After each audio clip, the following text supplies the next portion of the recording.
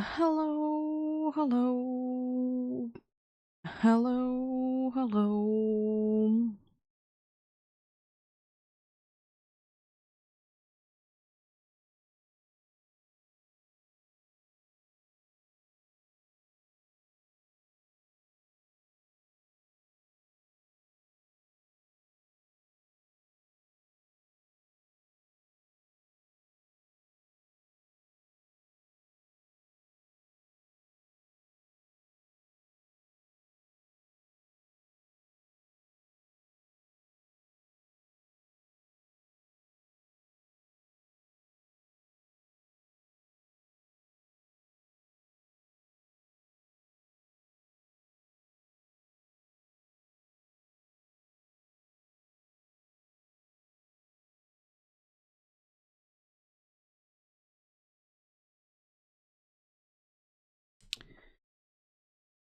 So today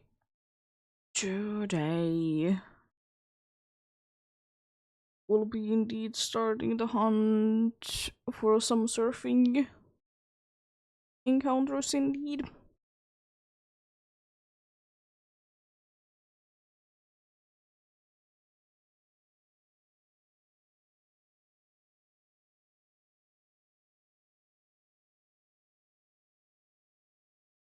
We doing that indeed.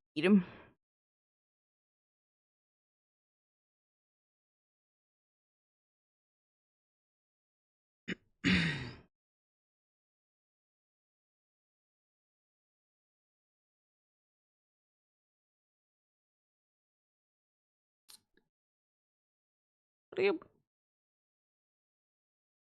And this is indeed a hunt that I've been wanting to do for quite some time.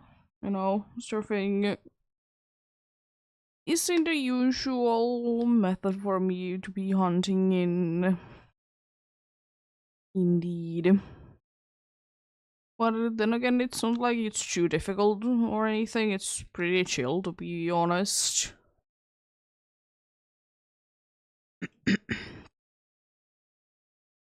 Especially when your target is in Sword, it's 75% there during Blizzard, so it's nice. It's nice indeed.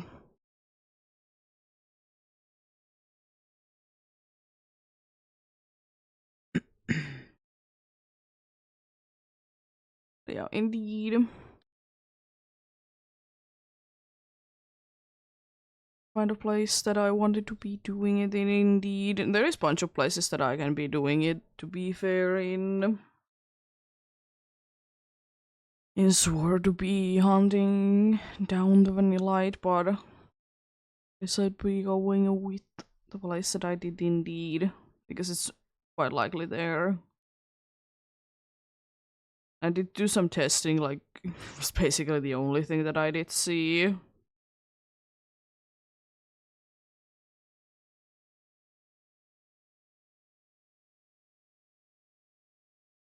Was basically the only thing that I did see indeed. You know, it's working quite well then indeed.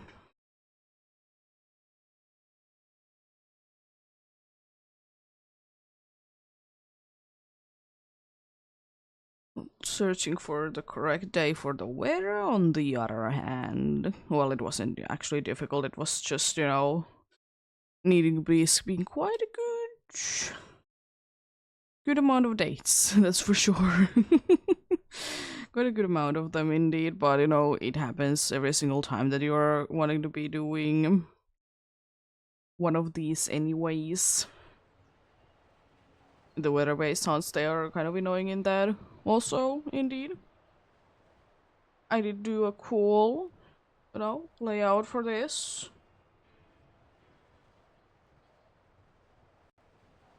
Just why not?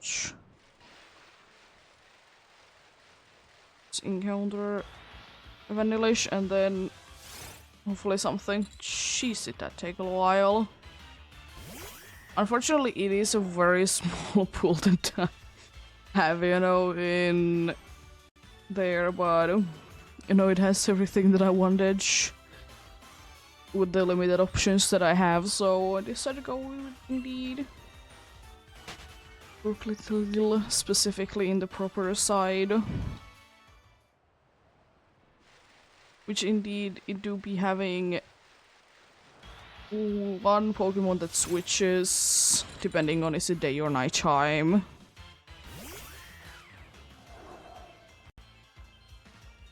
And it's either that it's Surskit or Tubebiter.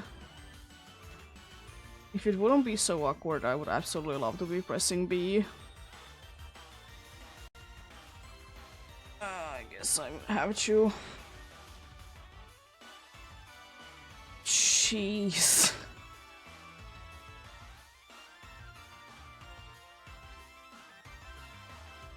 Oh, come on. I'm in the trainer battle. Ah, great. I thought I'd battle this dude. Thankfully, it only has one Pokemon, and I have a dude in front. At least now I don't need to be caring that there is a trainer that I haven't fought.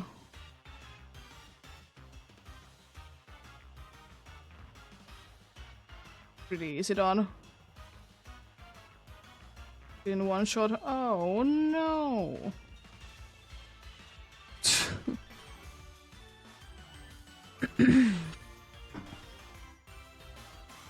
First one was pretty quick though, but there's gonna be indeed a problem that I'm gonna be struggling with the encounters.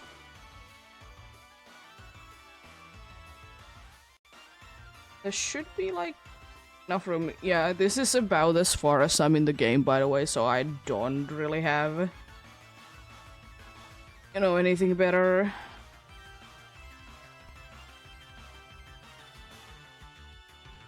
Excuse me.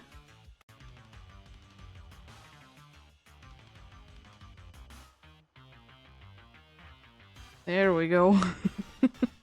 Yeah, that is indeed as like far as I'm indeed in the game. I have no idea why the encounters are so slow though. They really shouldn't be.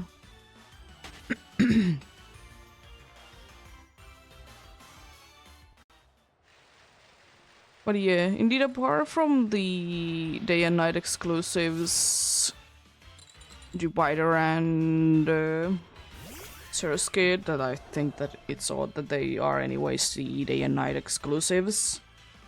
There is also a Poliwag that is quite common, and Psyduck is the most uncommon one.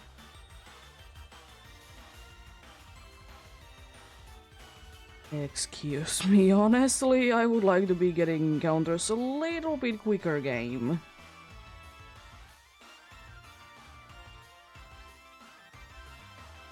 Here's the Poliwag.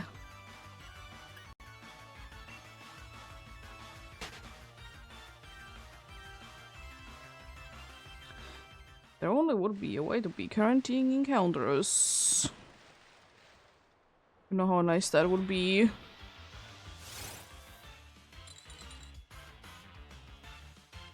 If this is not gonna be getting any better, I think I might just be doing like them in different times then.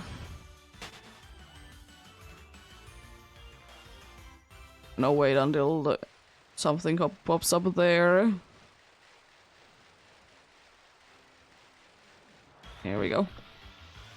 I can do about 2 encounters when I'll be doing 1 in there, but it doesn't really matter, are they really? At the same time, I usually like to be having my hunts like be waiting, but since it's taking forever and it seemingly doesn't help that I would be even running or, you know, boosting anyways.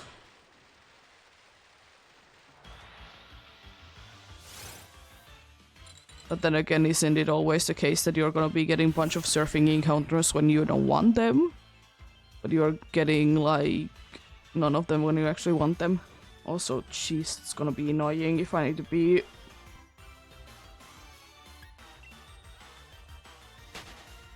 worrying about it. But the thing is that I don't really want to be going into the... There is technically another place not too far away from here But the problem is that the move or the pool is gonna be quite a bit different. So I don't really want to go there for that.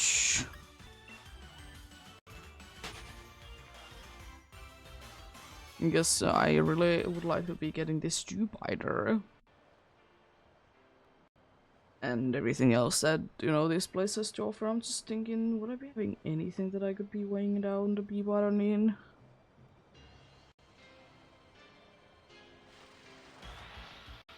I don't think I do, because it's just unfortunately, you know, on the other side of the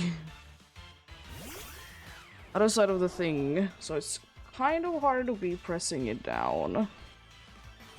And also try to be playing the other game on the same time.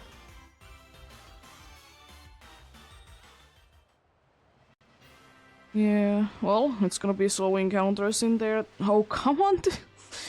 That is also counting.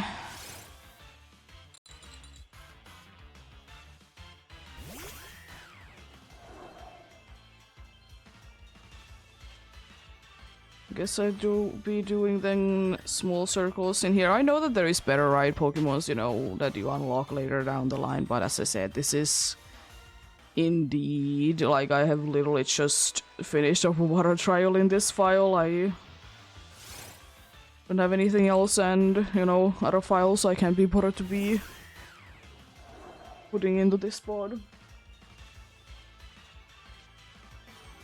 Either because I was already here. But yeah, hopefully everyone's having a good day today. I'm having okay-ish day myself indeed today. Nothing too bad going on today indeed. And as it usually is the case, even though it's not on the screen right now, I don't have charm for any of these.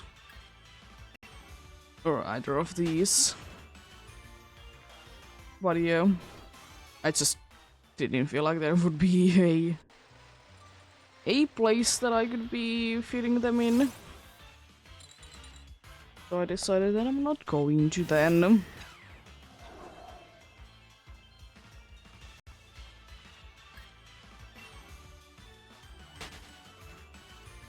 Nice. But we'll see, we'll see. Hello, Goldine. I see a bunch of you around here. Shelter. Yeah, there's Shelter, Goldine, and Wingull, I think, are the ones available in East League as well.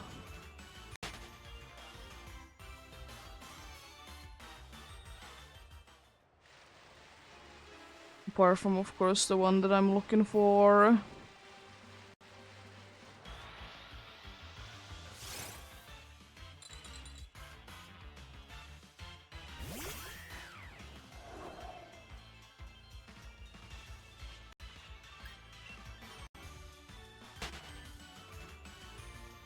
Nice. It's not that bad though, even though, you know, it do be slower indeed. Definitely could be a lot worse. Also, I'm not encountering that vanilla. It's a little too close to the Gyarados there. Like, maybe ever so slightly too close there.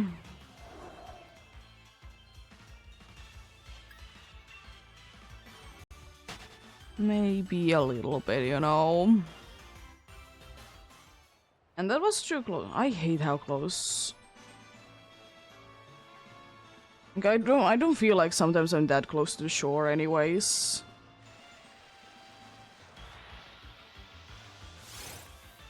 I mean, if I would be getting something there very fast, I would absolutely love it, of course.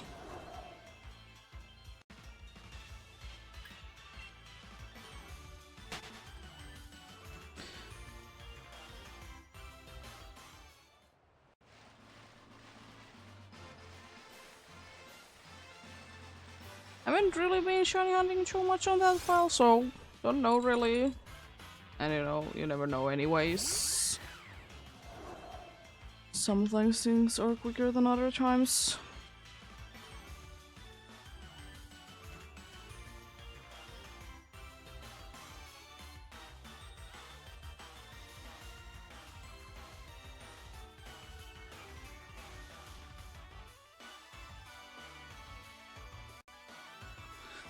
I'm gonna go ahead and try one thing real quickly, if I could be gluing, sticking it out the B button.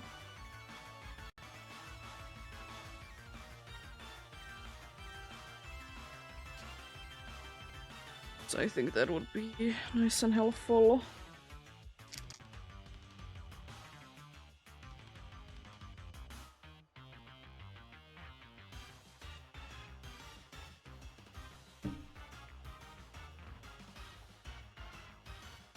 I didn't try, you know, rubber band things.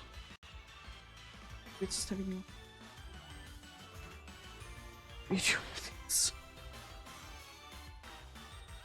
I just thought that it would be like good enough without the like pressing down the B button, but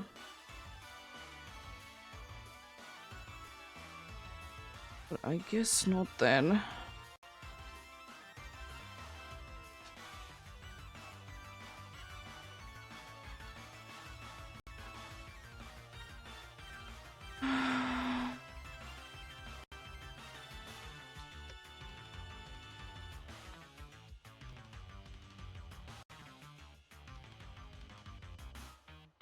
I try to double it up. I feel like it's gonna be like, where is it? Might be being a rubber bandage. I feel like it's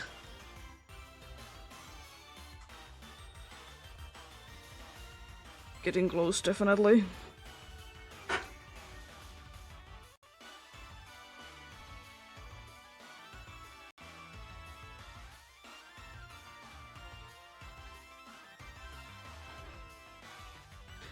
Thankfully they are quite cheap though, so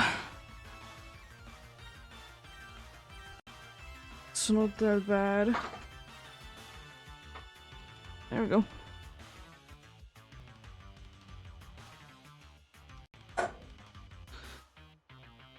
What did you be working?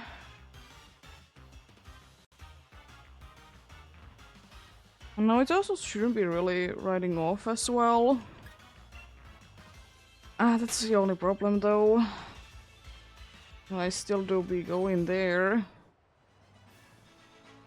Like that issue I can't really be solving if I'm not like in the middle here. Which of course I'm trying, but you know. For some reason I guess the Lapras really wants to be drifting. And unfortunately this is indeed quite the largest pool that I can be in.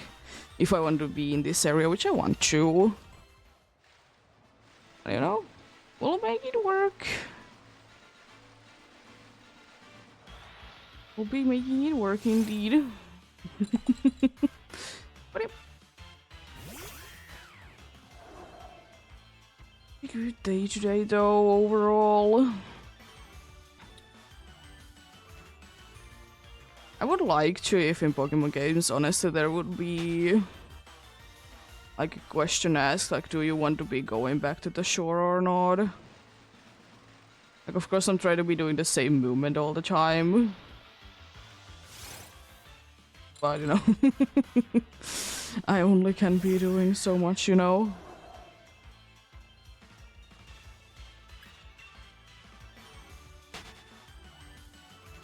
But yeah. Indeed, this is also the same file that I have been doing the fishing in as well. So, you know, I have that ready to go in here as well if I really want to. And, you know, find things nice and quickly. We'll see, we'll see.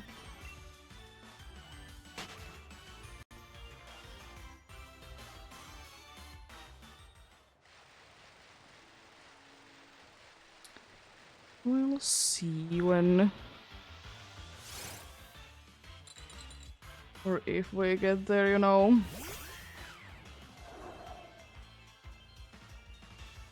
What would be nice, somehow be able to glue the things to be in the place. Wouldn't lie with that. be able to glue everything in like fixed place.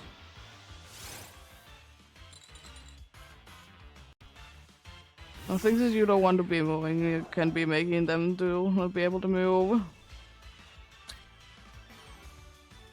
Would be lovely. I'm surprised that that didn't count going to the shore, by the way. I'll be doing like tight turns around here. Looks funny as well. Thankfully I'm not like walking about in the grass, because otherwise I would be doing the funny circle thing.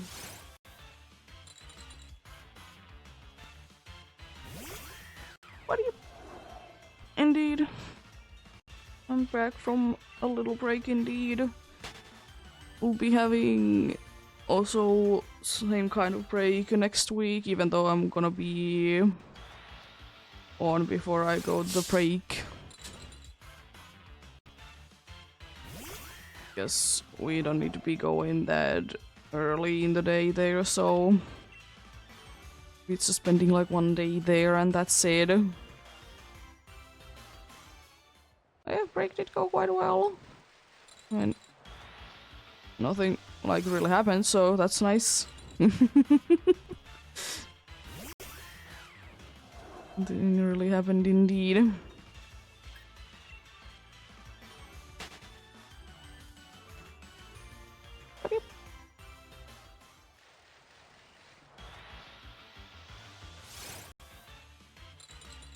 Get sleep okay-ish as well, you know, it's always nice. I mean, to be fair, when you don't be sleeping well when you come back home. And you know, as usual, Cat was quite fine.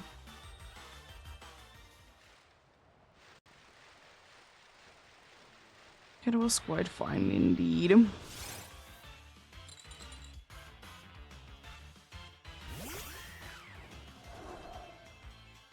But that's always nice.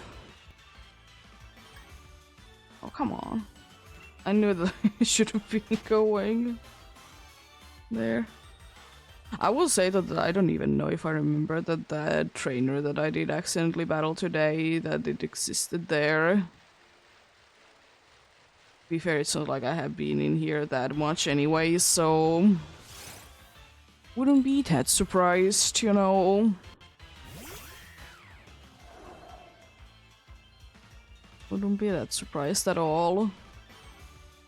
Unfortunately, I don't think that I have an Illuminate Pokemon. I could be double checking for next time.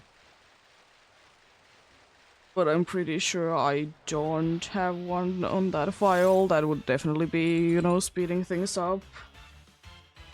Since, you know, Illuminate do be working in those games. Right? Pretty sure.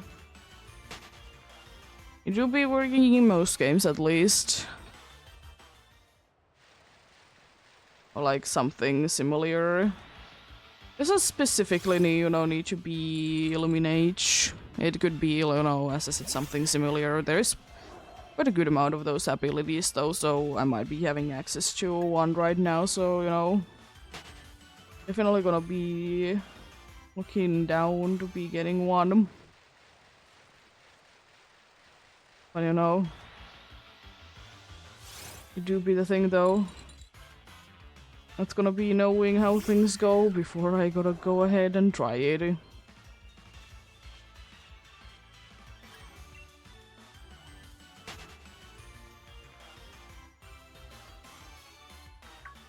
Oh gosh, the Gyarados need to be getting out of there as quick as possible, you know.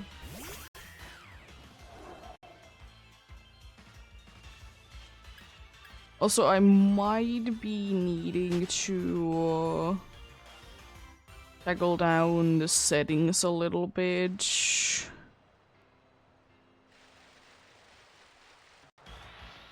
In the 3DS, because right now I did like move it down a little bit because it was quite bright, so you know, I didn't want to be blinding.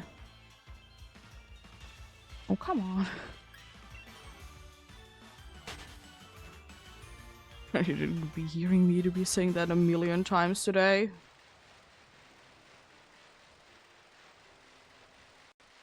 however many times I need to be doing this after today. Yep. Overall, I'm still pretty excited about this hunt though, so everything good, everything nice indeed.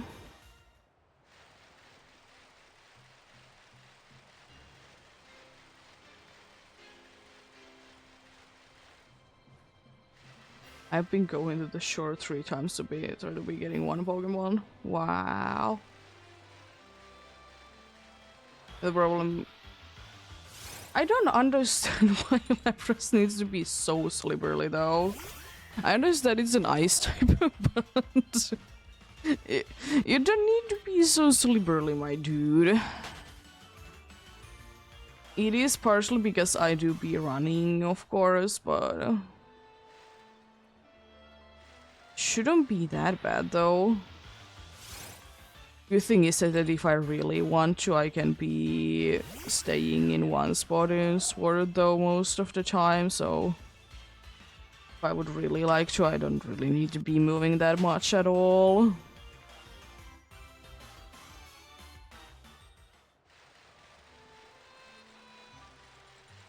But then again, you know, moving to be fun indeed.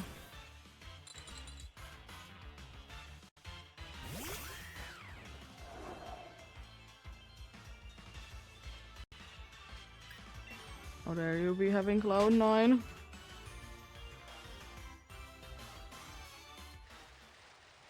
How dare you be wasting my time with that?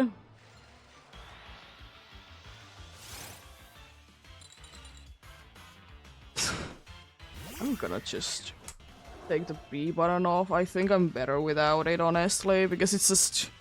Dude goes so... out of, like, everywhere. I'm just gonna be doing this.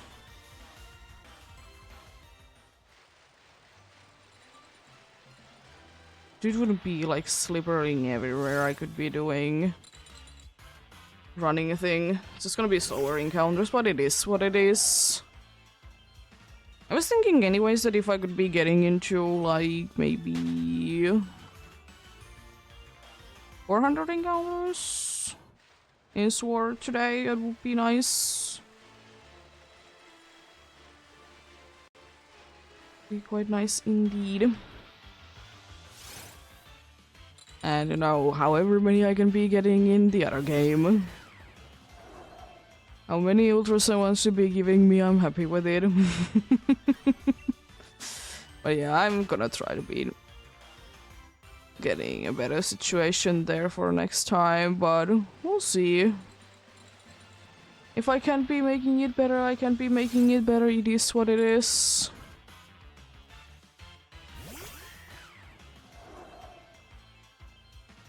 But if I find something today already, then you know, we're good to go.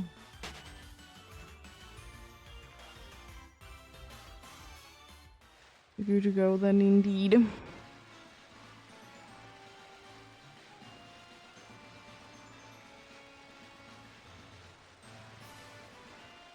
It just is annoying because honestly sometimes you'll be getting like random encounters in older games ridiculously fast without like any setuping, when sometimes just taking absolutely ages. But what can one do, unfortunately, at the same time? Nothing really. But the good thing is though that thankfully I can be controlling both of the games with only one hand. So it isn't that big of a deal at all.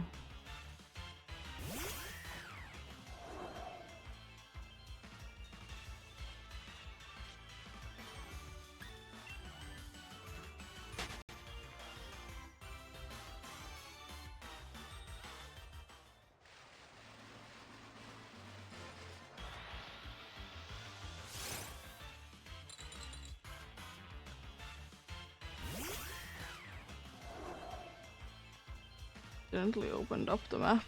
What are you...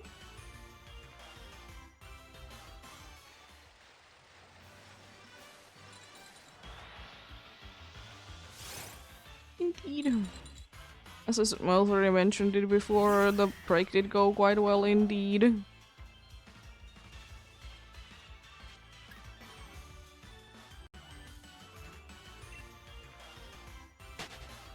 Nothing really happened there, you know, chilling there.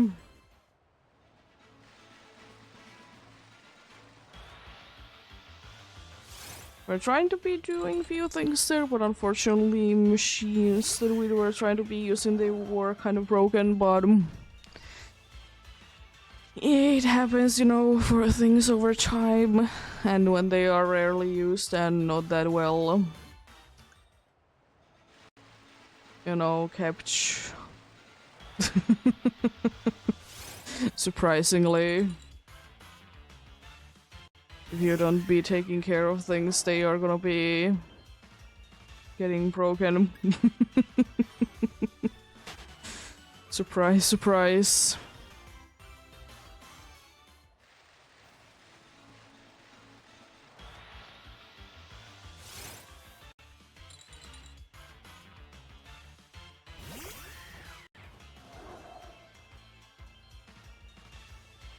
And yeah.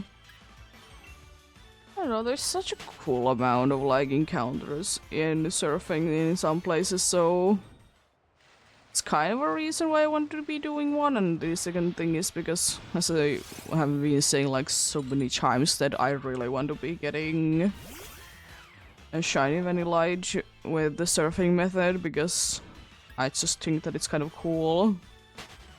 And very fitting, if you ask me, for like a summertime hunch. You know, you're surfing and you're looking for ice cream. Even though it's not really an ice cream that you're supposed to be eating. But ice cream nonetheless, though.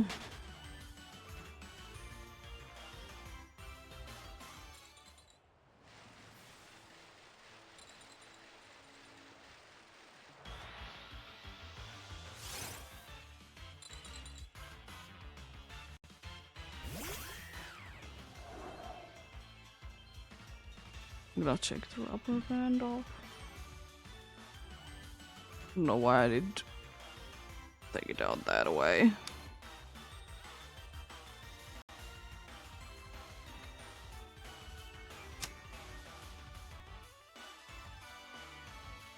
I don't know why I'm putting it that way, but I surely am.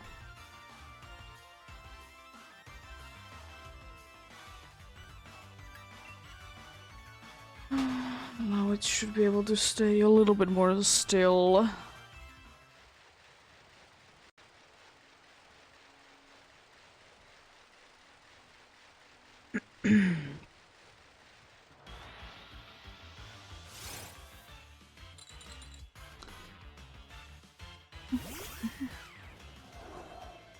Yeah, surfing is one of those, many of those things, I suppose, during summer that I have never done myself, because there really is not too many places that I have heard that you could be doing it really in here.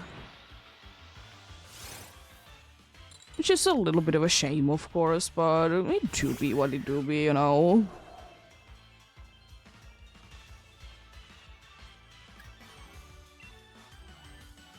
It do be what it do be, indeed.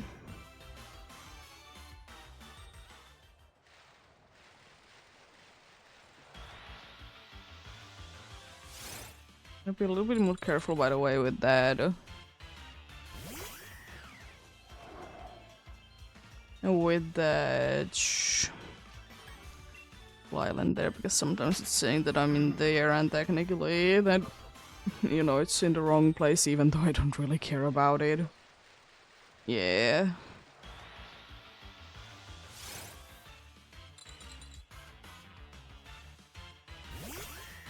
I just find it kind of odd, though, that the Axios Eye, the island there, like, the point is a little bit out of there, you know? Considering the fact that I've only, like, ever considered that the island is, you know, Axios Eye. or whatever thing. I find it a little odd there.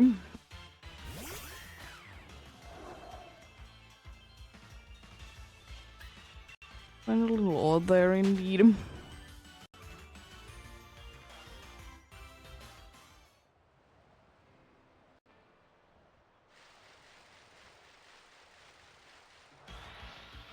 Also, I will still say that I would be hoping that every single Pokemon that shows up in any single Pokemon game that they are like making cries, that they would be making cries all the time.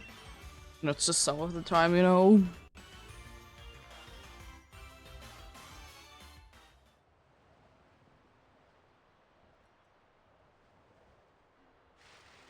I said a bunch of times in Let's Go Pikachu and Eevee, it would be nice if the Pokemons that do be making sounds some of the time that they would be making the cry every single time.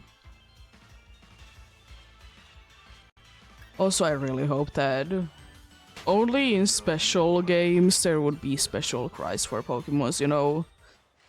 I don't mind, you know, Eevee and Pikachu saying their names, but I think that it should have been like Let's Go Pikachu and Eevee exclusive thing. Like they wouldn't be doing it otherwise at all.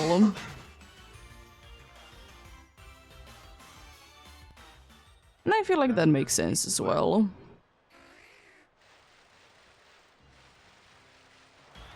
As I said, it would be nice sometime to be getting an absolutely chaos of a game that, like, you know, every Pokemon will be making their cry. But I think it should be like for like special kind of games only.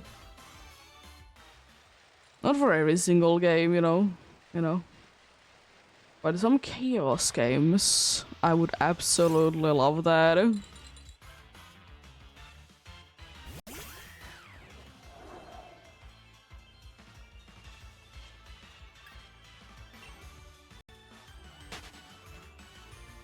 Like indeed, it's like something like maybe like a Pokemon Snap game could be like that. Nothing too crazy indeed. But oh.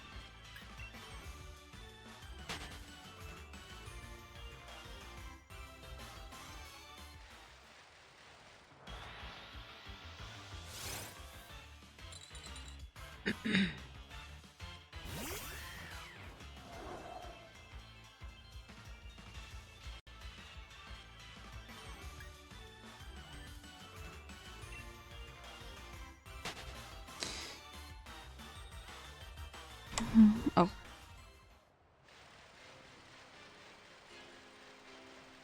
I pressed something, thankfully it didn't do anything. Probably just pressed escape, you know, a thing that does something. It's weird how useful and useless of something like indeed escape is as a key. Surely it's used a bunch in games, but at the same time, not that much.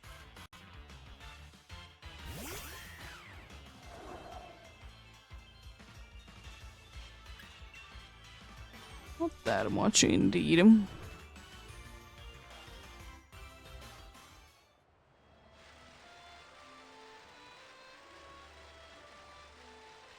So maybe I should be going a little bit out from that land, so I don't accidentally go there.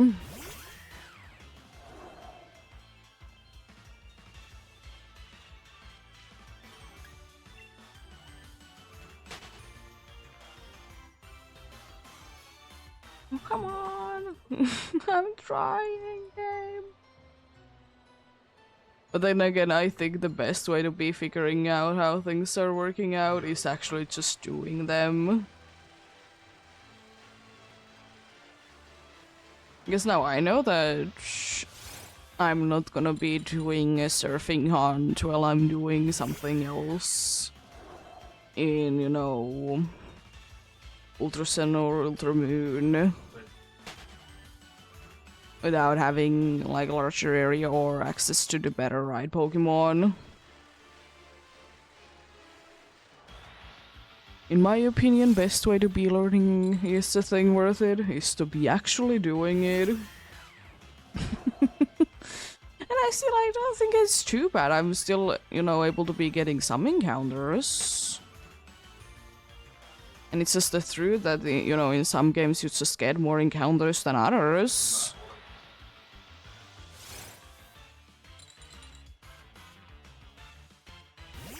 You know, it just is how it is. Like, if I would be, like, getting encounters in every single possible, like, new generation game, you know, some games, they just would be faster than others.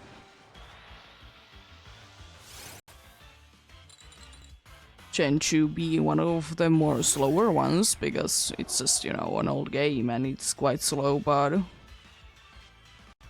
far from that, you know.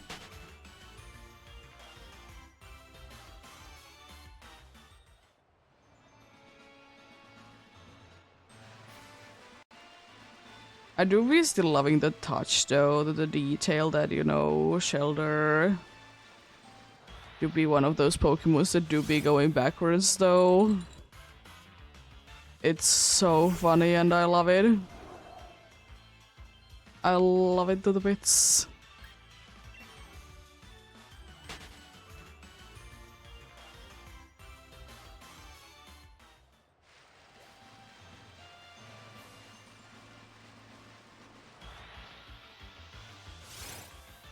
So I will also say that I wish the EEST 3DS, you know, circle pad could be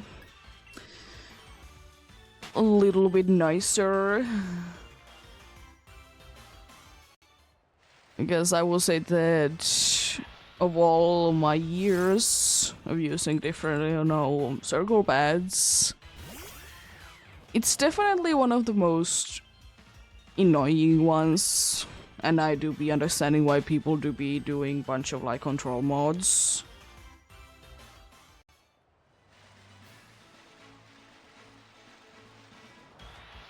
To be fair, I will also say that there is definitely a lot worse ones. But at the same time, like, I do be now understanding because it's starting to be hurting me already a little bit, even though I haven't done this for an hour, but it is what it is. At least I will say that it would be a lot worse if the circle pad, you know, would be hard. Like, one of the only ways that I can be really describing it, that imagine like Wii's nunchuck without the cover thing. Hello, princess, how are you doing?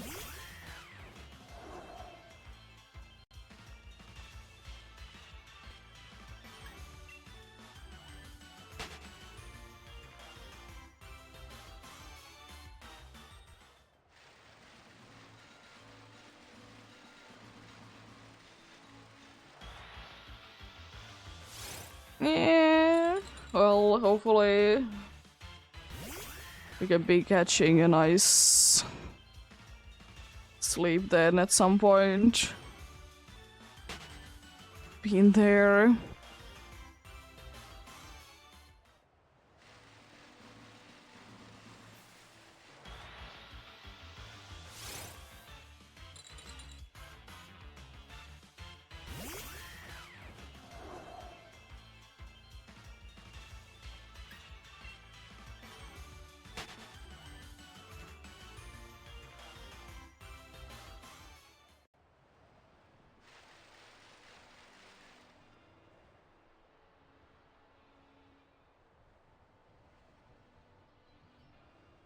Yeah, thankfully I was able to sleep quite well last night. It could be because I did have one of the worst sleeps ever the night before, but it happens. It happens, you know. But then again, you know, I was sleeping somewhere else than your own bed, that, you know. Only your own bed is good bed.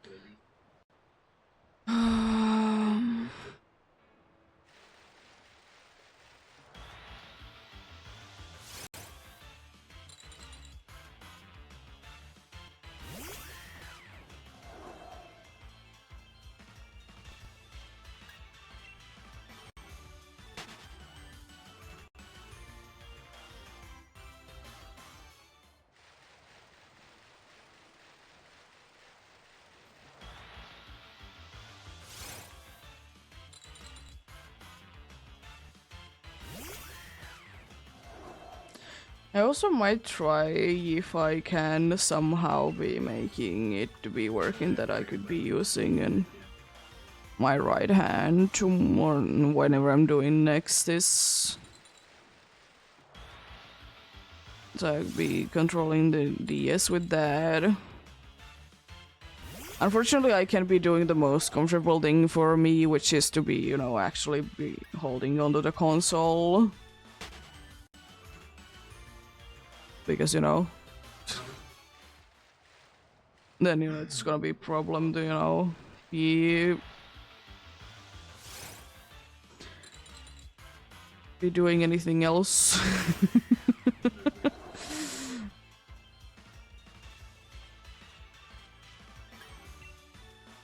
What do you?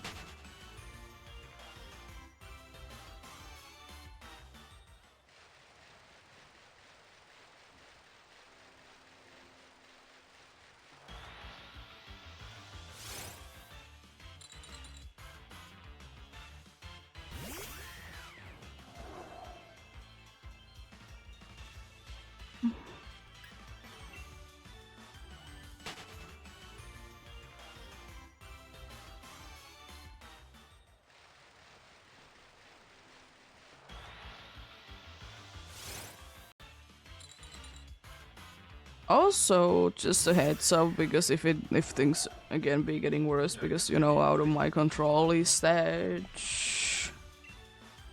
tomorrow there is gonna be a pretty bad weather.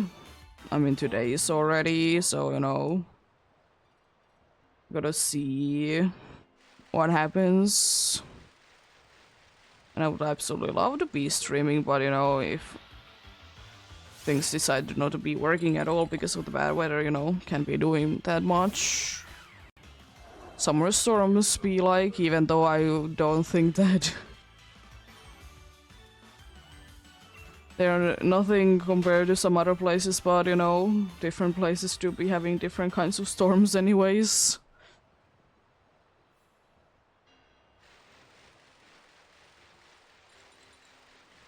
But I've seen worse, have seen worse.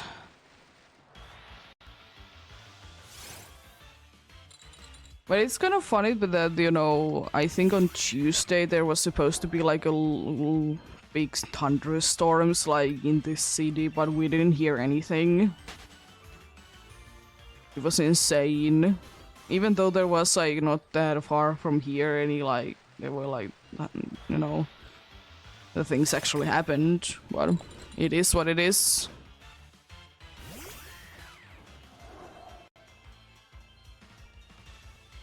Yeah, I have heard that.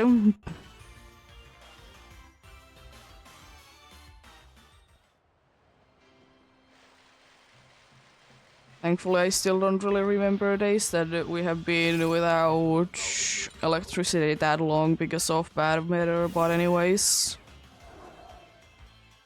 Yeah, I know. In quite a good amount of places, like lately, there has been like no electricity whatsoever. But it is unfortunately what it is. As I said, we don't really be getting like that bad of a weather in here.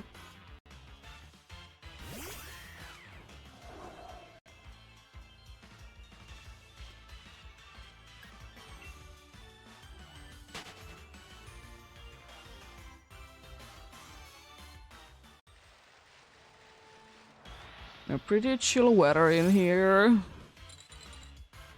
Most of the time. It's just usually windy and rainy.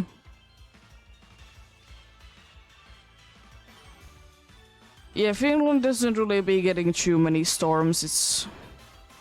We live in a place that's like big storms don't really hit us that often and stuff like that, but it is what it is.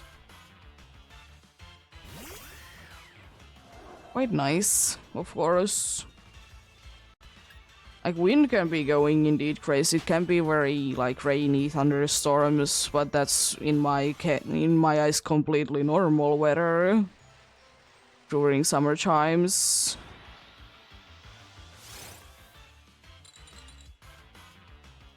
And I don't feel like we do be getting like too many like blizzards that often either.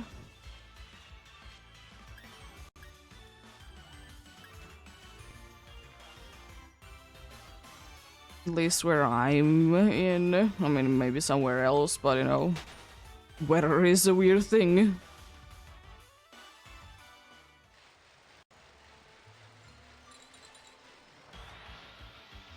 In one place there could be a bunch of rain, and next door it's sunshine.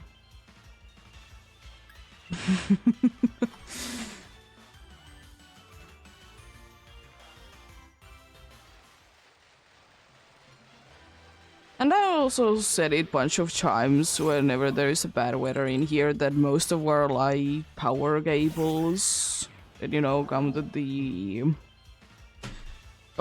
houses, they're usually underground. Only like the very powerful like power lines, they are up in the air.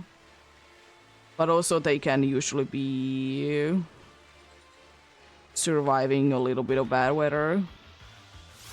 But most of the time they are underground, which is a very good thing. So very rarely, because of the bad weather, we are gonna be having power outage.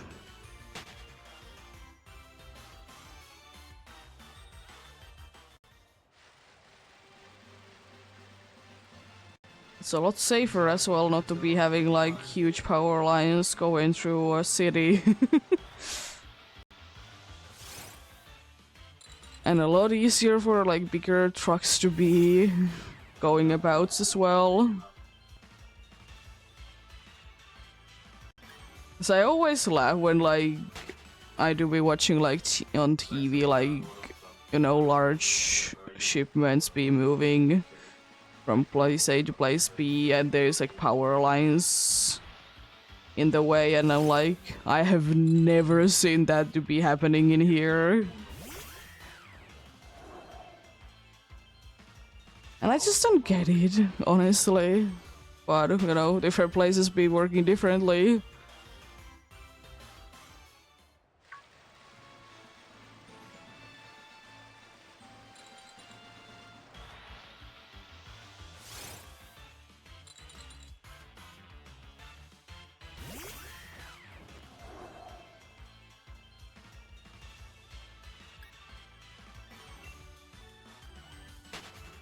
And again, I don't really know how bad storms can be in a place that, you know, you would be living near a sea. As I've never lived near a sea.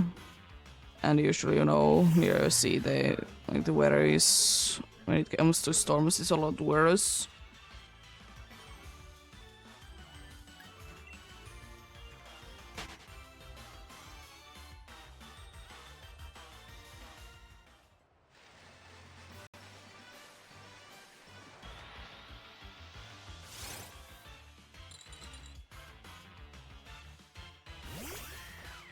And the good thing is as well that if we're ever gonna be running into a situation that, you know, the power would be out, it's not gonna be out for that long anyways.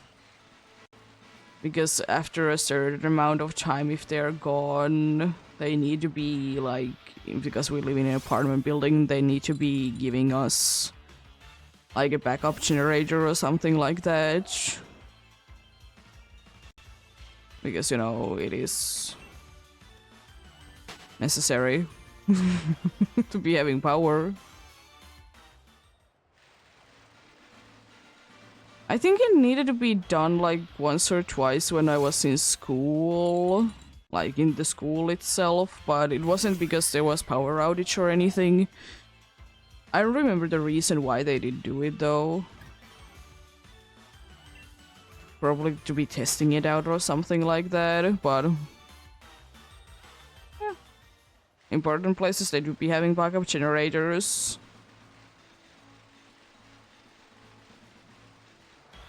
They are pretty interesting.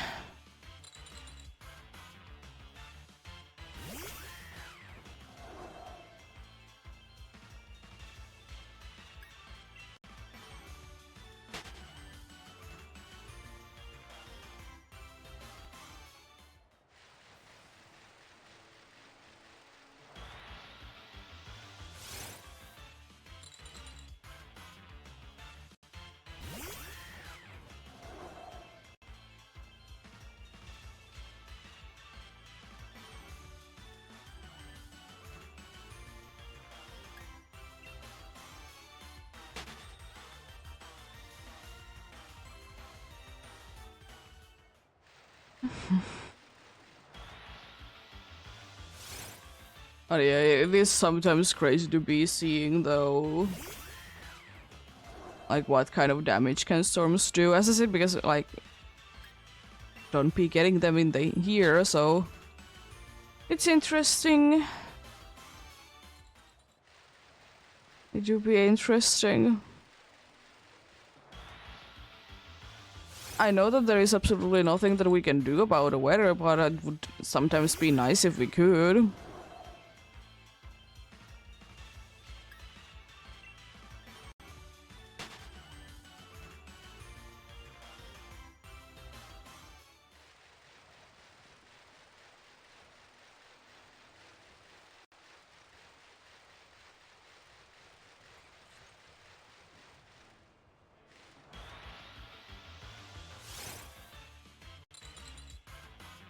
Yep, we're gonna be soonish having a break though. I guess that's been an hour already. Decent amount of encounters though. I'm quite happy with this.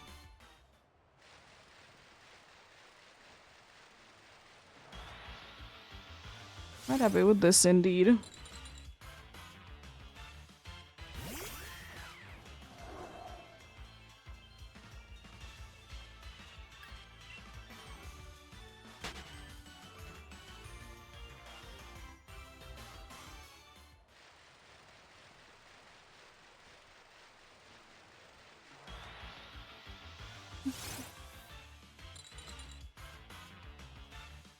Progress indeed.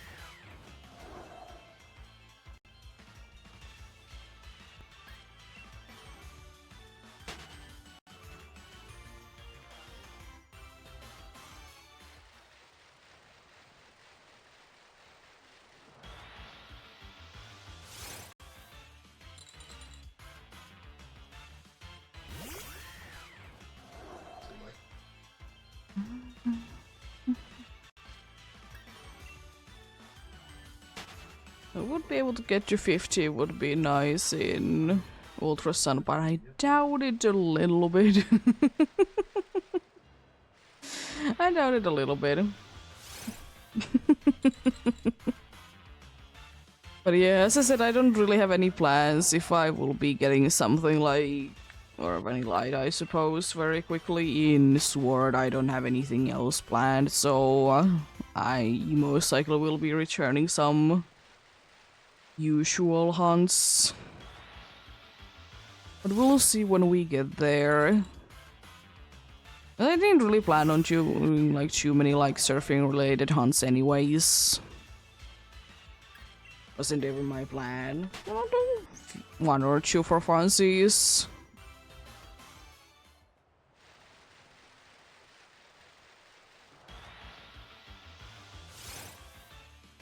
I might still be keeping, you know, the layout for a while. Depending on how quickly I do be getting shinies.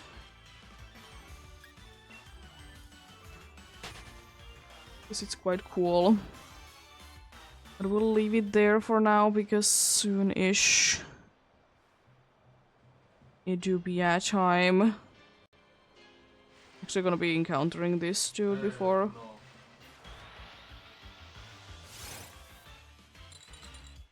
Okay, we'll leave it here. That's coming in soon indeed.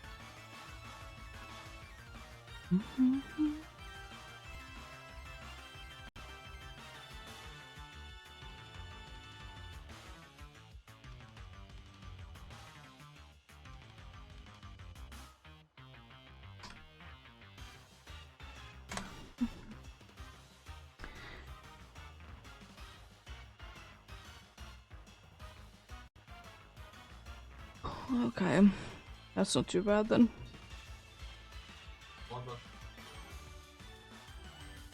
It's not too bad. I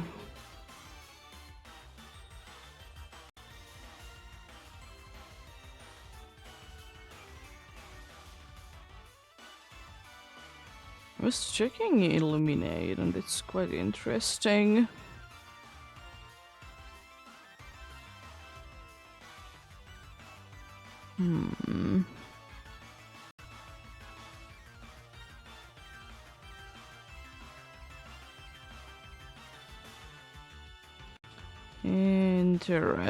Interesting.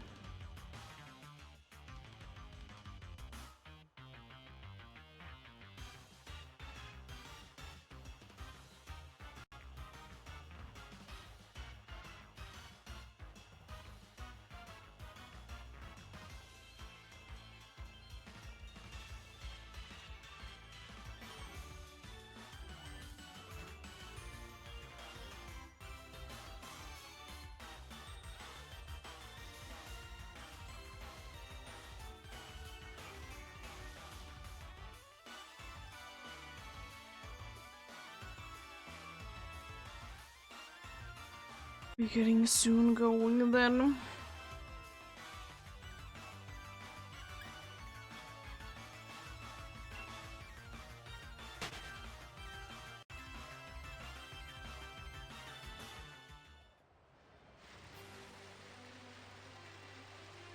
But yeah, I was like checking out, can I be getting Illuminate at this point in the game in the Ultra Sun, and yeah, I can, and it's quite close by actually. So that's quite nice.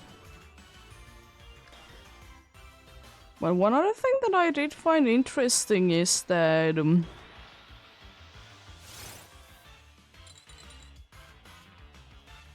that apparently in Scarlet and Violet, after version, or starting in the version 2.0.1, Illuminate prevents other Pokemon lowering in accuracy stat change of the Pokemon if the Pokemon has the ability. I did not know that. But then again, to be fair, it do be saying also that, you know, no Pokemon really has this ability in the game, so kind of hard to be seeing. But it also ignores if the target like has like raised its evasion. Well, that's pretty interesting. Like, you learn new things. It's pretty cool. But it's in... I will definitely say that it's an interesting change to be making into a game that doesn't even have a Pokemon with an ability. But then again, would it really be the first time that it would be happening? Not necessarily, I suppose. Like, could it be they making a change to, you know, a bunch of different things, but we couldn't just be seeing them in the game because it didn't, you know, happen. Yes. I'm just interested to know, how did people even figure that out? Like, is it in the code somewhere? Probably is. Because how else would one be figuring out that in Scarlet and Violet Illuminate does something when it doesn't even exist in the game?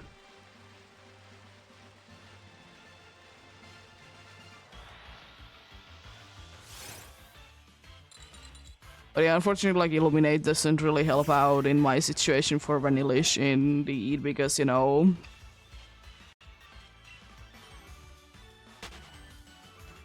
it doesn't help out at all, because, you know, it only affects, like, random encounters. It doesn't, like, do anything to the visible ones. Which, you know, makes sense. But I will also say that it kind of makes sense that Illuminate do be, like, ignoring, like, stat changes, or specifically, like, accuracy stat changes. Because Illuminate's whole thing has been that, you know, it increases the encounter rate. But since, you know, in Scarlet and Violet there really isn't anything that it can be doing, because, you know, most of the things that do be doing things outside of battle don't do anything outside of battle in Scarlet and Violet. So they need to be making it somewhat worth it. Which is understandable. Also, I don't know how I did press the map.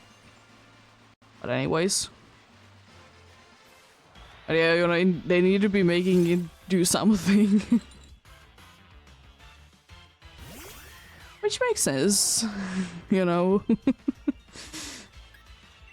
But then again, if no Pokemon has it, why have it in the Gorge? It's a different question altogether.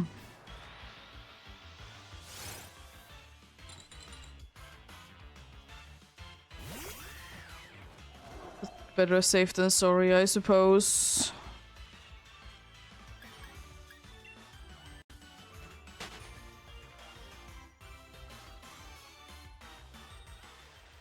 I guess the only way to find out is maybe to be hacking a Pokemon into the game that has the ability. Or why would one be doing it? Because it is indeed unfortunately the case that indeed if you don't want to be getting bunch of encounters, Illuminate doesn't do anything.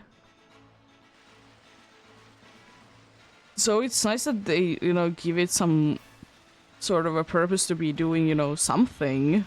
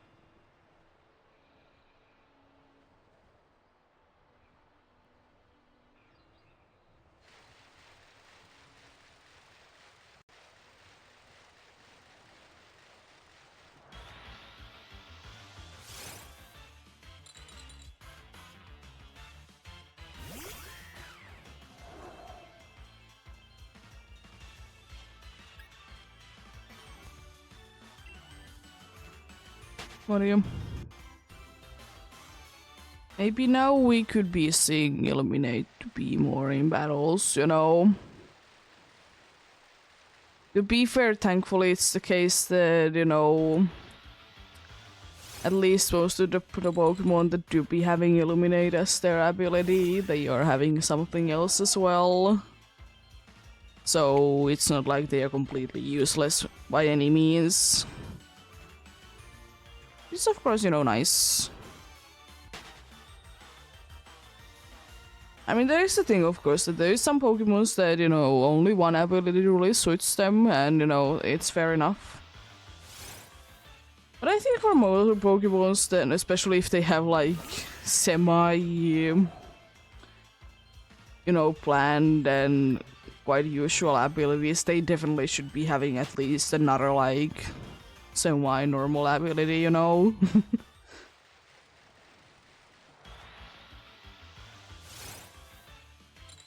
Well, interesting. Interesting for sure.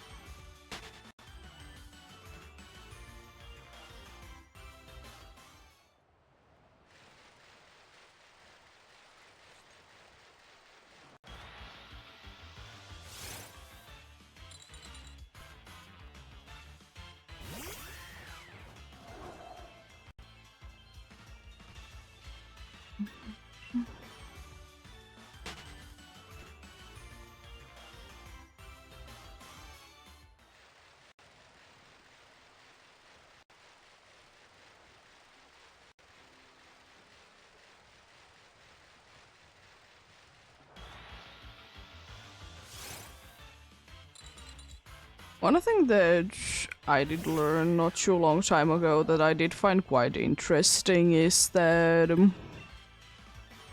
since Summer Cottage is quite a usual sight in here, and if you want to be connecting any sort of household to a to like actual electricity, is pretty expensive, but it makes the property to be of course worth more since it's having actual electricity, and you don't need to be relying on like solar panels or something like that, or whatever is you can be doing in those kinds of properties that you don't like be paying the electricity bill. And indeed, it do be like making the place to be worth more. But you know, since it's a summer cottage and you know, if you don't have it actually connected to the electricity places, then you know, you don't have to be paying for it the entire year around if you don't want to. Because if it's connected, you know, then you need to be paying all year round.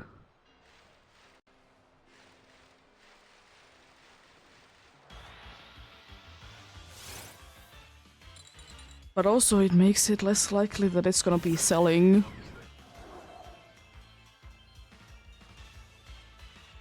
Not because of the increased price or anything either, it's just because, you know, then you need to be paying it the entire year around, so you know, people don't want it. And I guess, you know, people in here, when they go to a summer cottage, they don't really want to be that connected to electricity and such. I mean, don't get me wrong, we can be having quite a good amount of electricity and everything. Solar panels be going nicely there.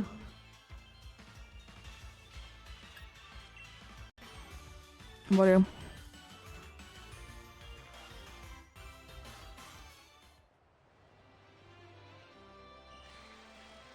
Like, even as big of a part of, like, social media, internet, and everything is, you know,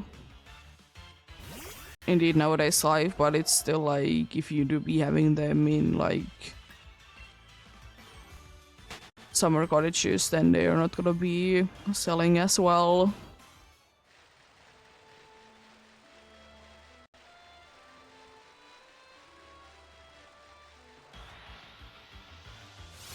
And then again, there do be, of course, like vacation houses that you can be renting for a day or two, or summer cottages even.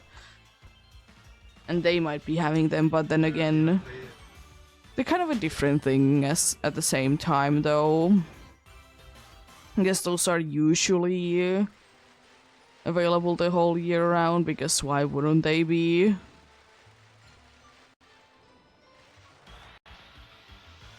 Because, you never know when someone wants to be going into, in quotes, middle of nowhere. And it's the place to be staying in, and even though they are quite expensive, people tend to be going for them a lot. From what I have understood, like Airbnbs, they aren't that big of a thing in here. They surely exist. But they're just not like that big of a thing. It could be partially because we do be trusting more that, you know, a company is like renting a place, which, you know, makes sense, because like it is always the case that if you are getting something from a company, it's kind of guaranteed that it's good. And it might not be the best, but at least it's, you know, it needs to be having some standards. Unlike, you know, if you buy / rent a place from like an individual.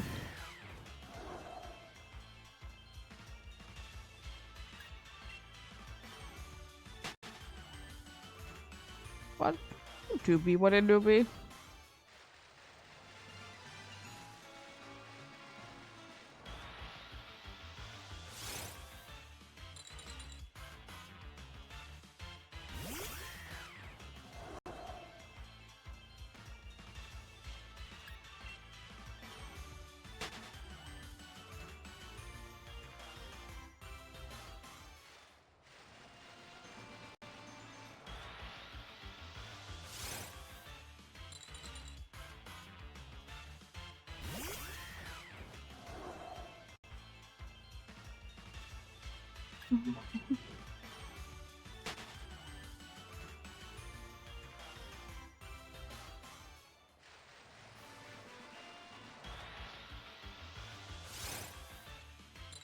I will say though, kudos to the people that can be doing like a vacation like that, that they are gonna be having like no phone, no internet kind of situation. Or at least a limited amount, you know, if you need to be getting to a place, you don't know how to be getting from to a place, then, you know. Kudos to those kinds of people, but I don't really think that it would be for me.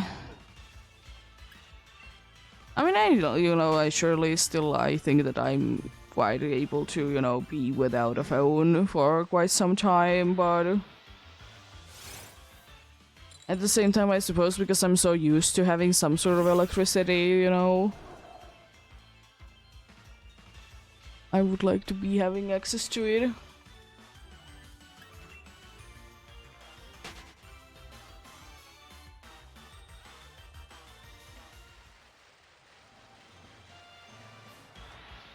Because I still feel like even though I do be spending quite a good amount of time, you know, on the phone and stuff along those lines, I still feel like, you know, that it's not that bad. Because I unfortunately do be knowing people that they need to be on their phone at least 20 hours a day. But each to their own, of course. Each to their own.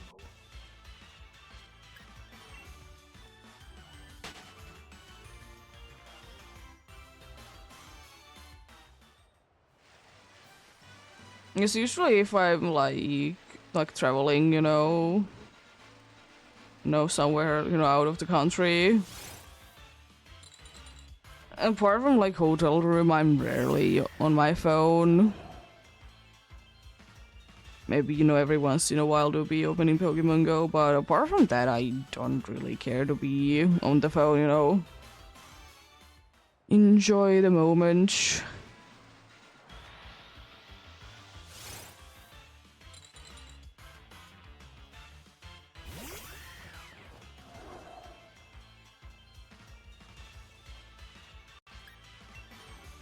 I remember that like very few times that I've been traveling with my, you know, family.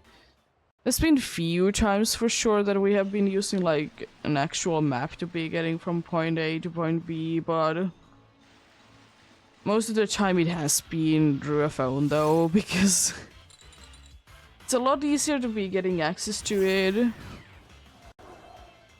And also, you don't, even though, you know, if you're getting like those kinds of maps from like popular like tourist info places, they are pretty accurate, but they're still quite limiting though. They're usually only like the very specific areas that, you know, tourists like to be in. Which makes sense, but if you want to be going a little bit out of there, then, you know, you would either need to be finding another map or, you know, use internet to be figuring out where things are.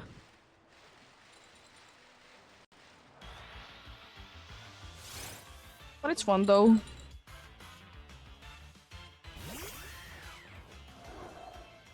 And I will say that I haven't also really been in a place that I would have been finding myself lost in, even though, you know, it's a place that I have never been in before. I haven't, I guess, traveled into places that there's a bunch of like roads and stuff, and they are confusing.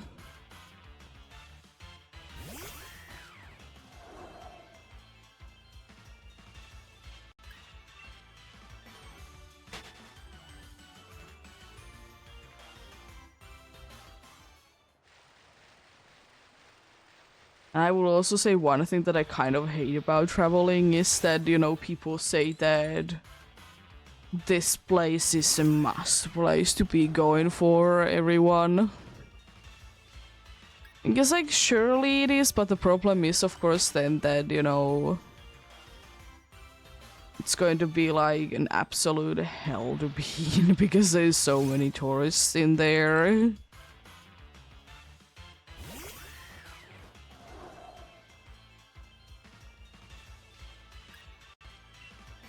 I don't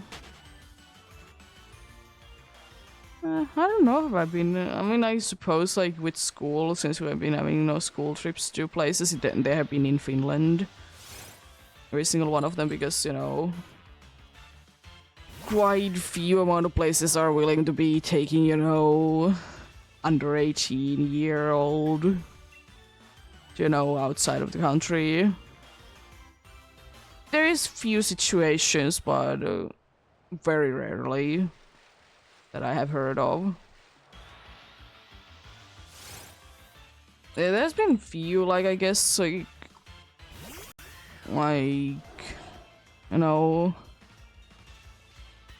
tourist destinations that we have been in. Few castles, that are pretty well known. But that's about it, really. And I will say that for me personally, I understand the history, behind the place.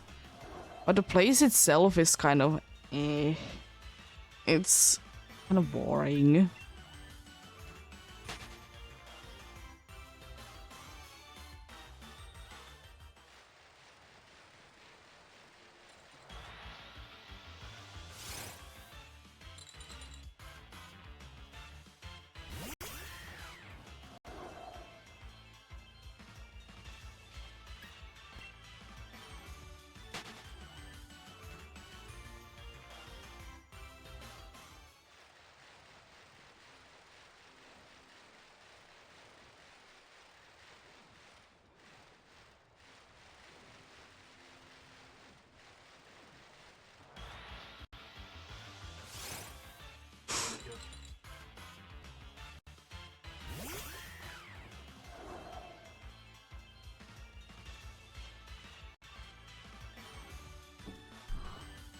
But then again, isn't it always a thing though?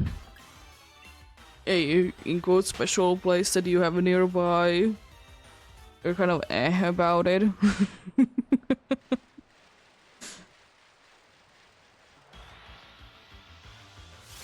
guess it's just a thing because you're so used to it. And you're like, it's nothing special. Kind of the thing that, why I don't really see why people are getting, their, houses. In a completely new area. Just because of the view. Because, yeah, surely now, the view is, amazing and everything. But then again, you kind of stop appreciating it after a while. Surely, it's still, pretty and everything, but, you're not gonna really be thinking it in the same way. I have been watching a few share of shows that, are indeed concentrated on people that are getting, houses from places that they have been vacation for. Because only because they like the view, not because they like the place, just because they like the view. I don't know. It's kind of what it is.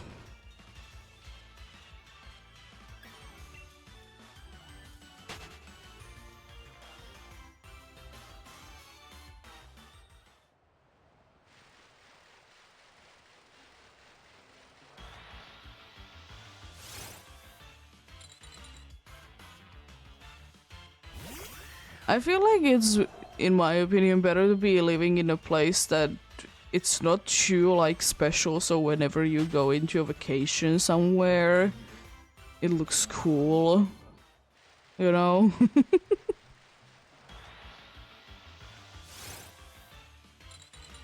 But then again, as I said, it's the case though that if you're living in a place, you're just thinking that it's nothing special. I guess you're so used to it, but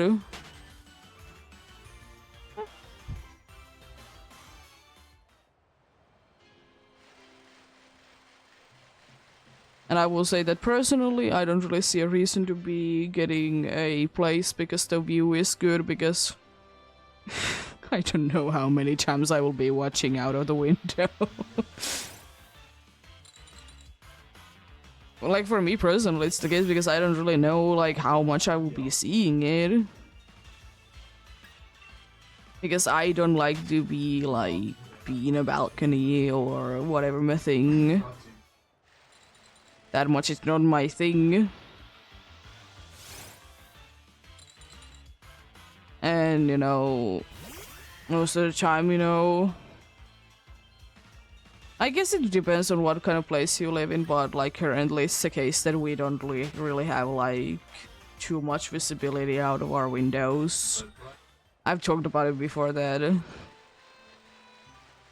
there's a hill nearby that you can be seeing straight to the house. So, we don't really want to be keeping those, open. Want to be having some privacy.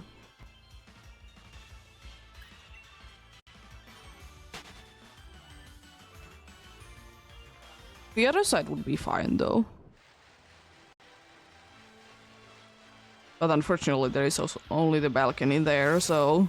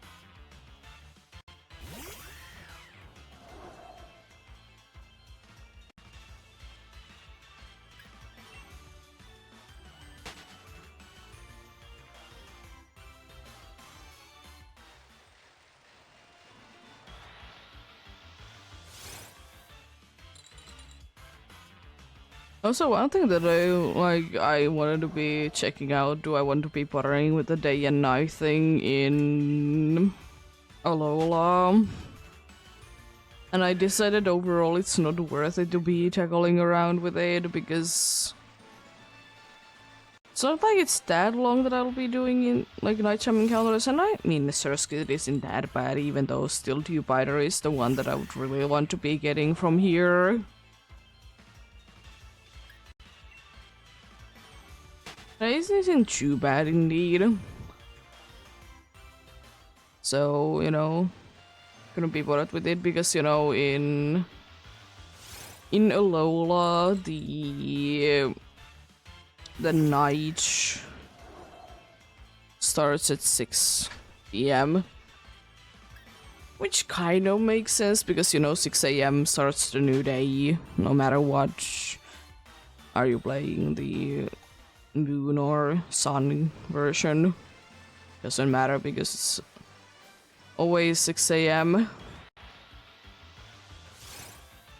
Like real life time, if you're having your console to be in the real life time indeed. But yeah, gotta make sense for that, but this is kind of odd though, because most games it's gonna be the case indeed that the night starts at night starts at 8. And keeping consistent is fine enough. So it's gonna be around like 2-ish hours. most likely like how long I'm gonna be doing nighttime encounters for.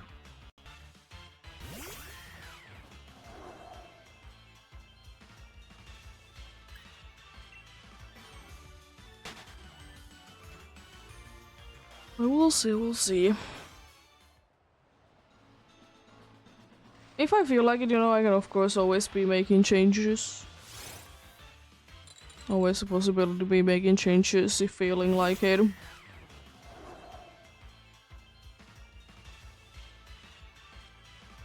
yes, it is the case indeed that if it's gonna be too much of a hassle to be doing the surfing in LOL, I'll be cutting it out.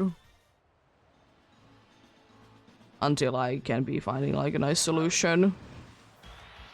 But I think that I should be able to fix it for tomorrow.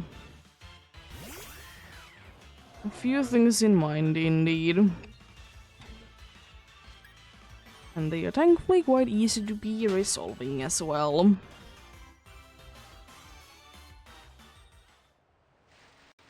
Oh, that's nice.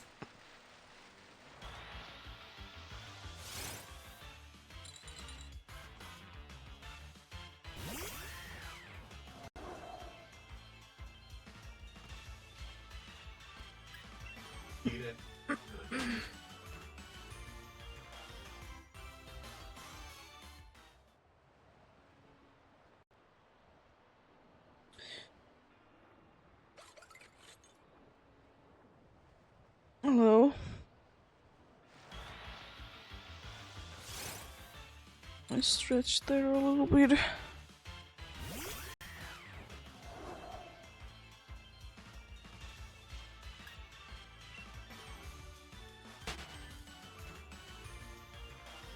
My back is hurting from the awful bed we did have.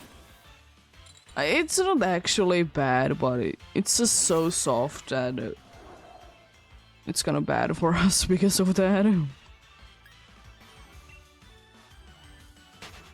You need to definitely be doing some more work to be getting the comfortable positions there because you're just sinking in. So, you know, first you need to be getting yourself out of the hole. Then you can be, you know, adjusting yourself to be in a nice position. Hello, Random Cliff, how are you doing?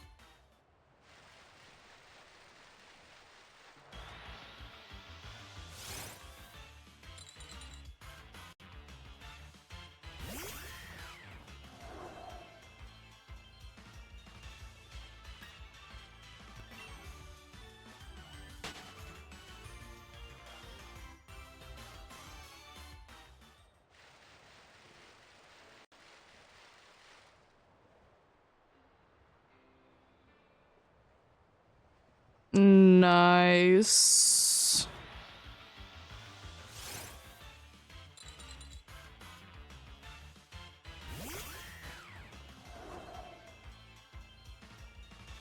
I thankfully don't need to be buying too many of those.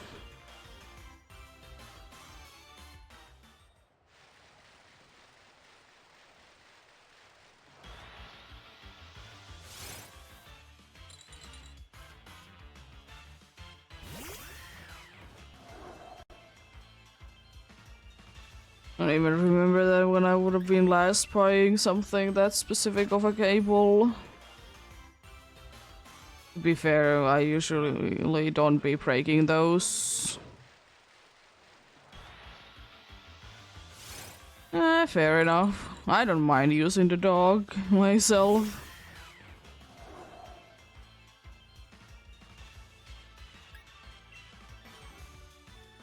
I I've heard few of those cables, but from what I remember, people did say that they don't really work that well. Kind of eh.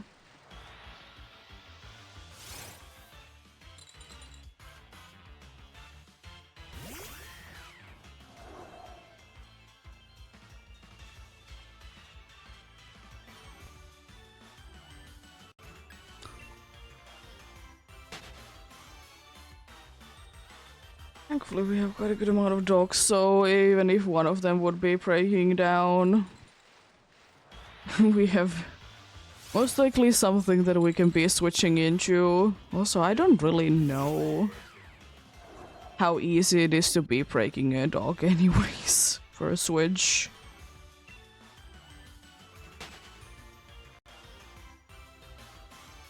I know that people have done it for sure, but I don't know how easy it actually is to be doing. To be fair, it's not like I would be throwing the dog the walls or anything like that. Let it, you know, be.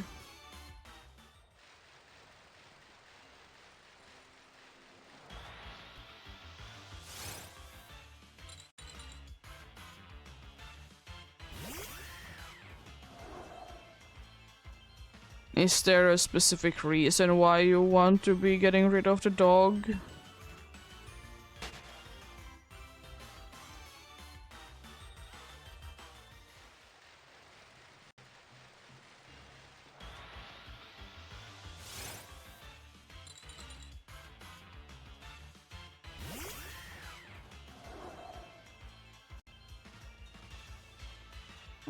Fair enough. I don't feel like the dog is really taking that much space, but I understand it.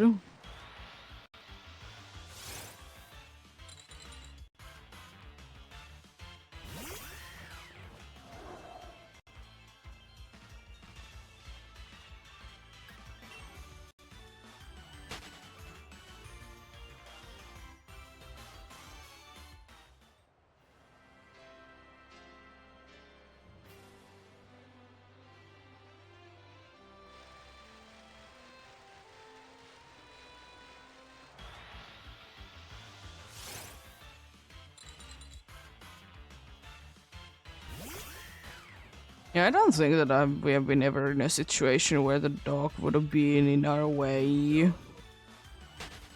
Because it takes too much space.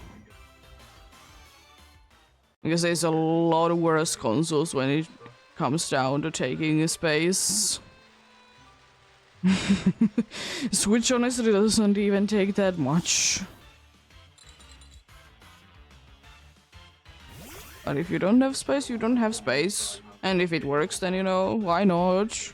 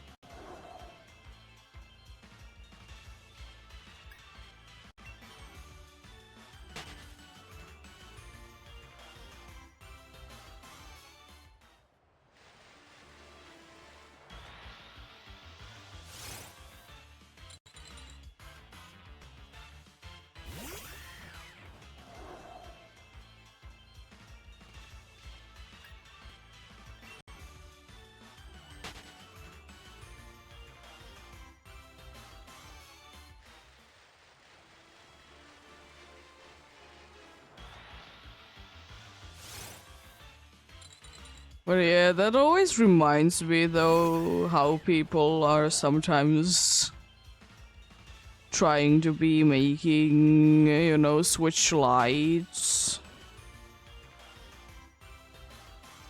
to be working, you know, like be connected to a TV, and you know, it's always fun to try to be seeing people try to be doing it and seeing in what ways they are making it fake.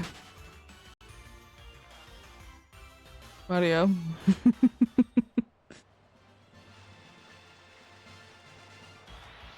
Do be what it do be.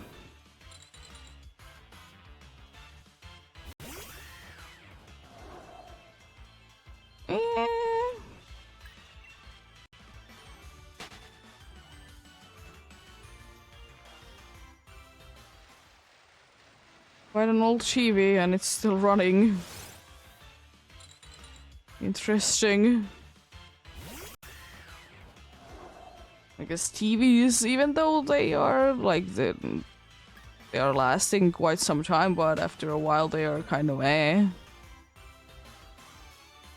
of lose their touch. As it is with every single other thing that is technology.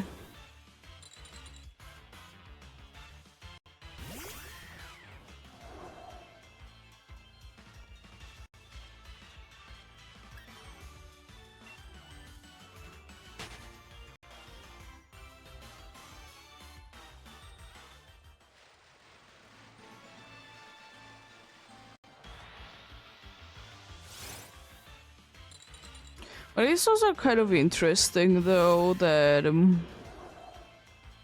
how did people like figure out things like capture cards for older systems?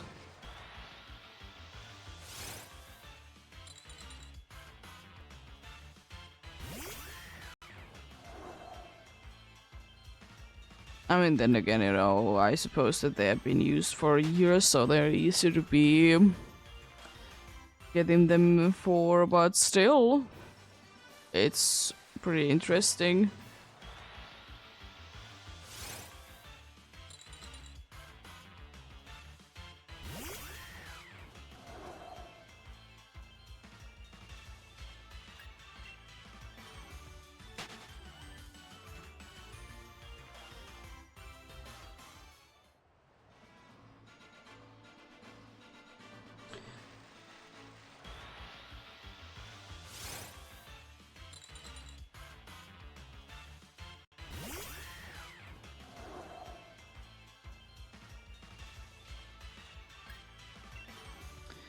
Then again, indeed, there is weird technology, indeed.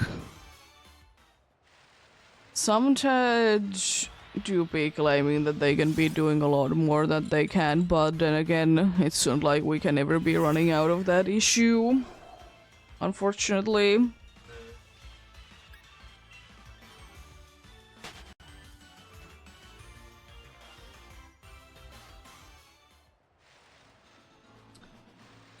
Like, I remember that not too long time ago it was a big of a thing, those quite small-ish screens that they are saying that they can be displaying million different things.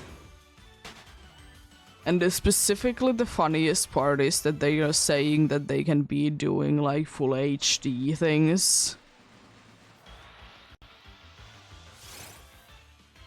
Like, specifically they are saying that they can be having a full HD display, and then they are having like something so off that it can never be a thing, you know?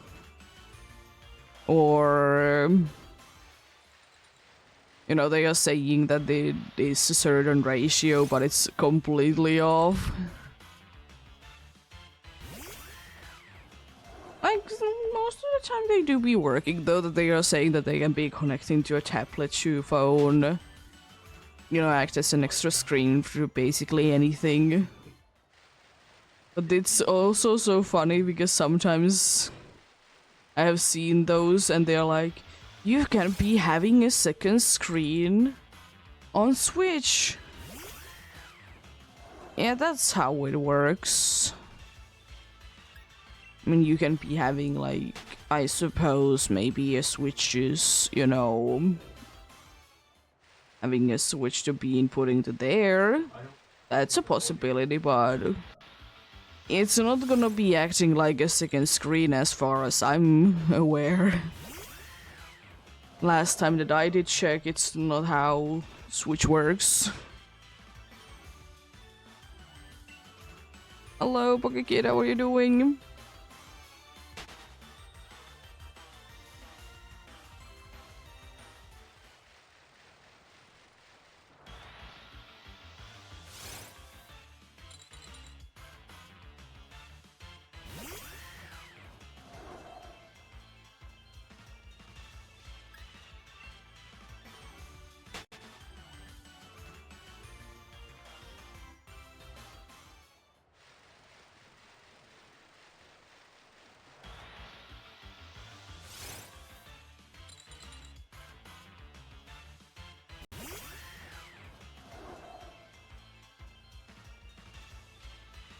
Nice, congrats on that. Jennifer Hermosa do be very nice.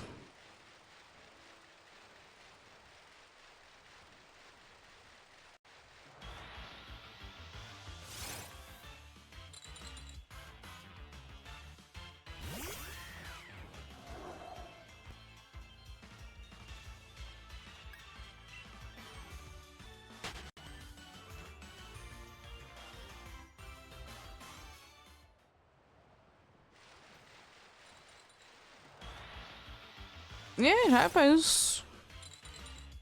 Sometimes when you're doing the first one, you'll be getting a shiny, and it's very nice.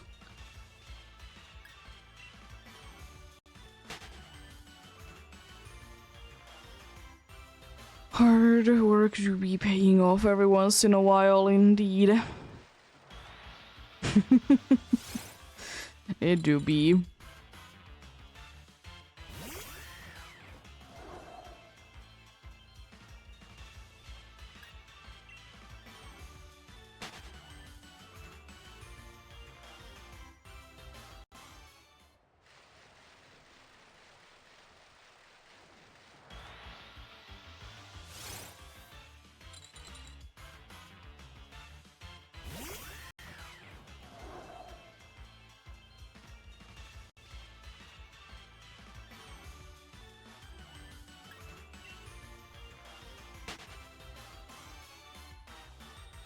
Nice.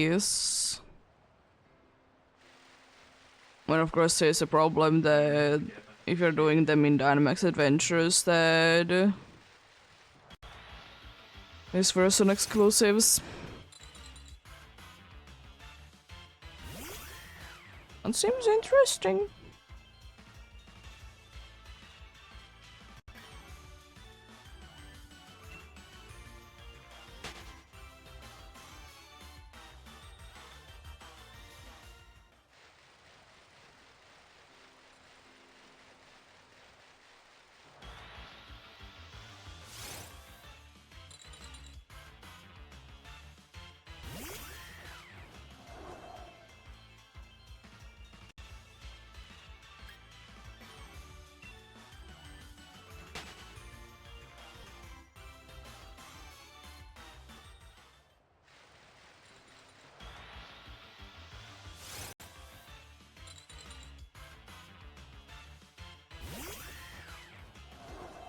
Nice.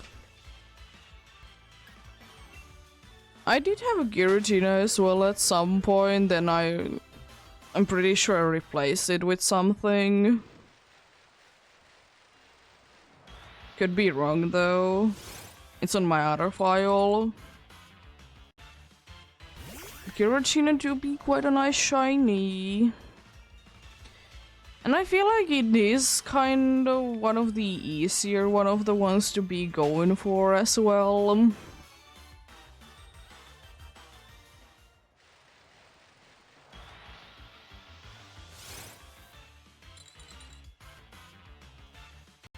Yeah, of course.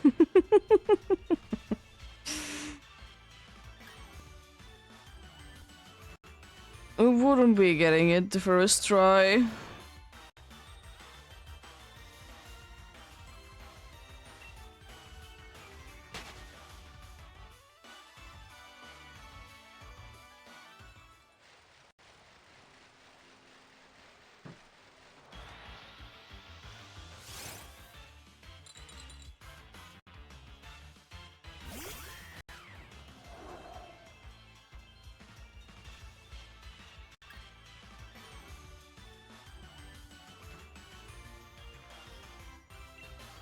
Yeah.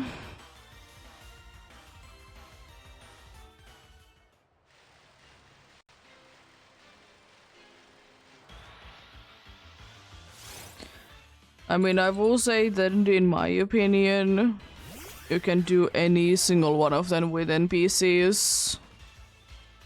And it's just, unfortunately, some of them are gonna be harder than others for sure, but surely you can be doing them still with just NPCs if it's, you know, necessary. Shiny is nice. It's nothing too crazy, but the change is very nice that it gets. To be fair, I feel like Ultra Beasts are kind of in the way that they're either so drastically different that it doesn't look anything like the original, or it just barely changes, or it's a slight change. It's not like any of them are like necessarily bad though. They're quite nice, most of them.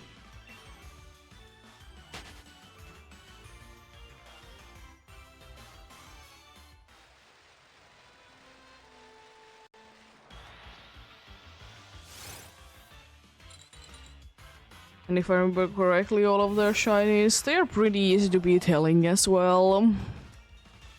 It's not like you're gonna be struggling too much with them, you know.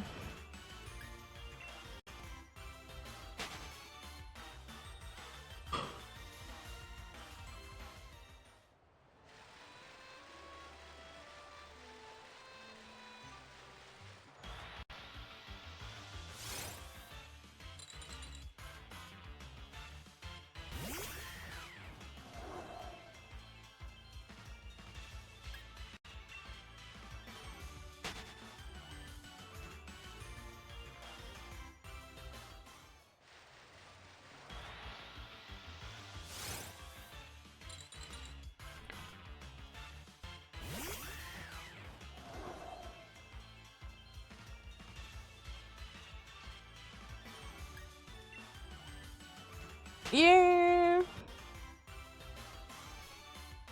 You never know how hard a hunt is if you don't try it first. You know what happened with the surfing in the Alola, indeed. I'm gonna be doing some changes for next time that I'm hunting in there. Something too big. Getting Pokemon with Illuminate, mostly just. Nothing else really. I really would need to be doing anything more of.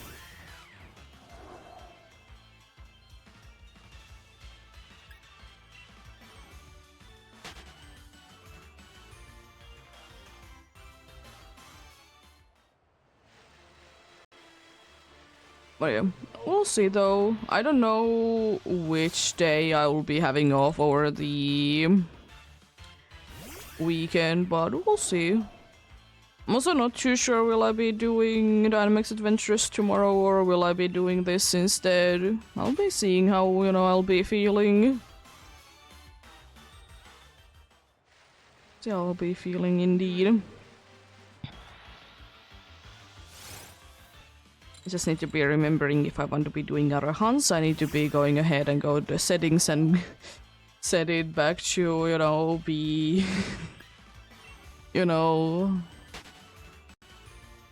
the actual day, because, you know, of course, since I want to be having a specific weather, I need to be switching the day around.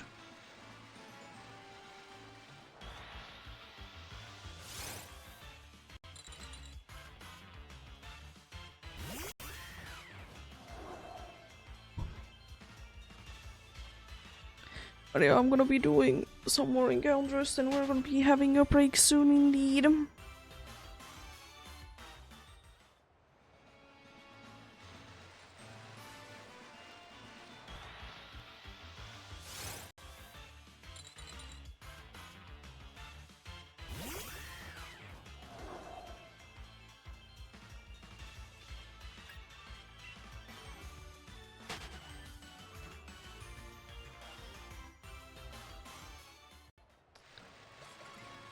But yeah, still breaks are a good way to be getting something to drink, something to eat. Take a break, any shape or form indeed. And of course, as usual, I'll be stopping the hunting while the break is going about. Be doing one more encounter at least on Sword. I leave it there then.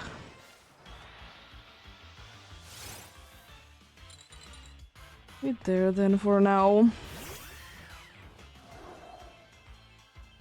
Continuing after the break indeed.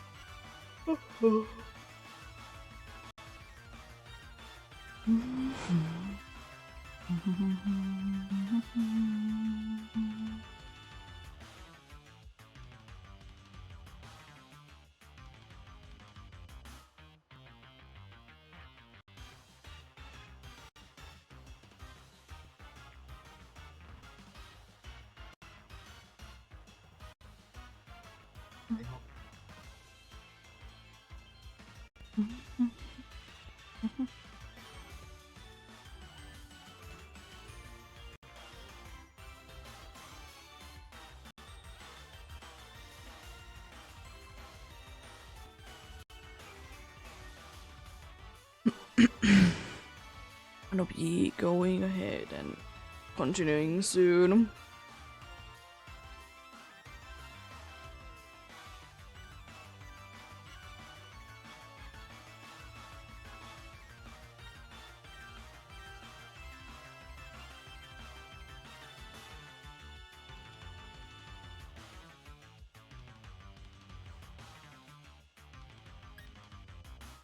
Imagine the NPCs not wasting their good moves. To be fair, I will say that much, that I do be seeing quite often, like, actual players to be doing that as well. I mean, I get it if you don't, like, literally have anything else that, you know, hits, but I'd rather be saving, you know, super effective moves always to the boss. But yeah. It is what it is, and PCs is it's a super effective move or it's a good attack move anyways, they're gonna be using it. I've seen them so many times to be using Blizzard, even though it's not super effective, but because it hits hard.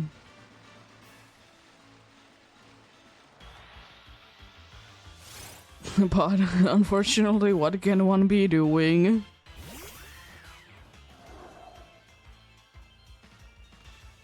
Oh, thanks for the lugs. Hope you best of luck to be getting the shiny charm then and then do your future hunts.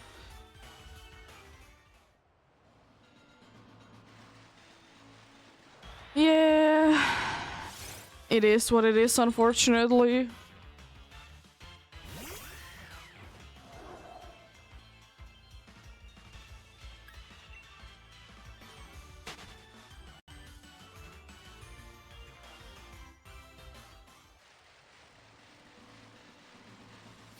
I still don't have shiny charms on either of the games.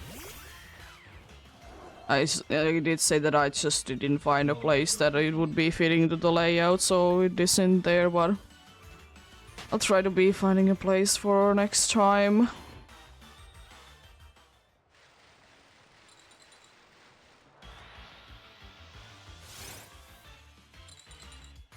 Yeah. I would say Hatrini, in my opinion, is one of the easiest Gigantamax Pokemons to be defeating. Like, surely it's annoying, but it could be worse. Unfortunately, Reggies don't get affected by Charm. So you're kind of getting it for nothing. If you're doing them in Sword and Shield, they are not affected by the charm.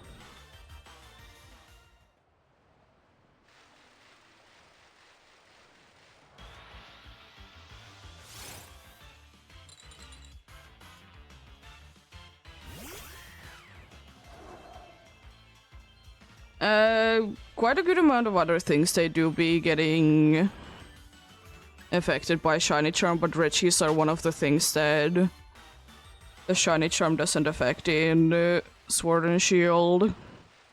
They're always gonna be full odds no matter what. There's few random things that are not boosted, but basically everything else is.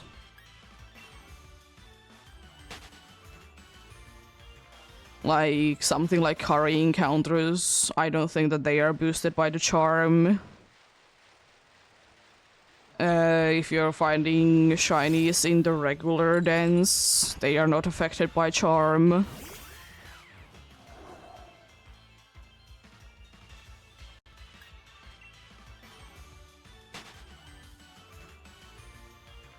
Dynamax Adventures are the best odds for Sword and Shield. It's 1 in 100 with the shiny charm, 1 in 300 without. For each of the Pokemons.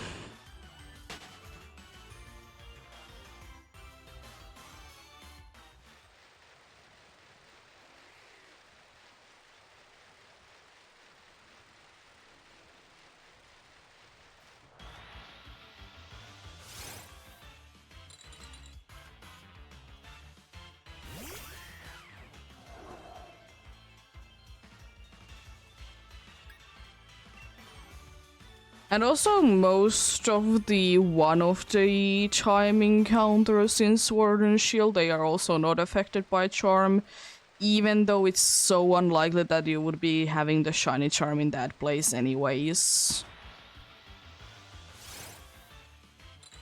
Or something like the Impidimps in Glimwood. I mean, just don't get a shiny charm, it's easy.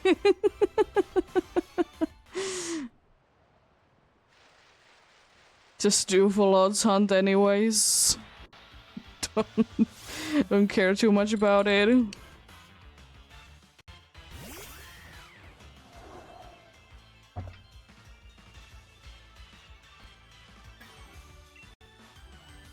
Yes, it does work on the sword dudes, apart from, of course, Keldeo, which is locked.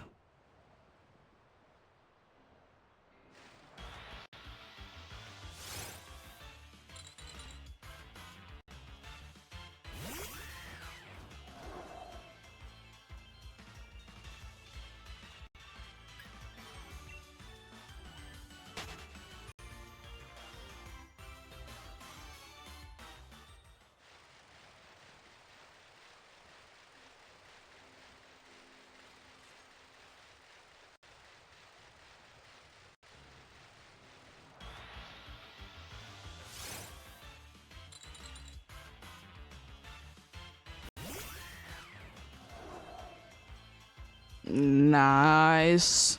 Totally shiny when you're, encountering it, yes. Definitely.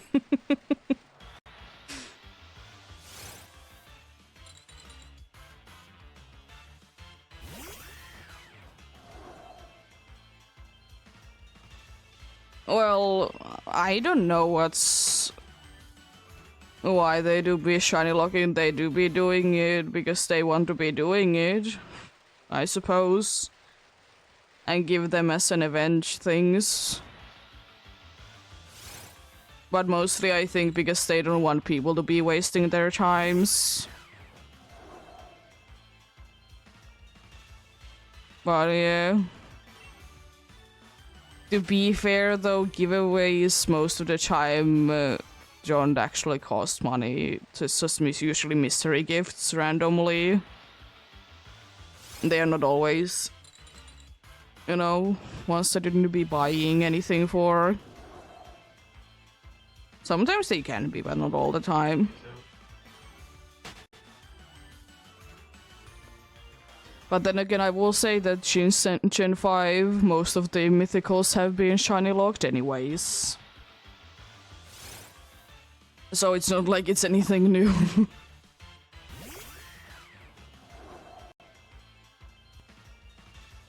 Most of the gift Pokemon are shiny locked. Or like certain NPC trades in games, they are shiny locked because it's the same Pokemon every single time. But yeah, it is what it is.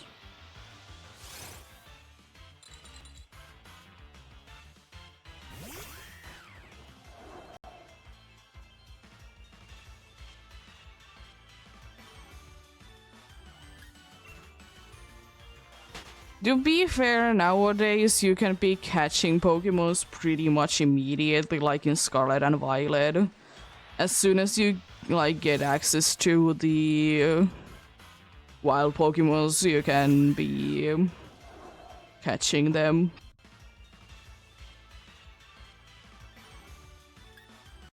I'm more going that way. Yeah, but I will say though, I don't know if I would be enjoying doing soft resets on Switch. Because they kind of don't exist.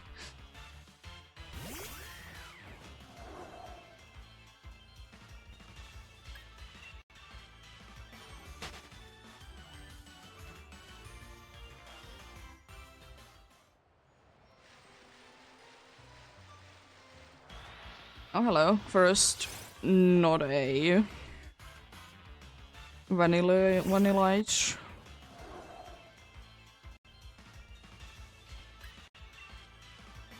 Okay. Sure. Sounds interesting. Of a goal.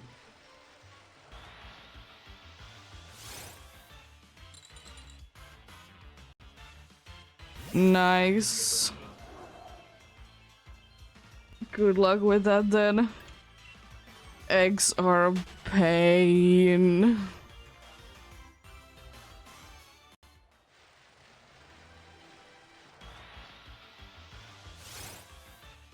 Eggs are such a pain, it's not even funny.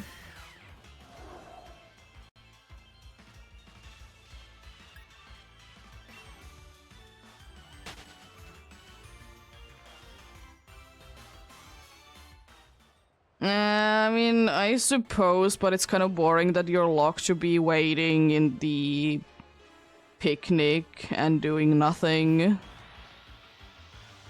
It's kind of eh. The hatching is very quick, yeah, but collecting is so slow. I will say that you would be done collecting eggs in any other game faster than in Scarlet and Violet if you are going for the same amount of eggs.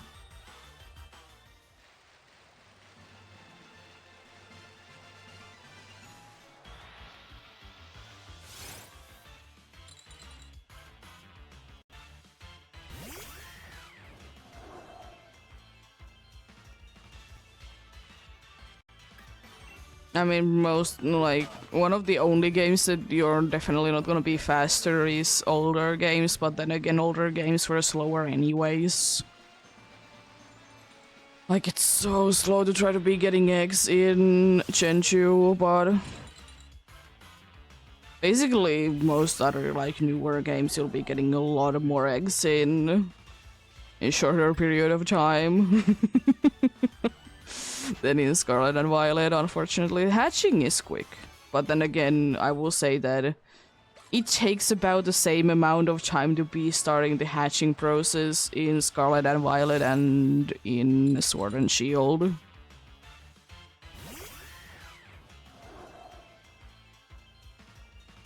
It isn't that big of a difference, because I have done them both at the same time.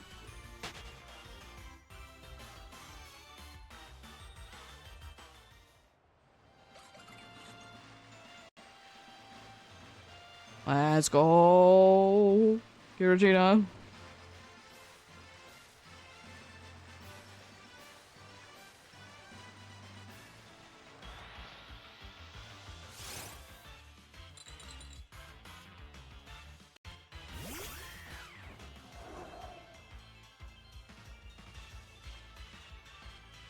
Oh no.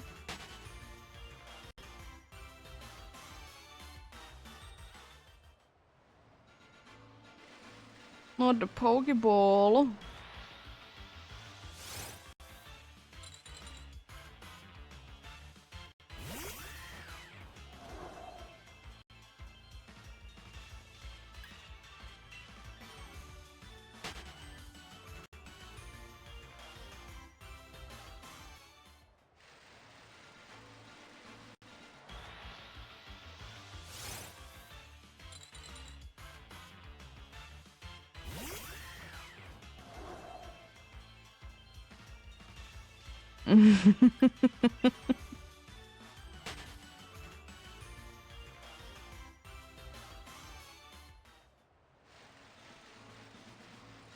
I would absolutely love to if one day there would be a first time shiny legendary for me in Dynamax Adventures.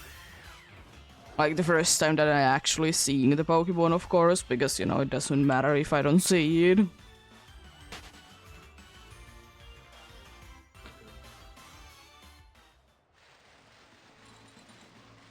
Be quite cool. But then again, I will also say that if I would be something under odds as a legendary and it's shiny, then you know that would be kind of goals as well. Because both times on stream that I have been getting a shiny legendary has been going over odds. Hoping that Zygarde could be the first one.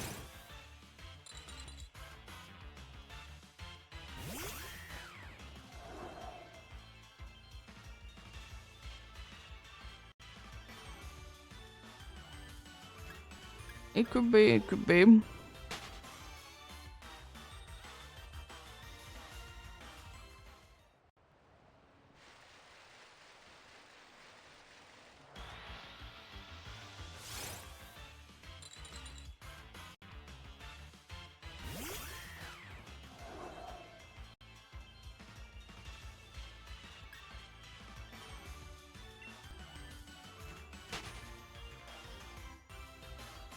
Yeah, I know that, you know, it is quite often the case.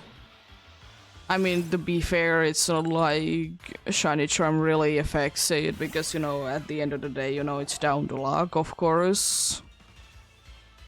I think I have heard like once or twice people without a Shiny Charm be getting things first try in Dynamax Adventures. Of course, it's more likely to be happening if you have a Shiny Charm, but... It happens when it happens, you know. Easy as that.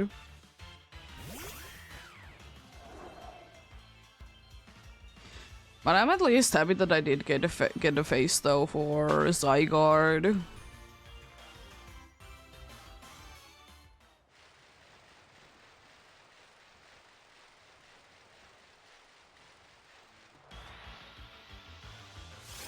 Always happy with the face.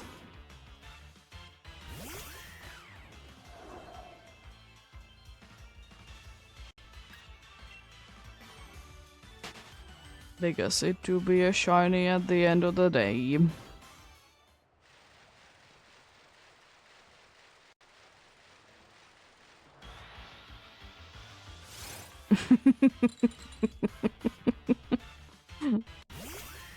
Yeah.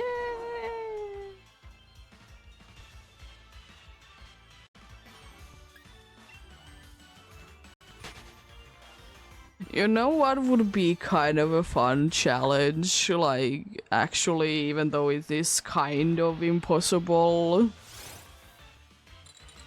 Try to be getting every single shiny that, of course, you can. With seeing, like, doing the same amount of encounters as their, like, national Pokédex number is. You know, Bulbasaur in one encounter, Ivysaur in two.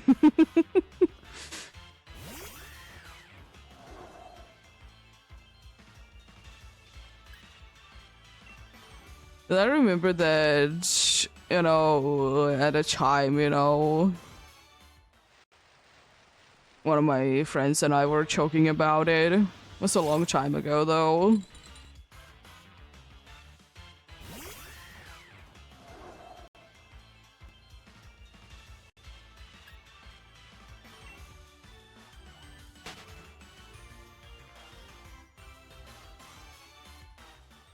But yeah, it is kind of an impossible one. For obvious reasons.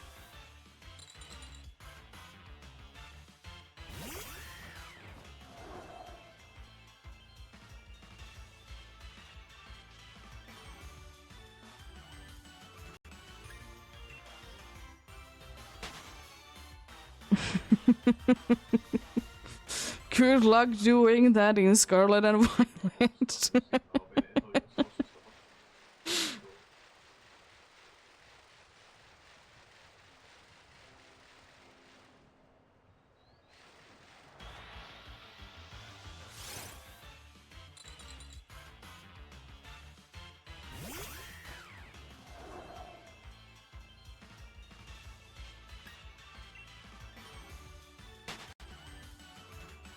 But yeah, if you would actually be able to manage that kind of a challenge, I would like to say that you're pretty lucky.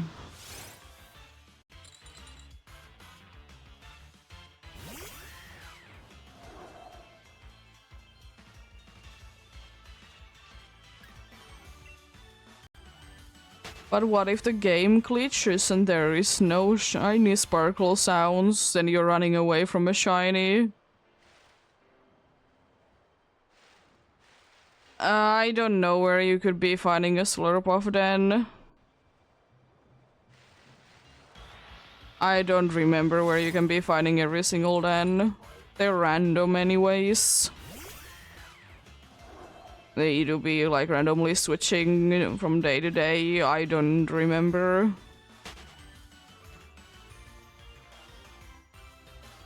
Because I usually just, you know, trade evo them. A lot easier.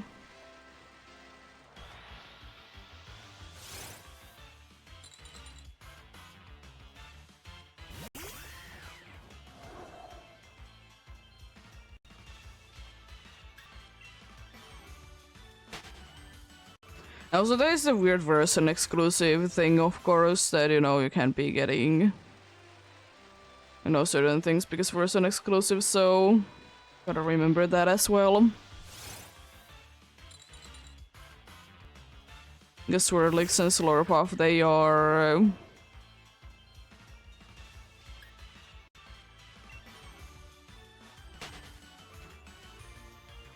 Slurpuff and the Swirlix, they do be sword exclusives. But if you really want to be finding them in dens, then, you know, I would be suggesting watching like an actual list about them. Cerebi has quite a good one, and also Pulpopedia. But you would need to be doing day resetting to be getting them though, and it can be quite annoyance.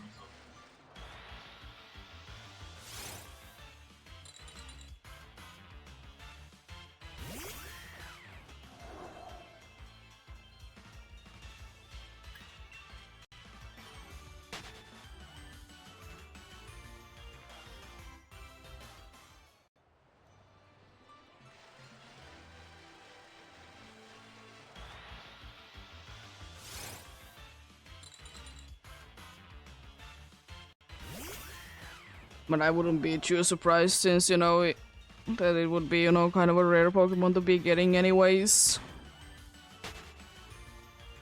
Because Trade Evos, they tend to be quite rare.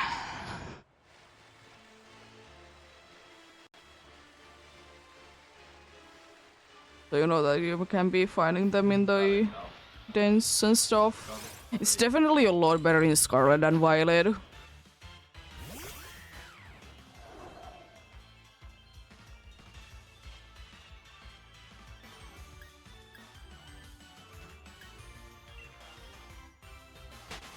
You can see the dens that have, you know, Trade Evos so often in Scarlet and Violet, it's nice.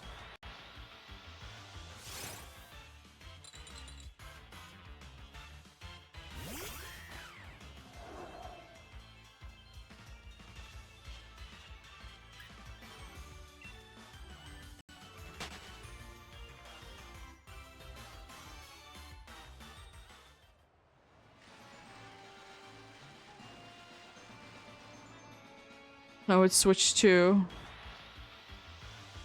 It looks so yellow. The game looks so yellow now.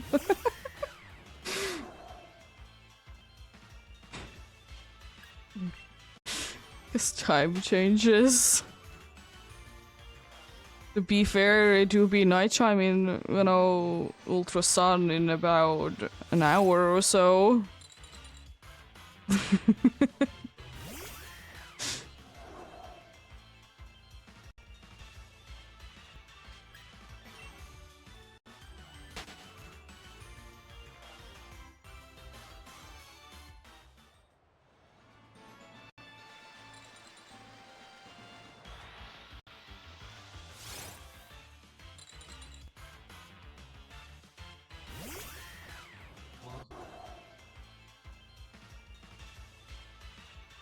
It's a trade evo, yeah. While holding a specific item, specifically.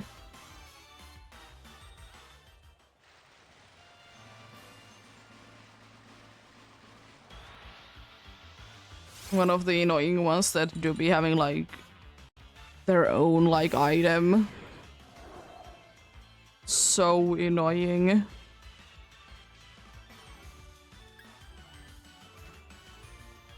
I hate this still that they are like...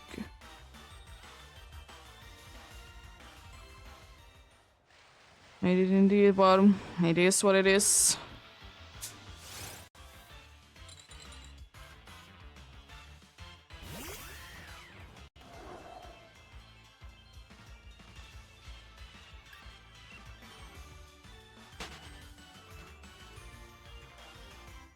Nice. We can get you the funny Pokemon.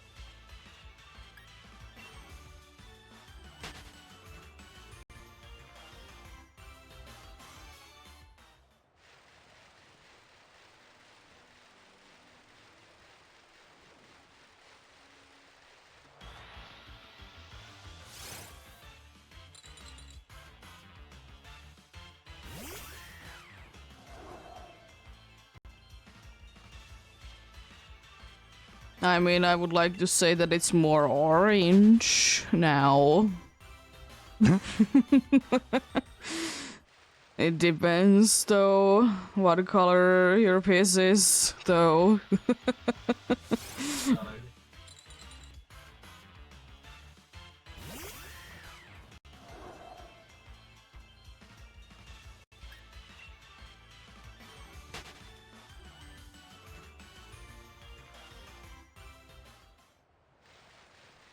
But I like it though. I always have loved in games where there is like a subtle change to, you know, different times of day.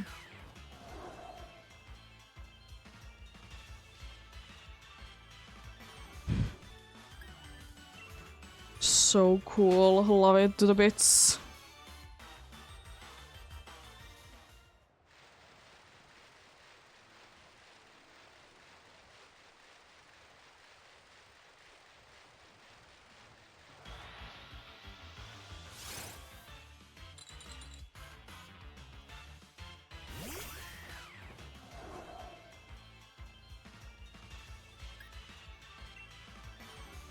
But also unfortunately means that in an hour there is not gonna be any dupe hiders, it's gonna be switching to Surskid.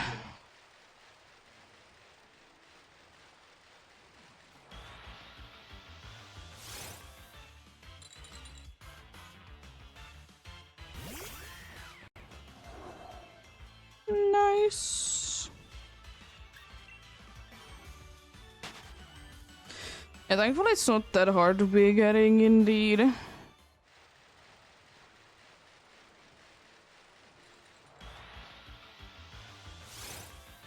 You'd be getting it basically at any time if I would really want to, because I have completed Pokédex. I don't care to be getting it though. Don't mind full odds.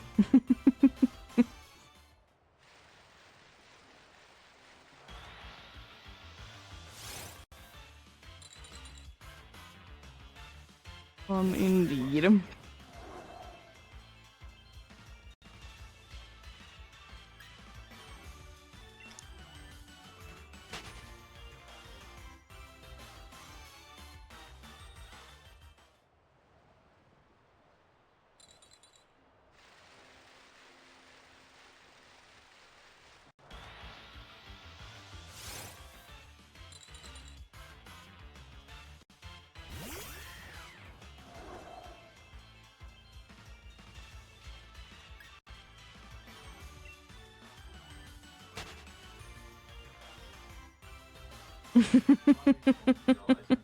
Nice.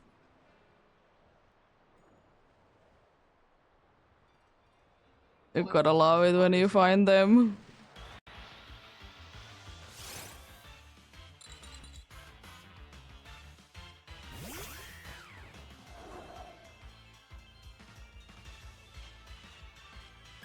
Thankfully, you know, if I ever will be having like special Pokemons, nah, I have them in like their own separate bogs. So, you know, if I really want to be having them and seeing them again, you know, I know exactly where to find them.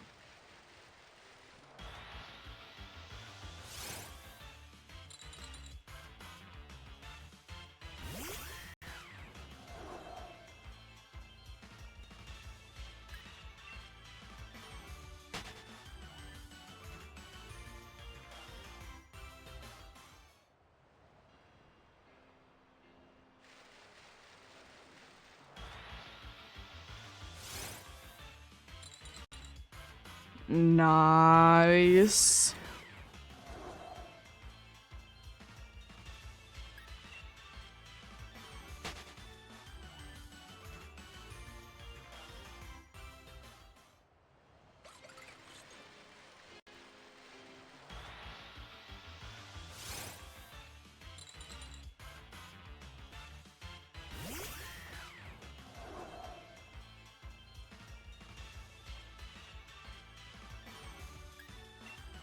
I wonder if Scarlet and Violet will be still remaining one of the only games that you can be getting immediately the shiny charm, at least easily. Because technically you can be in Scarlet and Violet indeed be getting a shiny charm immediately.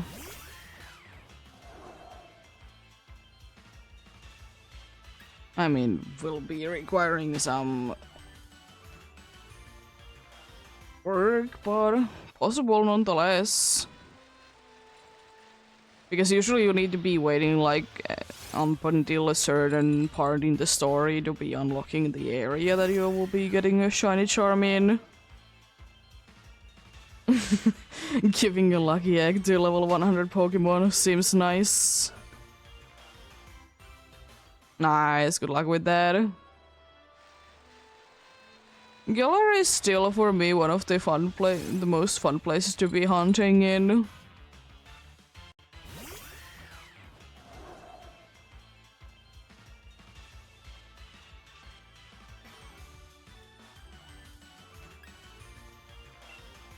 Should be liking it indeed.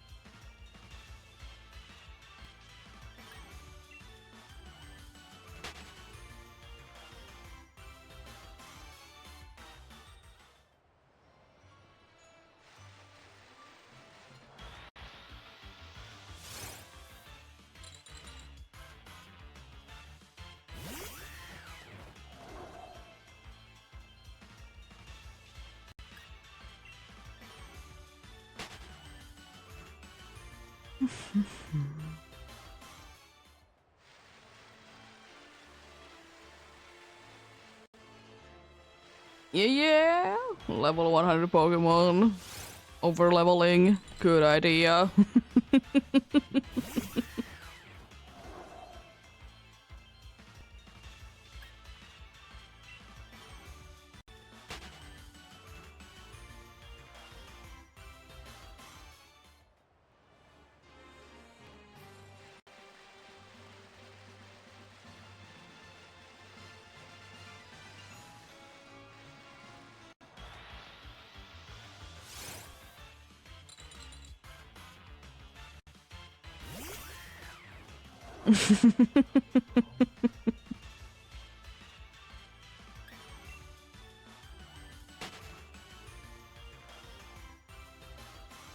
Can be indeed.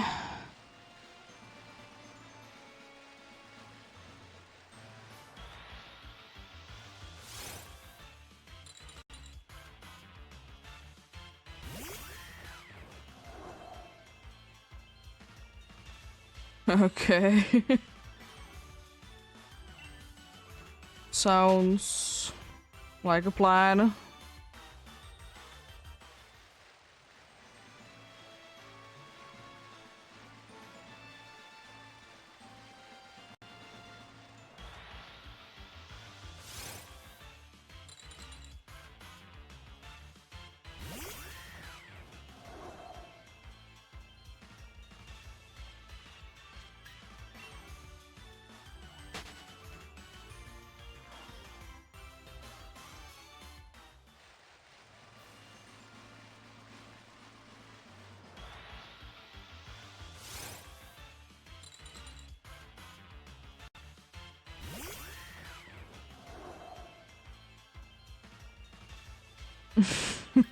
It is quite a look indeed.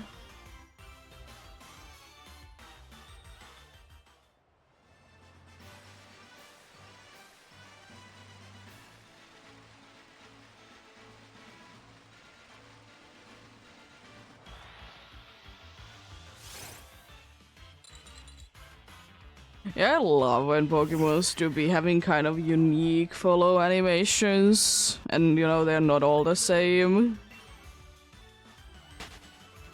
Love it.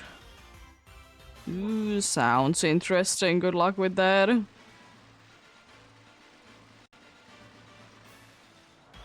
Do you have any specific place in mind that you're gonna be hunting it in?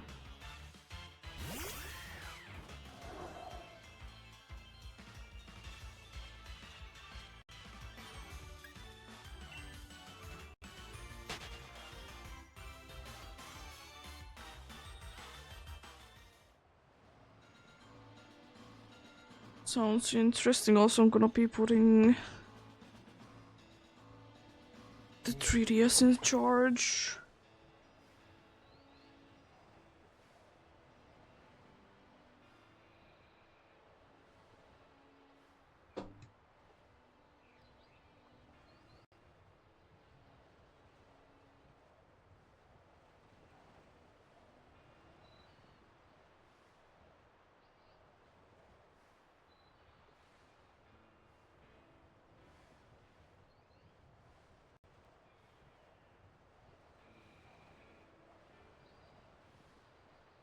Oh, I guess you were doing wild area daycare then.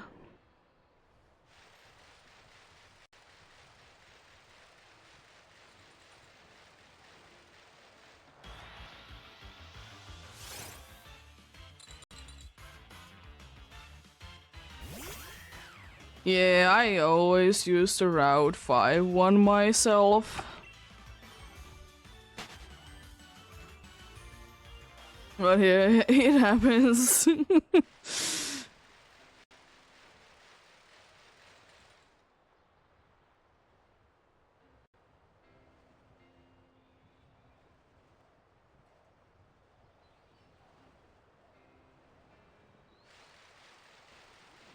And yeah, it is annoying how rare Trip is though. I mean, I will still personally be hunting it randomly, but yeah.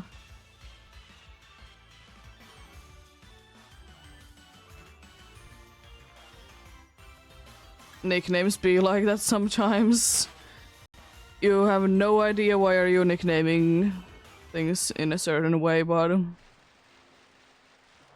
they do be certainly be nicknamed something.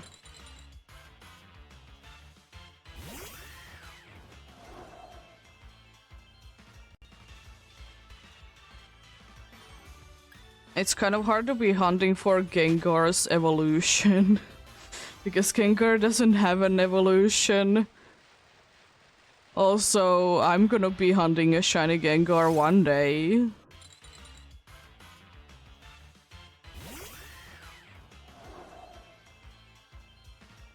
Plus, Ghastly is a pretty Pokemon when it's shiny.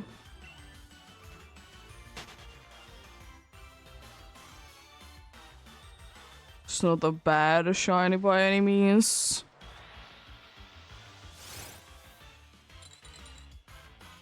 Was my first ever shiny. Still. Ghastly isn't a bad shiny. It really isn't.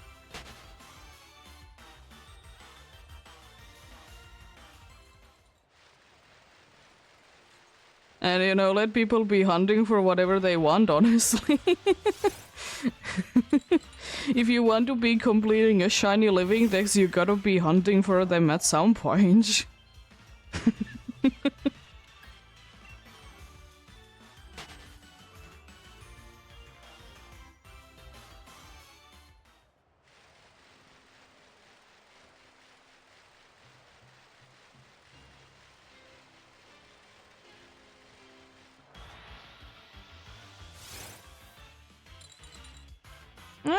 I don't think so.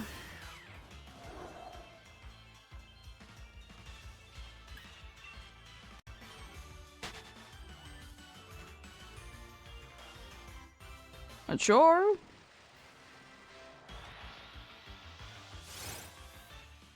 I mean, I don't think that it's as awful as Haunter and Gengar, though. Because at least you'll be able to easily be seeing the difference. Hello, welcome back, Random Glyph.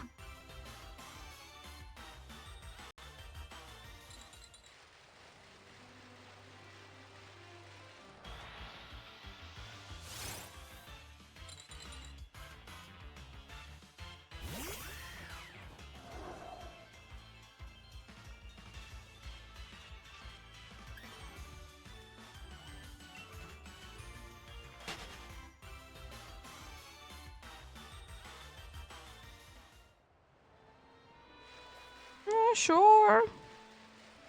Whatever works for you.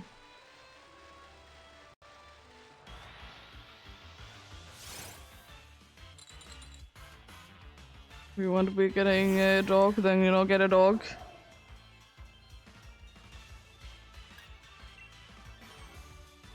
Yeah. It happens. Maybe one day you'll get another random shiny.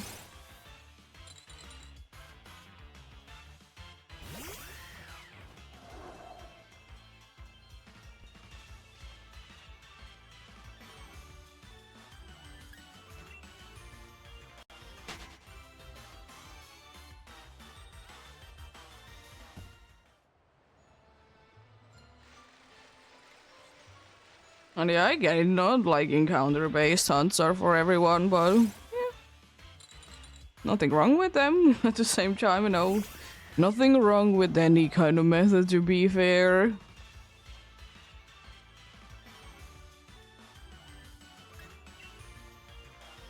I don't think my Switch has ever overheated when it has been docked.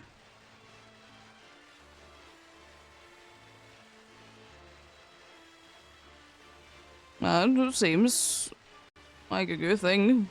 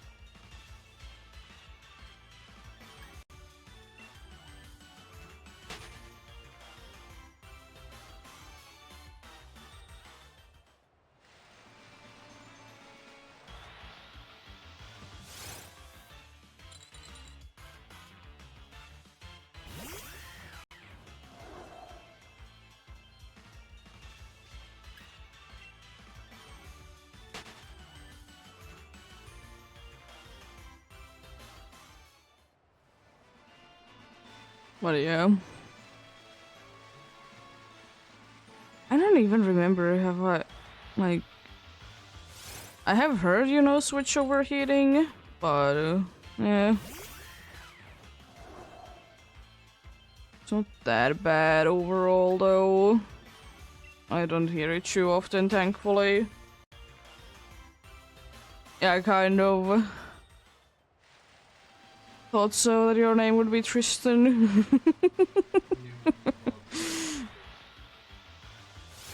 Based on your username.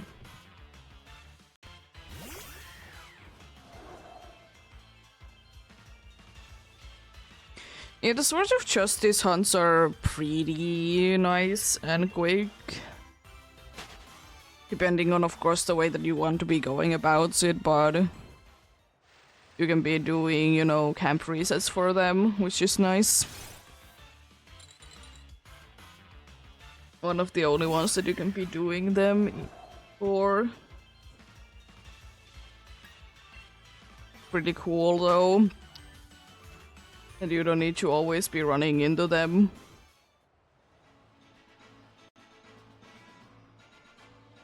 Because otherwise they would be such a pain to be hunting for.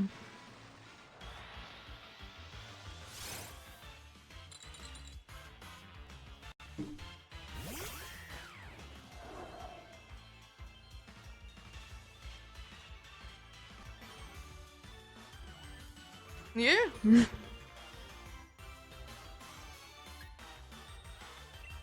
If we're talking shiny wise, then Virizion. Virizion is my favorite of them. Maybe overall as well. I don't really have a favorite one of them, they're kind of all eh. Never used one. So I don't have any kind of attachment to any of them.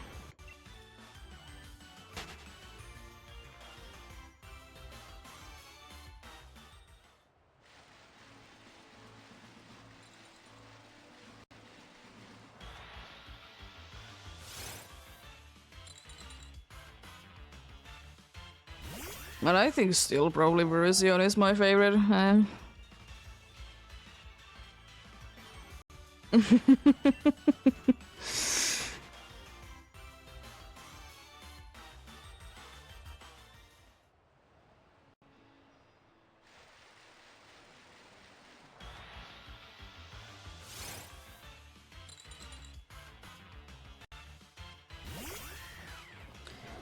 Yeah. And you also you know, right, that if you're hunting for anything that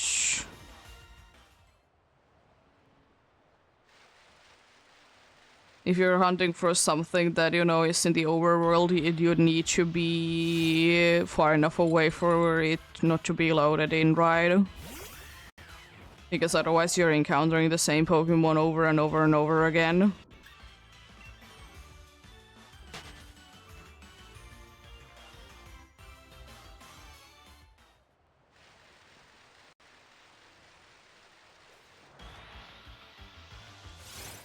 A thing that people are forgetting a lot and wondering why they never find the next Pokemon as a shiny. They're just encountering literally the same Pokemon.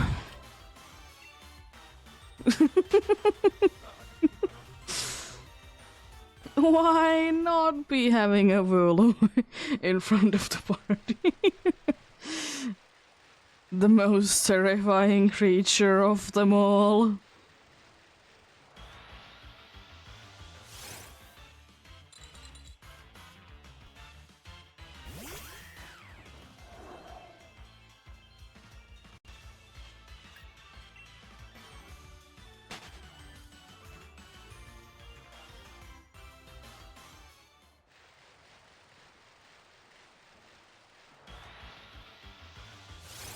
But yeah, good luck indeed for anyone else that do be hunting. Hope you can be finding whatever you're looking for, get something at least, but always remember, progress is progress. It do be. Reason is such a nice shiny. Hurricane is also pretty cool. Definitely the second favorite.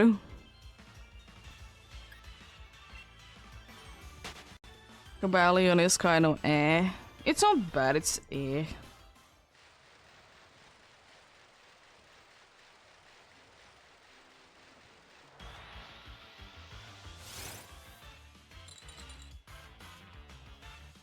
Yeah.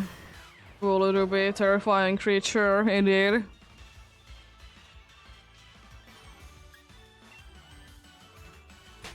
Why shouldn't a fighting type be afraid of a normal type?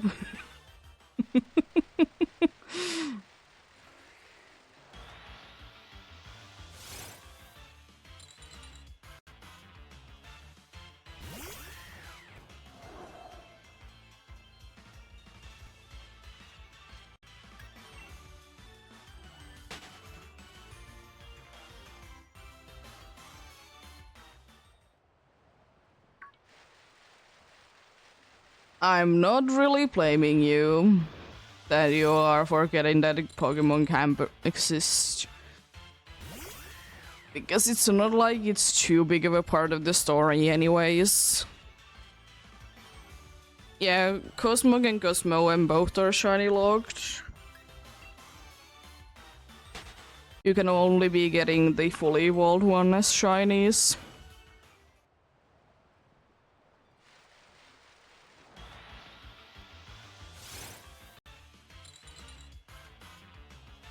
Yeah!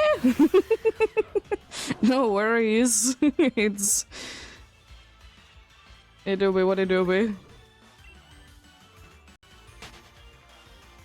Good to be knowing good tips.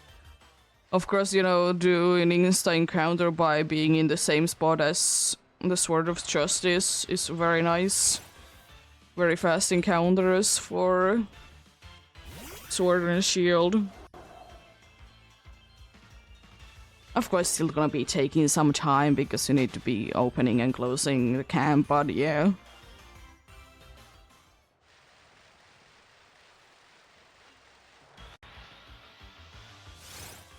But as I said though, most of the gift Pokemon or trade in-game trade Pokemon, they are shiny locked because it's the same Pokemon over and over again.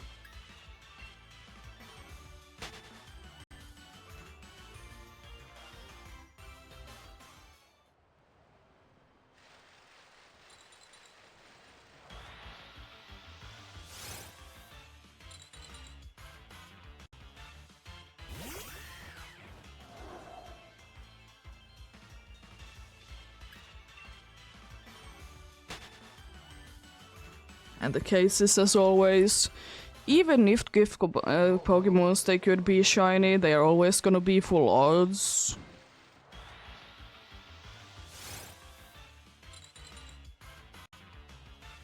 Like with Poipole, the Ultra Sun, Ultra Moon,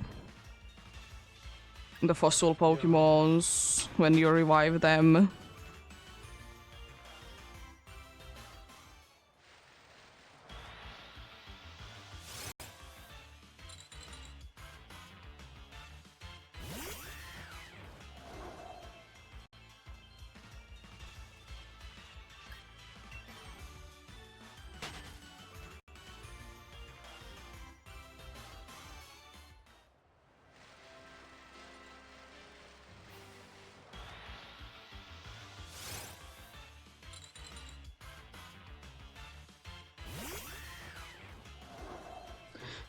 And also another tip if you ever want to be hunting the... I feel like this is also very well known that if you're hunting the Galar fossils, the ones that, you know, they come in Sword and Shield, turn your sound effects off. Because it's gonna be faster encounters, because you don't need to be hearing this jingle every single time.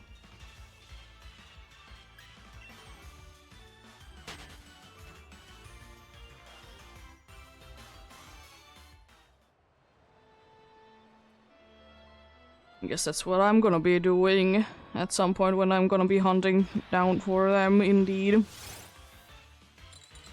Turn the sound effects off, then, you know, can be hunting them faster.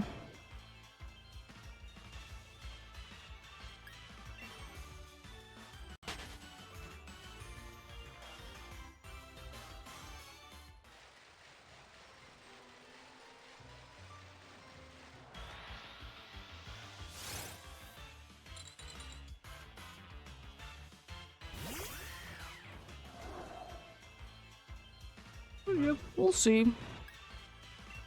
We'll see when I do that hunt, because it do be really depending on when it's gonna be Fossil Week this year. Do be depending on that indeed. But mostly prepared for it though, so that's nice.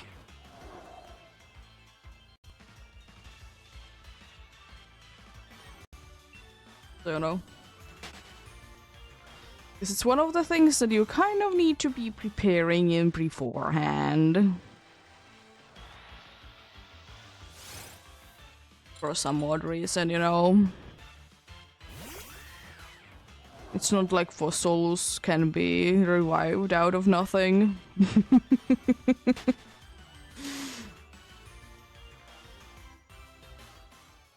Speaking of that, I think I'm gonna... Even though I'm pretty sure that I would have been seeing it, but I'm gonna be sure to check it out again. Has there been any info about it? Guess we're gonna be having break Anyways.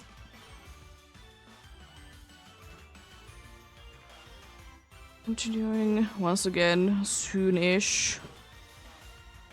Yeah, basically here, you're gonna be hunting down fossils.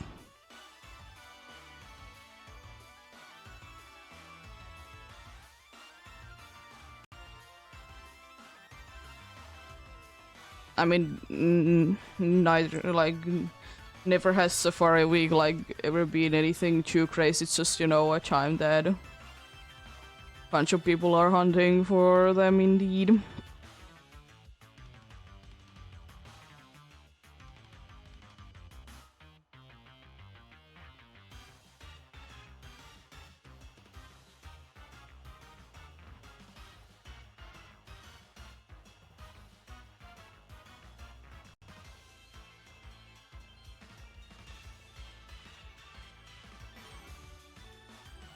What do you? Not check it out, but yeah.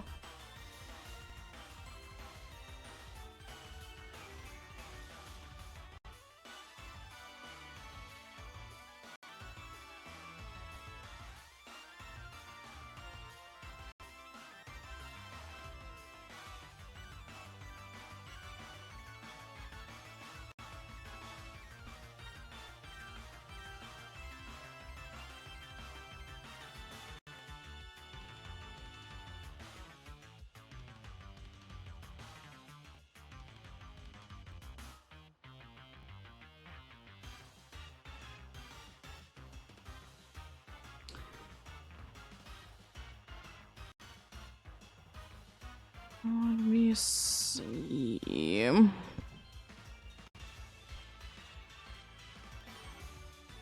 Yeah, there's no updates when it's gonna be this year.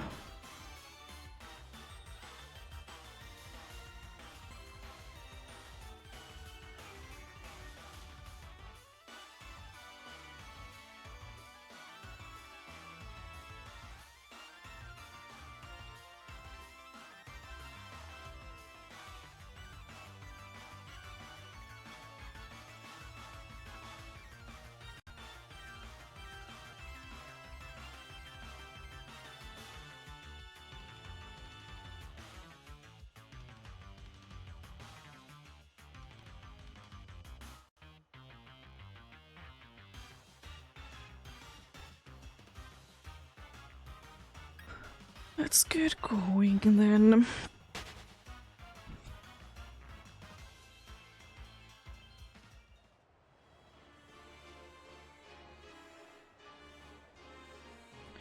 But yeah, indeed. Fossil Week is basically like Safari Week, but for fossils. But of course, there's a little bit more options what and where you can be hunting them.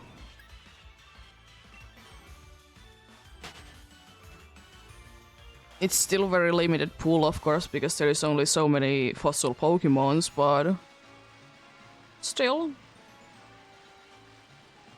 Like, for example, you can be hunting, you know, the wild ones in Sword and Shield. Or, you know, things along those lines. It doesn't necessarily need to be, you know, fossil revives.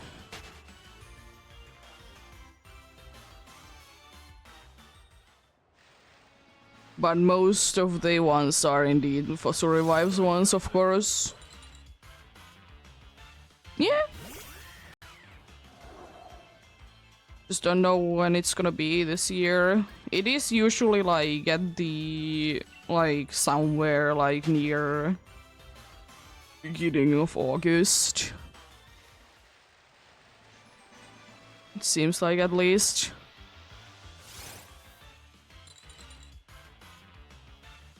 Nice. Yeah, I'm gonna be breaking my fingers.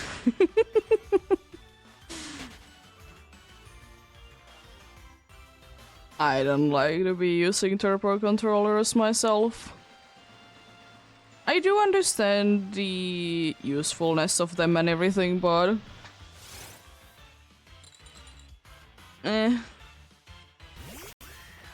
for me, it doesn't feel right to be doing it. I don't mind, you know, anyone to be doing their hunting their own way, but I don't want to be doing it.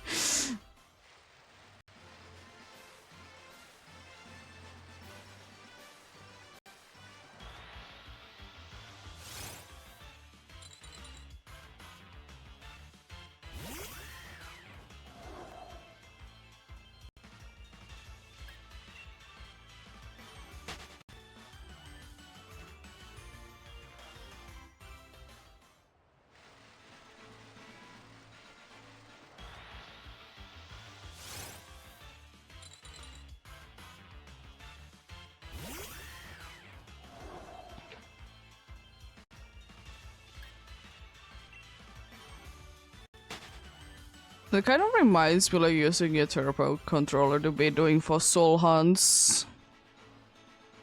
It's kind of reminding me how people hunt for the genies in, you know, Unova. You know, the forces of nature, whatever my things.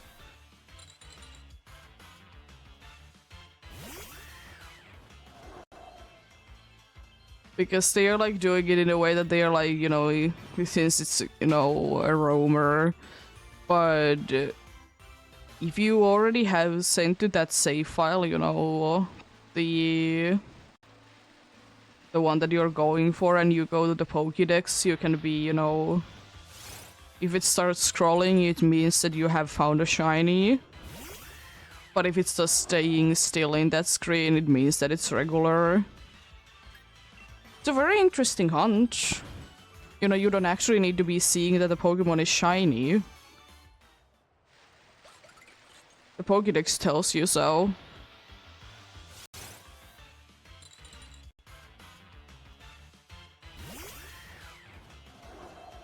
Love that hunt to the bits. I've talked about it before. It's just, you know, kind of cool hunts. Because, you know, roamers, they are an absolute pain. Because, you know, you need to be saving before you set them free. In order to actually shiny hunt them. And sometimes it's a long cutscene that you need to be waiting through. It's nice that you can be like checking it in the Pokédex though. Unfortunately, you can only do that if you somehow can be checking out that you have seen, you know, the regular one. Which usually means that, you know, trading over from other games. But, yeah, still works.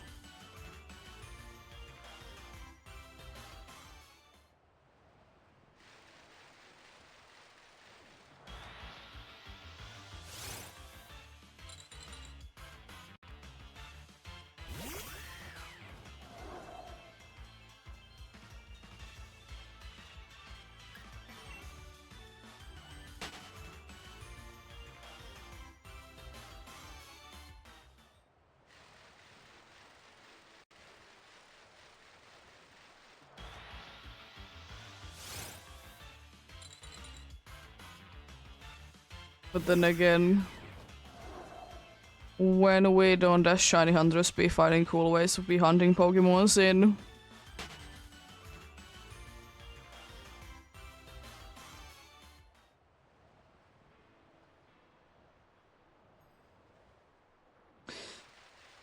Yeah, we do be sometimes be making interesting decisions. But yeah, we do be.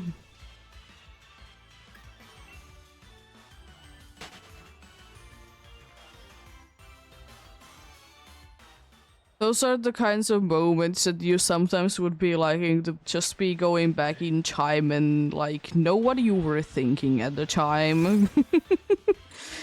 I don't think that I have ever reset my save files ever.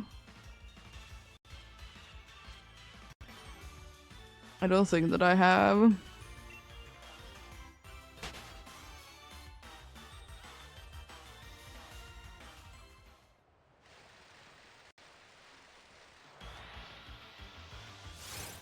Or if I have, it has been very few. And if there was something very important, you know, I would be moving it to somewhere else beforehand.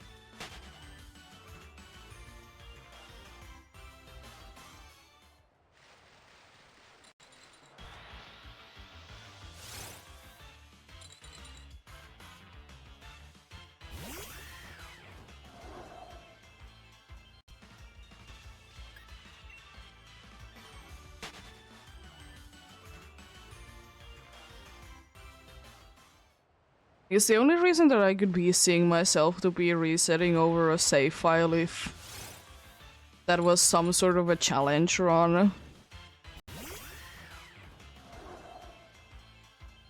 And that was like its only purpose. But most of the time I don't really do that either.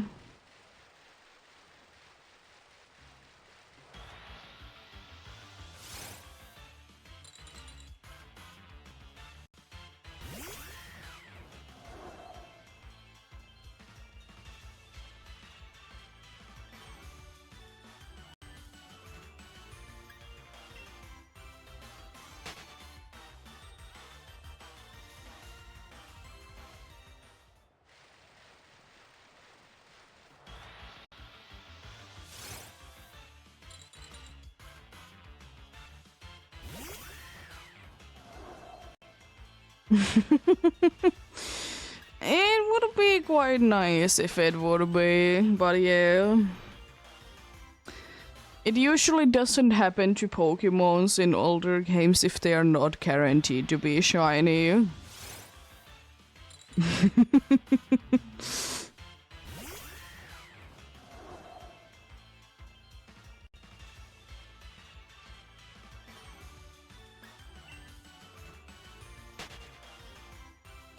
It would be definitely speeding up the process for sure, but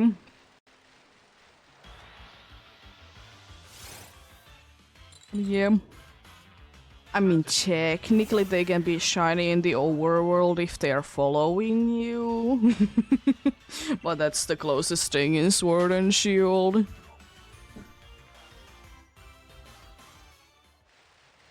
Otherwise you need to indeed be encountering them. I remember always, by the way, when I'm... or not always, but quite often times when I'm playing...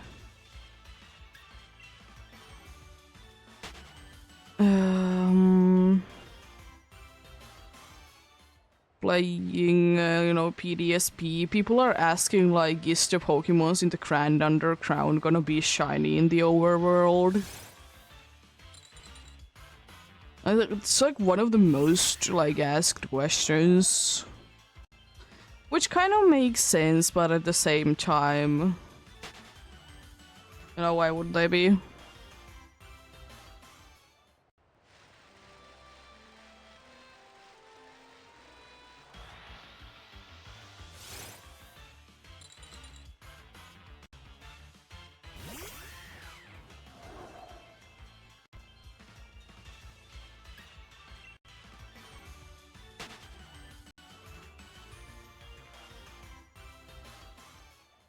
Yeah, you could be re-hunting the shinies that you have lost, of course, over the years. It's quite a common thing that people are doing.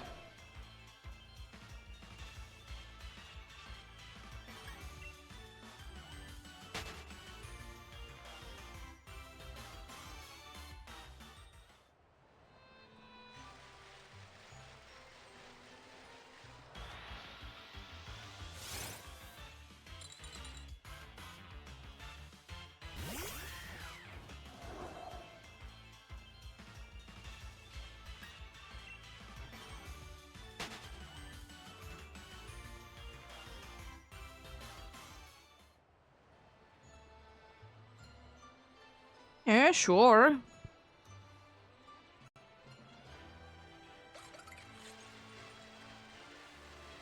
They don't really sound like that bad of targets either.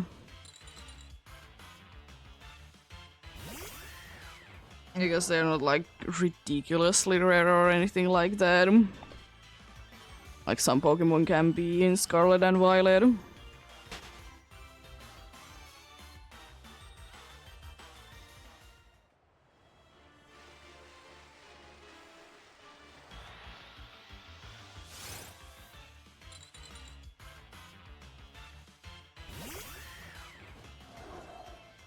And for some of them at least you can be finding the fully evolved one in the wild as well if you just want to be going straight away to the fully evolved one as well, so that's cool. I will never be stopping talking how much I love that you can be finding fully evolved Pokemons in the wild. It's so cool. So I always still be loving to be seeing straight away the Pokemon shiny in the wild instead of evolving into it. Just feels more special.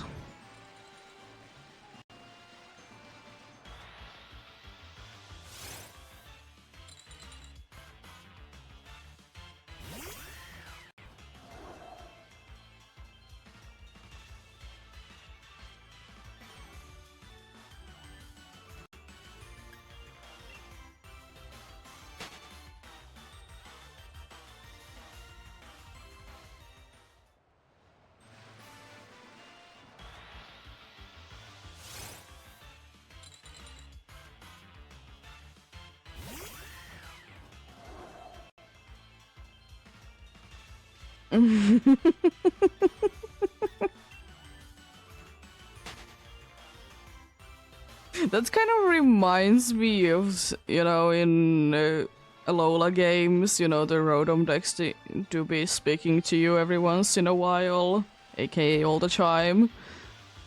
And so one of the texts that it can be like, you know, showing is that if you did have a bad day when you did print your league card, you can be reprinting it or something like that.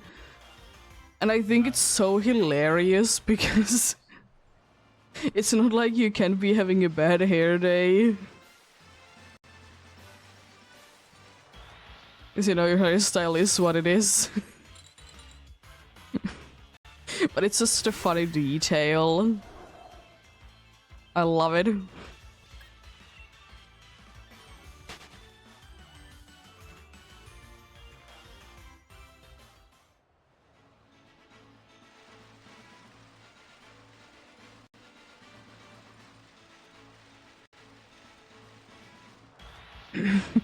Funny, yeah. Some of the advice, even though they are completely unnecessary for, like, everyone, but they're still fun, though.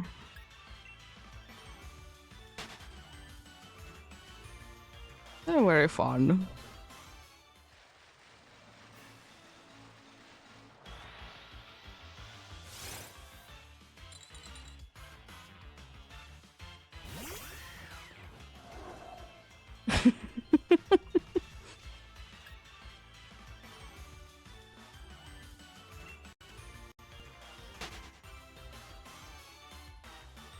But I love how much personality you can be putting in Sword and Shield to the League cards.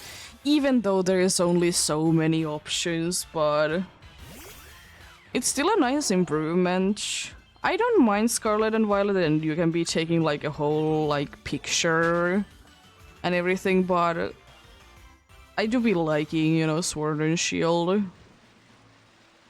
Like customization more myself.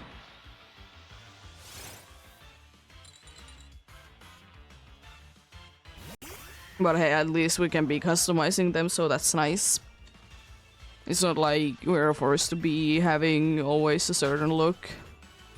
Which I have kind of always hated, like in Legends Arceus. I'm pretty sure you can be like reprinting the picture, it's just always gonna be the default one that you did choose in the beginning.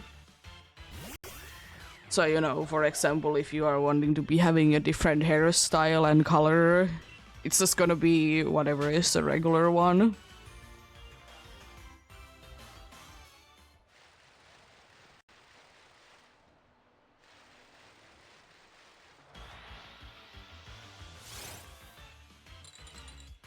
Maybe they will be bringing Ball Guy back.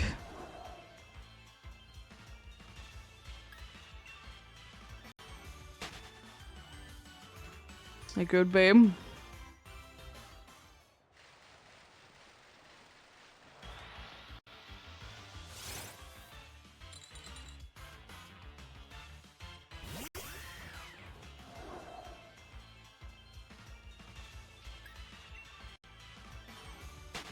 You never know what they're gonna be doing indeed.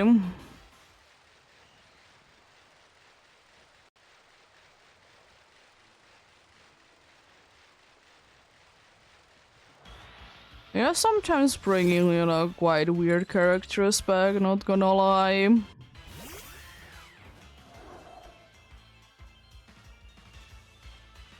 They do be doing that indeed.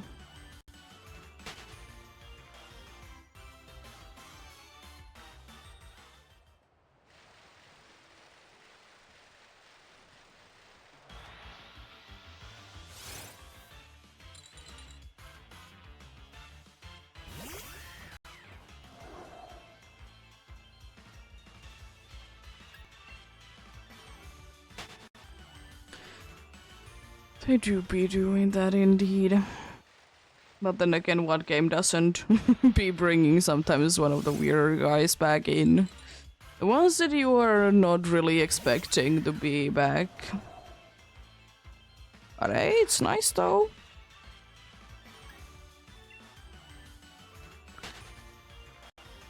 It do be nice indeed.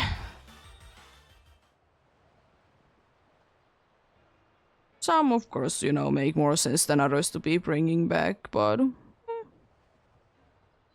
do be what it do be indeed.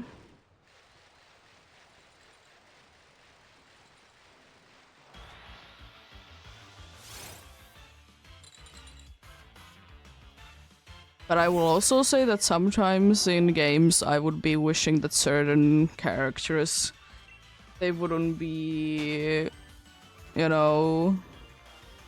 brought back so much.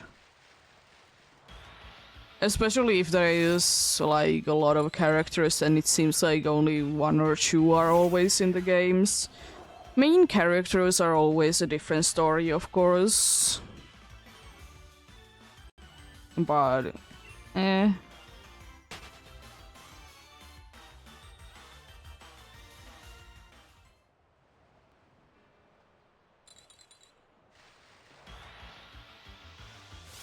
I like to, see also new characters in games.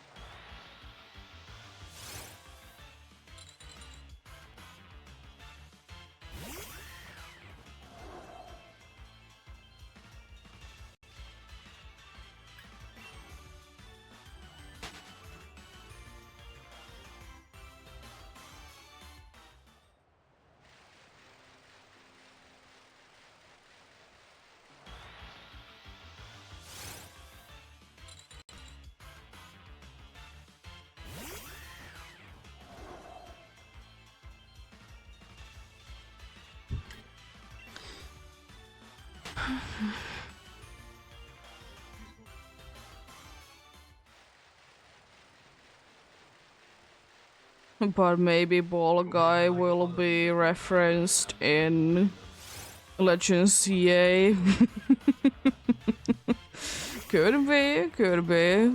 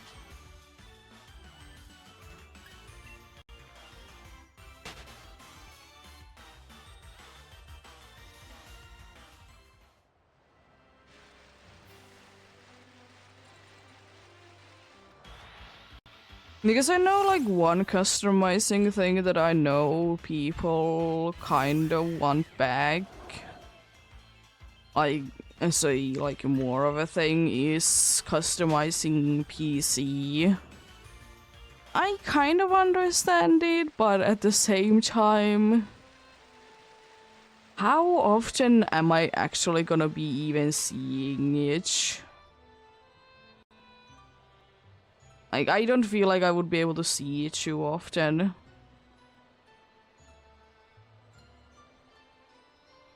Because there's, you know, Pokemon's blocking the picture and everything. I say that they are very cool and I like them, it's just... like, in actuality, how often are you gonna be seeing it?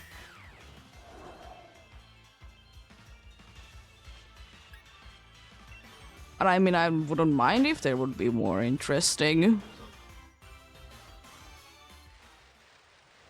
I don't feel like they need you.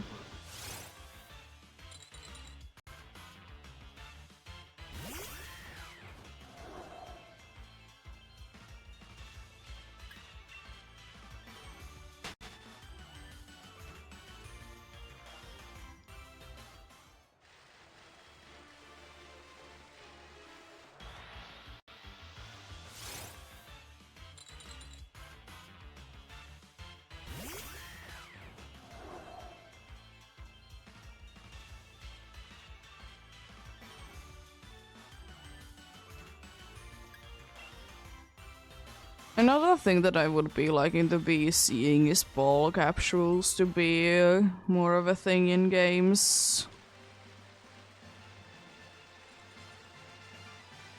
Like, surely do you see them ever? Not really.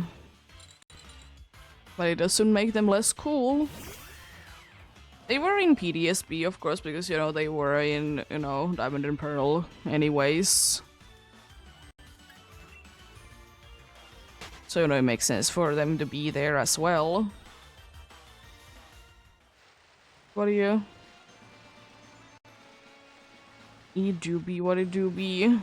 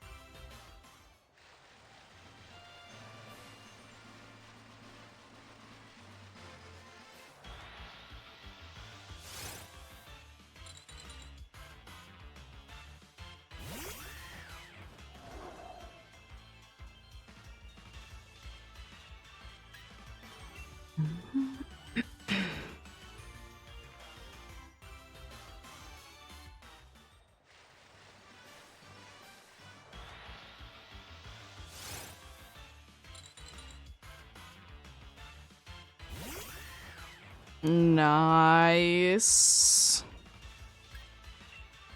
Shiny Hydreigon is pretty nice. It do be.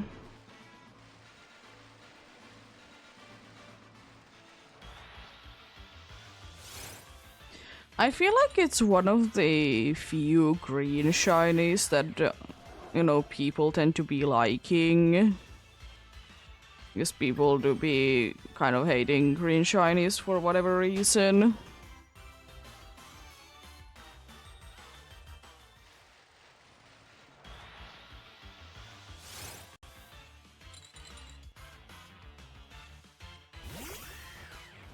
And it seems like a one that, you know, a bunch of people are going for.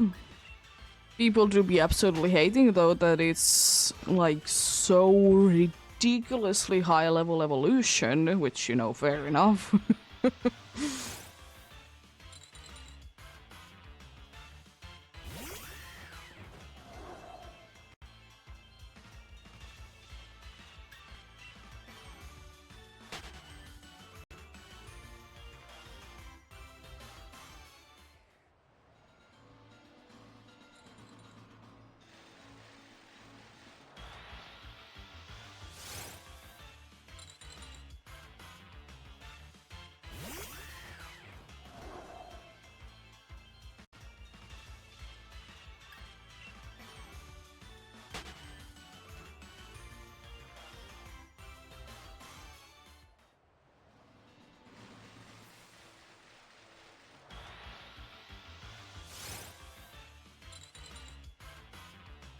But getting a Metagross is not gonna be too bad, of course, you know. Most likely you're gonna be getting one of the Prevos, though.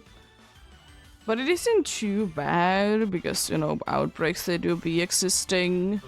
It's somewhat easy to be skiing, but of course it's Metagross family. So, good luck try to be catching it. I mean, of course, like, you know, catching Charm and things like that are gonna be helpful, but still.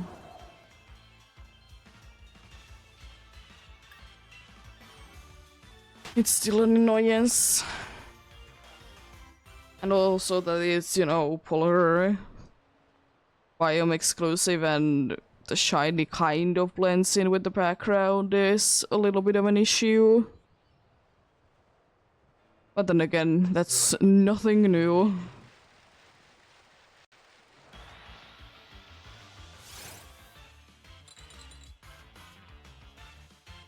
Shiny Weavile is so crazy, but I love it though. And at least you're, even though you did reset over your Pokemon Sun, at least you are not...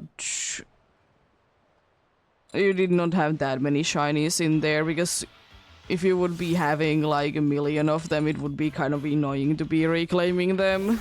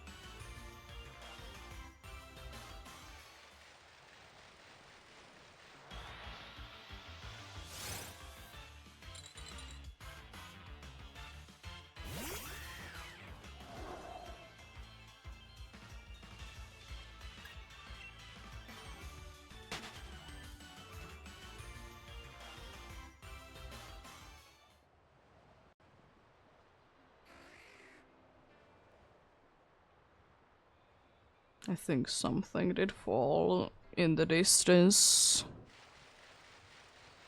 The loud noise. To be fair, I'm not too surprised. This bunch of like, you know, construction sites nearby and such. So I'm not too surprised that something would be falling, even though they are like quite secure in those sense, but you know, things happen still.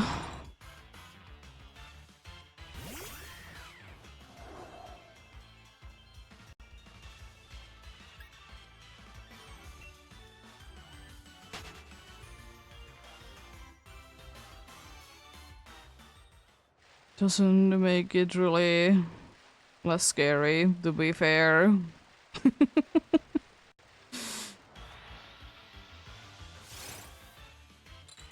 So could I be getting like a Surskage since it's a nighttime?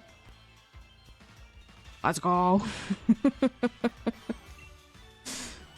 Yeah, unfortunately, no longer do biters today.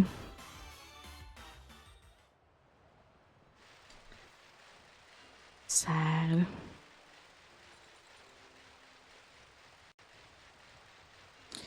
More tomorrow then. Indeed.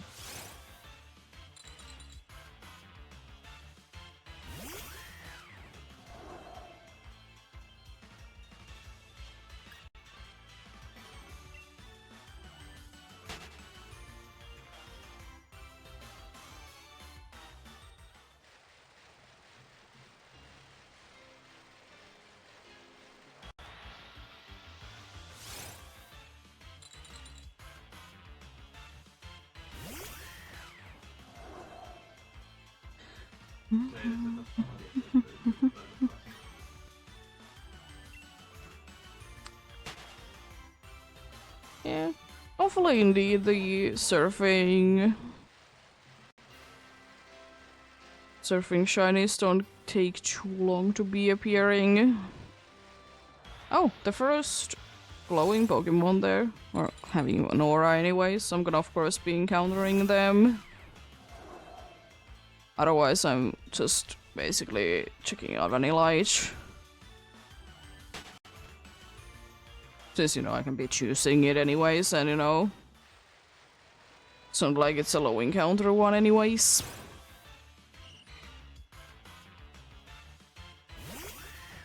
And I'm not super excited about the other ones anyways. Shelter is nice, but I'll be finding it somewhere else anyways. And most likely in a place that I'll be hunting at some point anyways. Shelter do be always reminding me though. I was looking for, I think, Loister or Shelter in Let's Go Eevee. And I did find a shiny Tentacool instead. Sad things, you know.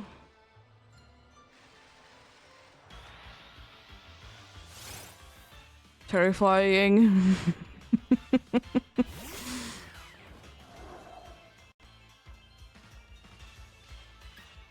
Like, I was literally just looking for a regular one as well. Nice. So do you have even anything to claim at this point, or reclaim at this point?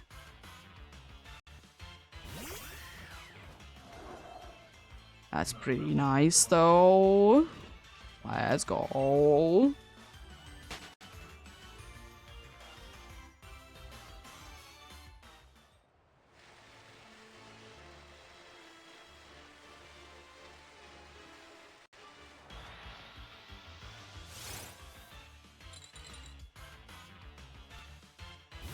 I mean, then again, the less you have to reclaim, the better. Can be doing some other hunts. Can be doing some other hunts then, indeed.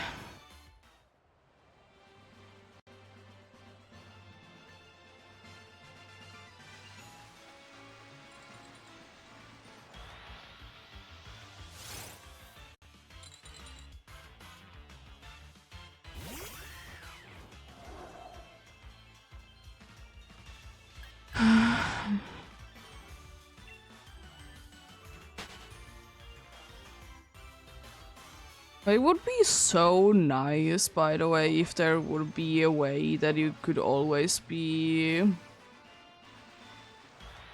avoiding, you know, you losing your save file, like, you know, one way or another.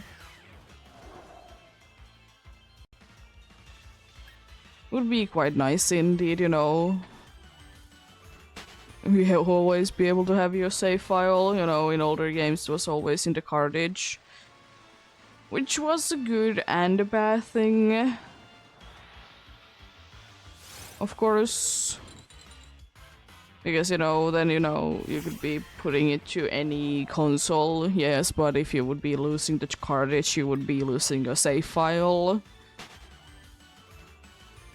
And nowadays, since, you know, everything is on the internet, it's tied to a device now. But technically, you can be putting any cartridge in.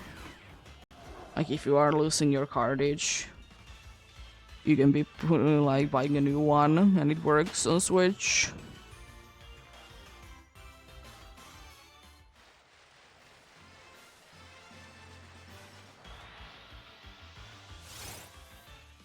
And then of course, like, if the unfortunate thing is though that if your console like fully breaks down, it is kind of hard to be getting your like old save file to a new Switch.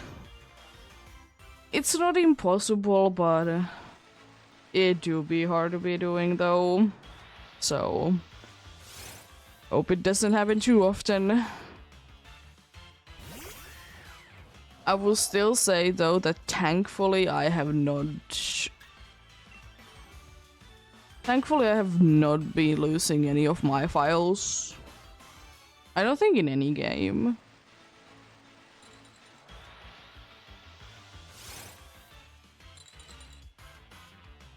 Like that wouldn't have been like I haven't lost a save file that would be out of my control, I suppose.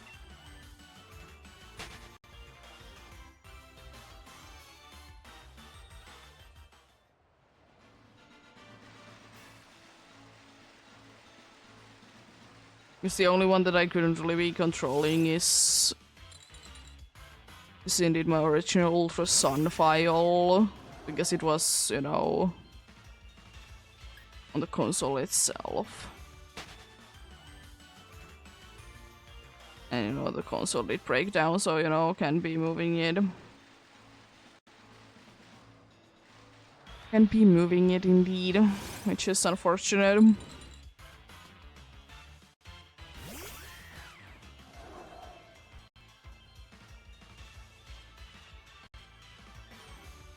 Welcome back indeed.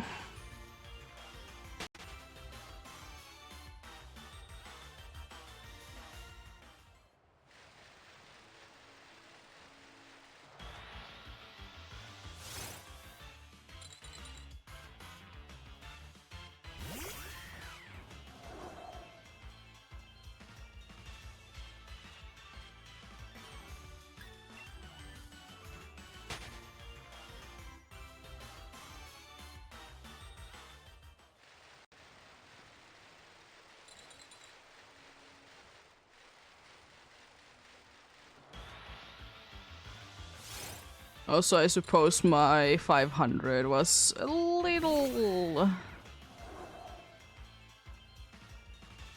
underthinking. I'm soon at 500 and I've been only going for 4 hours. Usually do be doing around 6. Don't know how long today, but sometime.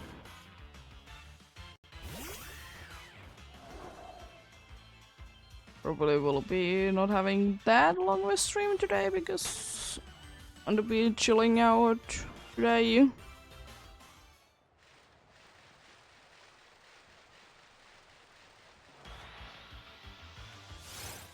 Now I have more energy for tomorrow if I do be deciding to be doing Dynamax adventures.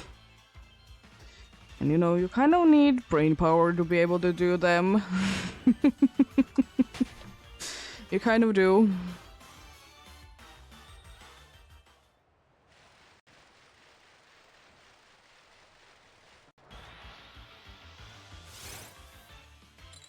And it's not like 5 hours is that short anyways, it's a pretty long time.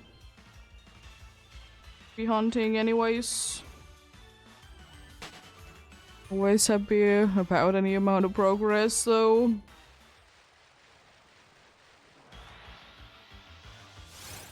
Always happy indeed.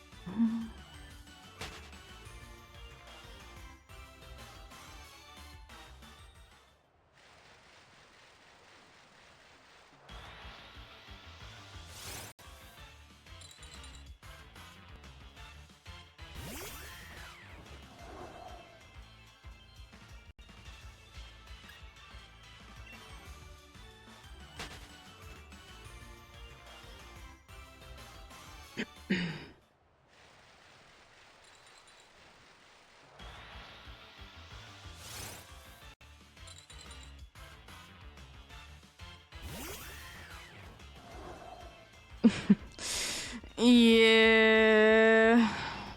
Hopefully, indeed. Yeah, I don't understand really. Well, people are different, unfortunately.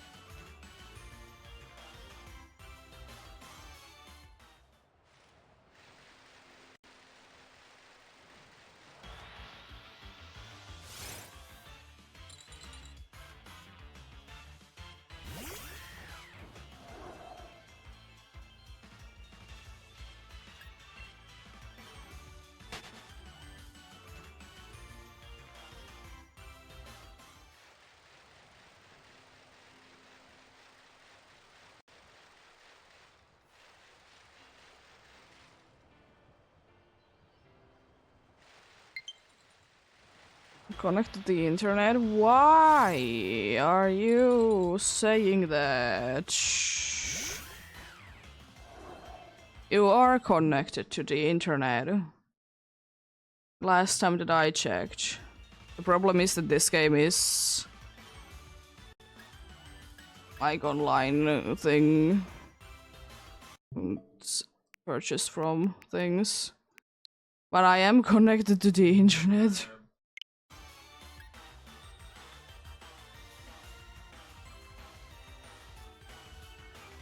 Yeah, I did say that, you know, people are, you know, different.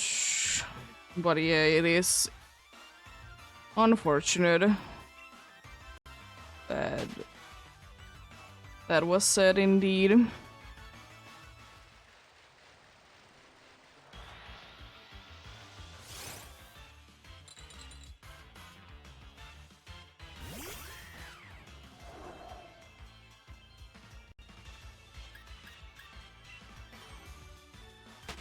Yeah, I think it has happened few times that it says that please connect to the internet.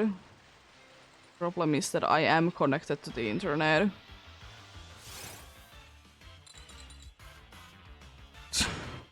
I know that.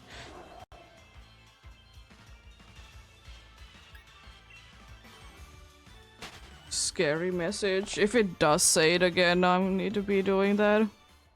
Yeah, it doesn't really show up. Like, you need to be having few things going for it to be showing up, I'm pretty sure.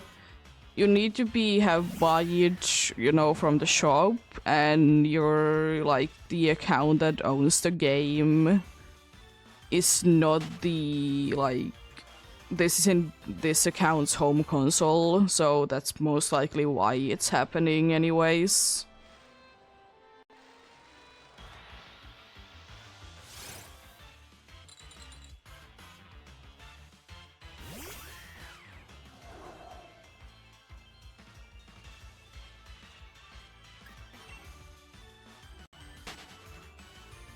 And I can't really be connecting to the internet because a certain game wants to be in the stupid local connection. So it kind of also screws it up.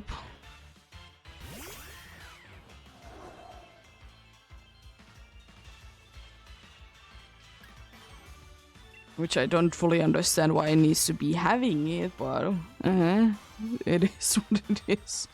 Outside of my control.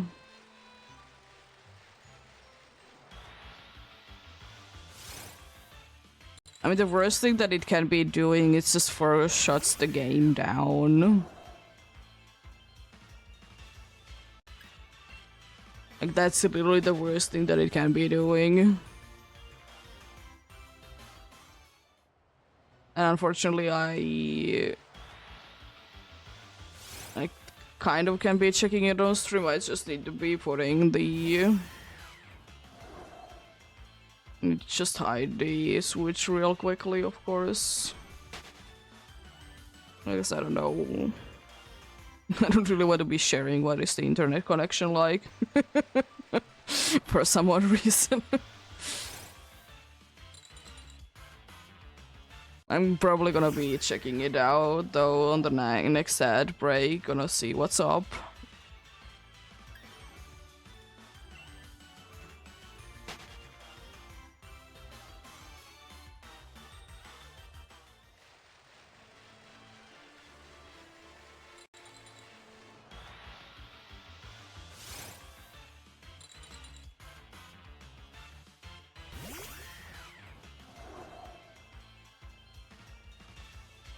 It's just weird because it doesn't happen like almost ever, that message as well, or the pop-up.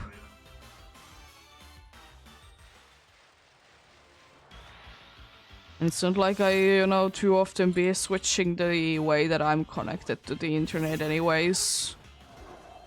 It is usually with a cable.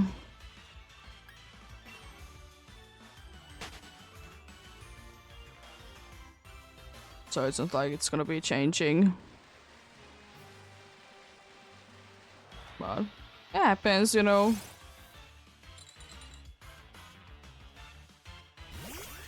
Switch can, you never know, anything can, for temporarily, they can be losing a connection to the internet anyways.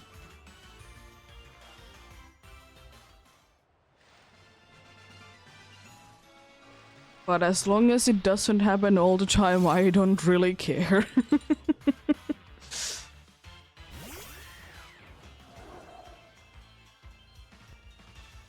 Because it's never, like, popped up when I've been doing Dynamax adventures.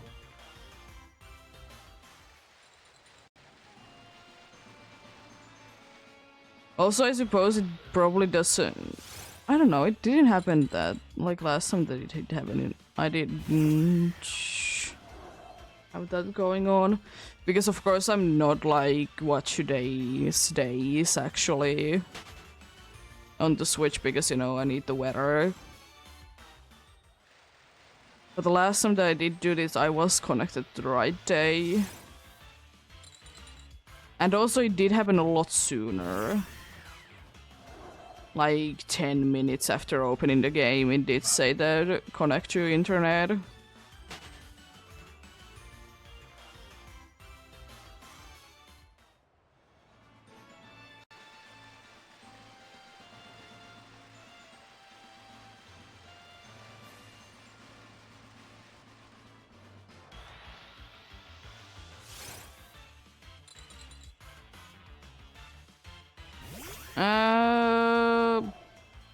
There's honestly quite a good amount of places that you can be finding a Riolu in. You can straight away finding a Riolu as well if you go to the northern section of the map. You can see where they appear in the Pokédex though. Pokédex tells you where you can be finding Pokémons in. Like the exact locations.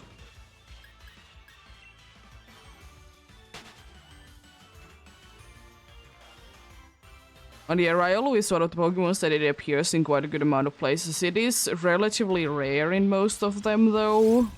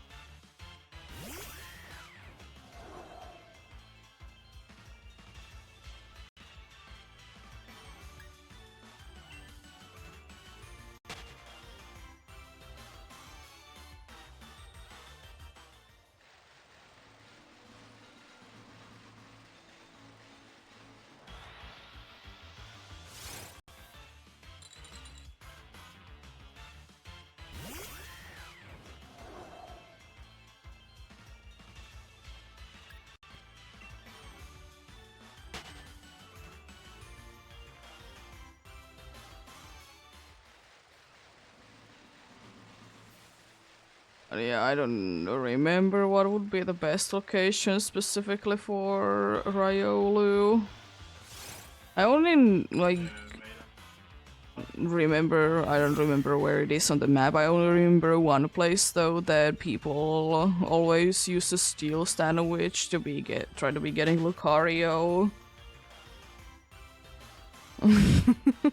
But they end up getting a Riolu instead that is not even boosted by the sandwich. Because, you know, not a steel type.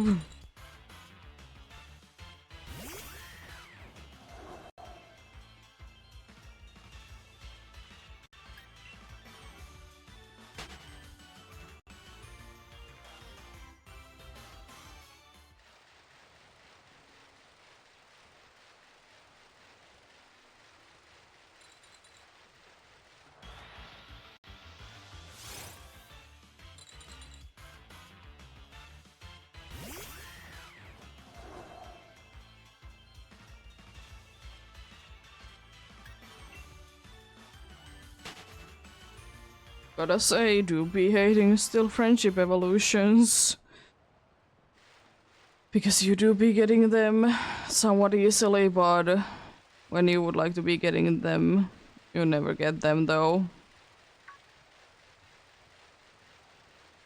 It's just a hassle. If it would be just, you know, a friendship evolution, it wouldn't be so bad, but it needs to be a specific time of day.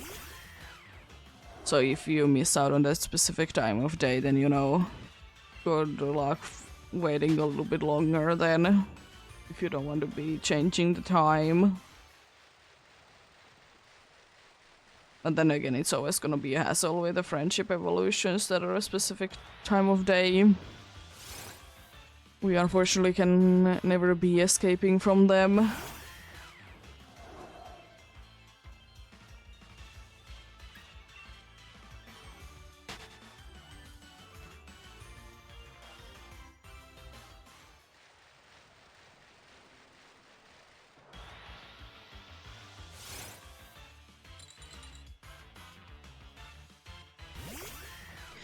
But yeah, anyways, another hour has passed, so soonish another 3-ish minutes of ads coming in. And I'll, as always, be taking around that time of a break myself as well from hunting and, you know, just chill out. Because I still don't want you guys to be missing out on things.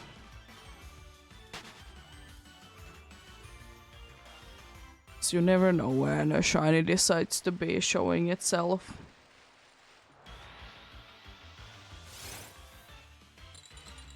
You never know indeed.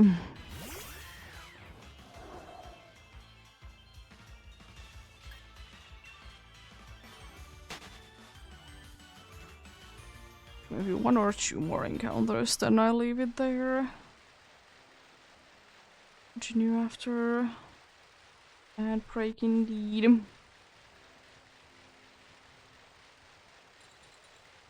Seems to be only 1 encounter because it did take forever to be getting this one anyways.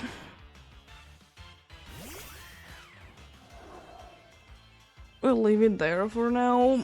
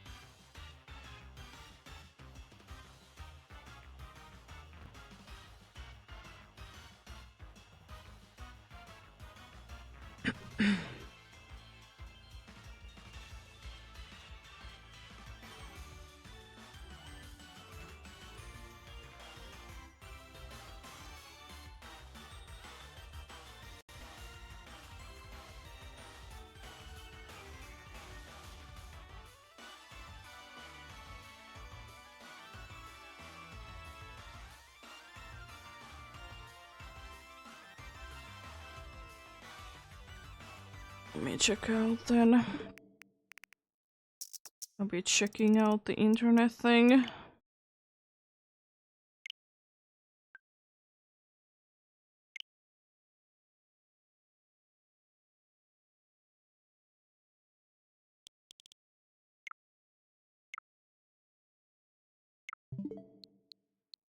Yeah, do be connected.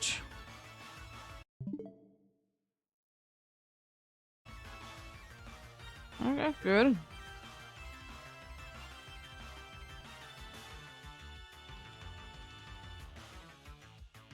I have no idea why.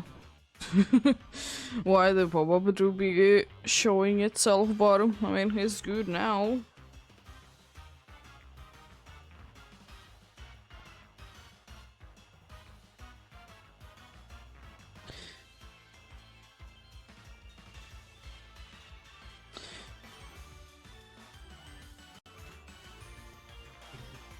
Anyways, indeed.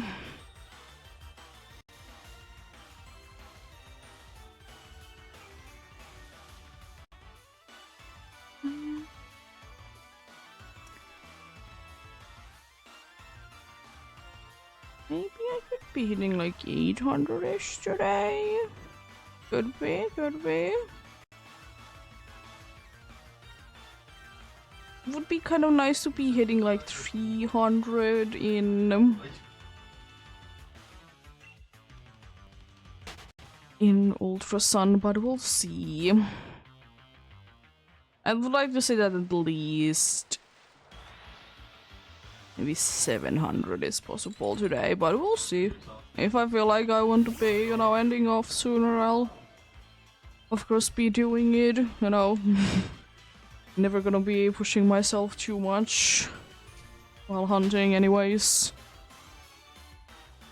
Still, you know, think that shiny hunting should be a thing that one enjoys doing instead of pushing yourself too much.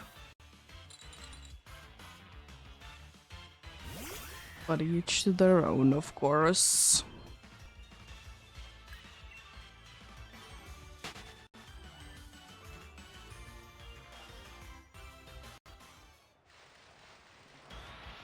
Nice.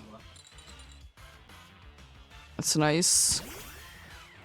Please, it's gonna be a very easy way to be getting it. To be showing up. Might still be taking a while, of course. It doesn't make it guaranteed to be finding quickly, but at least the good thing is that you make it less likely that you will be finding something else.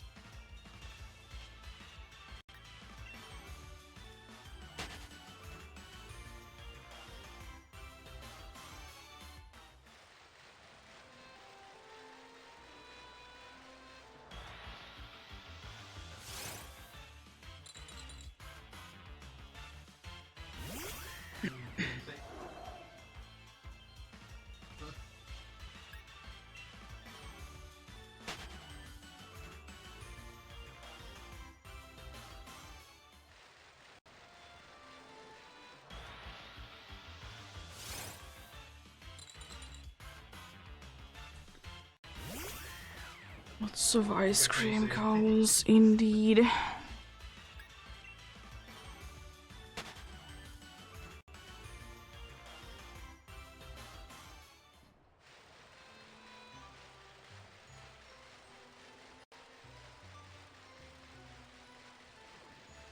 Still in kind of in the same realm though that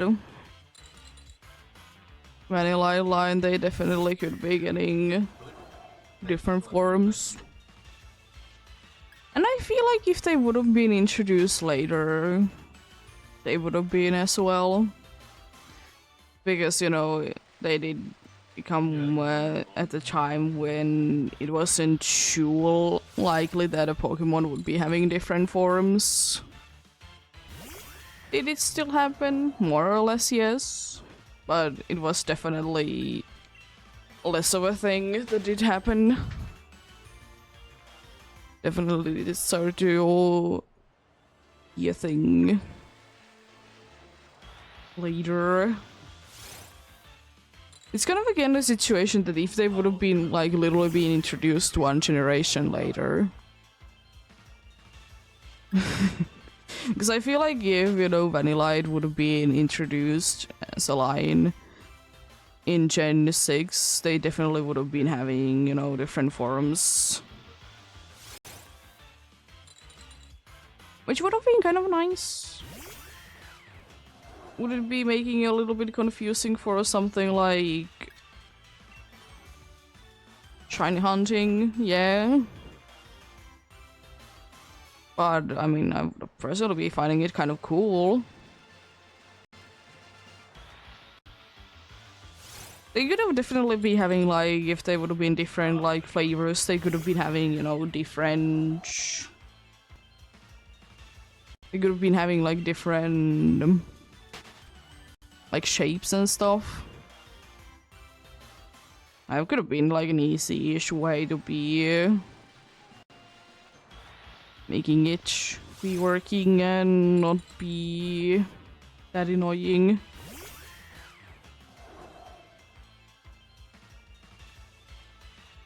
I don't know why wouldn't, or why couldn't there be a bunch of different, ice creams? But then again, I will say also, would it be nowadays too close to something like all creamy? Maybe. But then again, it's only an evolution thing. It would be an entire line if it would be Vanillite.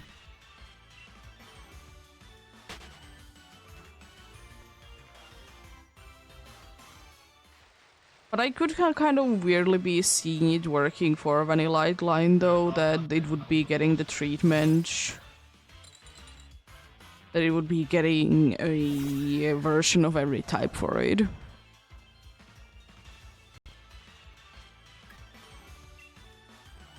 I feel like it would be.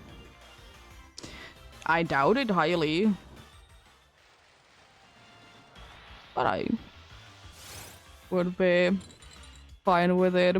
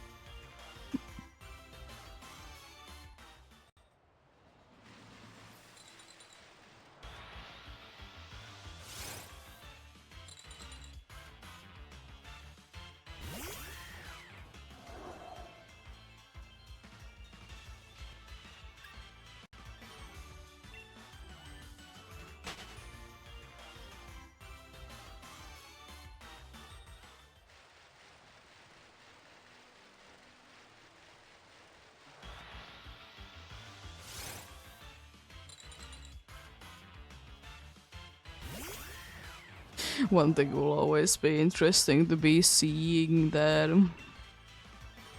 How obvious will something like Poliwag be? You know, it is, subtle, shiny.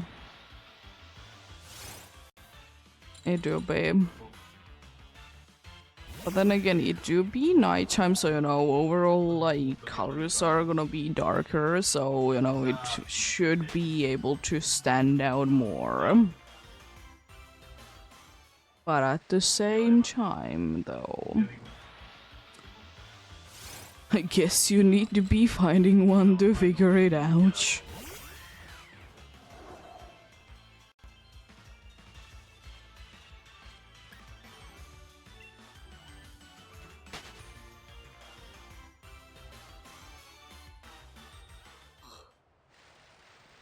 Just need to be, finding one easily done.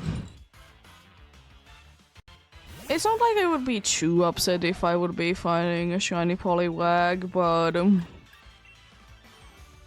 there is better ones.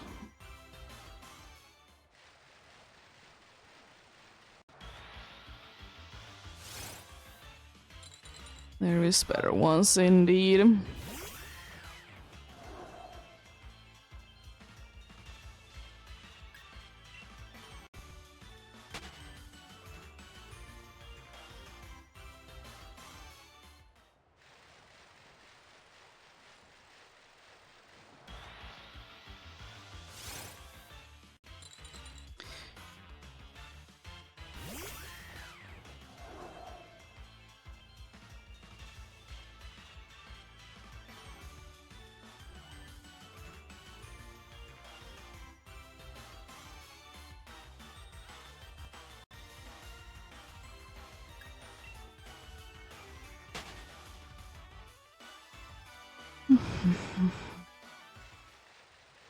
I will still say though one thing. Cirrus Kids, like usual 3D animation, it always reminds me of the stick bug meme.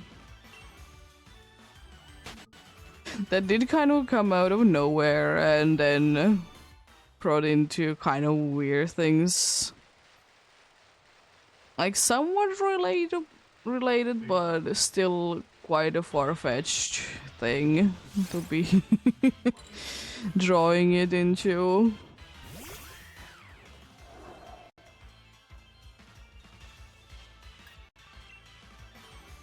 But yeah, will probably forever be reminding me of it. Just because the way that it goes from side to side.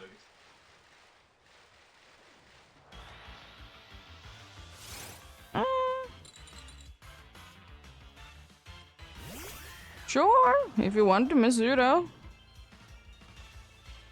I mean, I think you can be, like, depending on what kind of odds you want to be hitting for it, you'll be getting pretty similar results both ways, with outbreaks and with Masuda.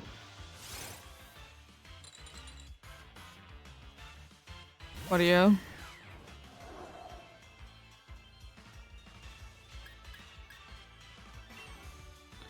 Do Masuda if you want to, of course.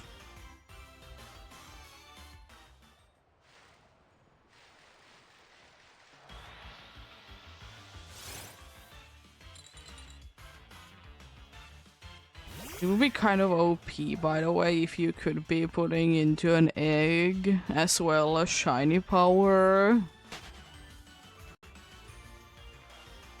Imagine that. Would it be too much? Most likely. Would it be fun? Also absolutely hilarious.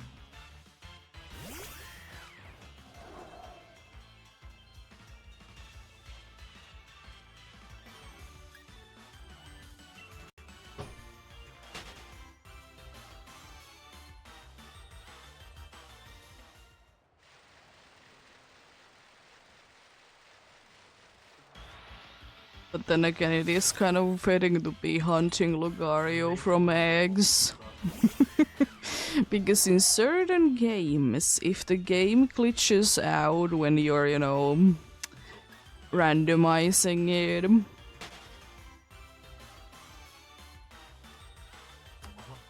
you're gonna be getting an egg that is actually a shiny Lucario, but it's a glitch. Funny things. Why is it Lucario? I have no idea. Lucario doesn't really make the most amount of sense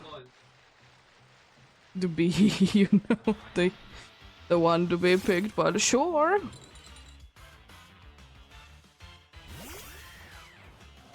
Because it is always fun to be watching, you know, people be making randomizers and then they're like, oh cool, I found a shiny Lucario, but then it's egg. And because I watched so many of them, I know automatically that it's a glitch.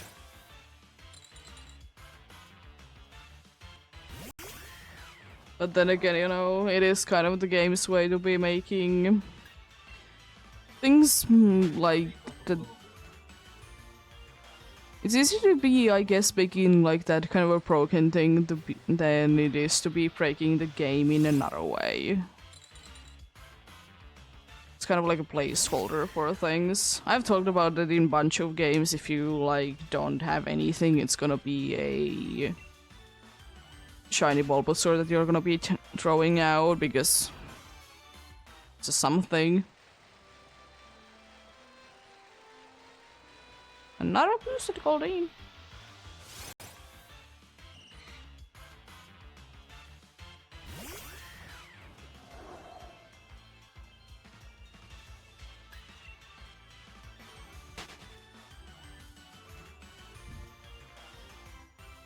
What are you? Egg, the Lucario that is shiny.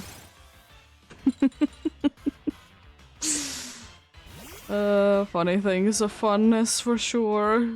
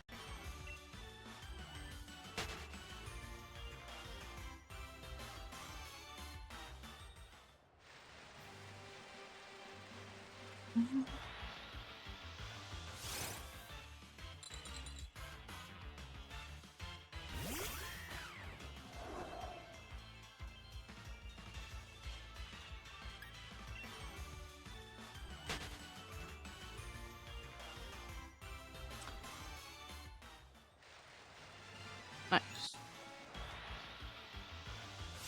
I guess 250 would be kind of goals to be hitting in Brooklyn Hill indeed.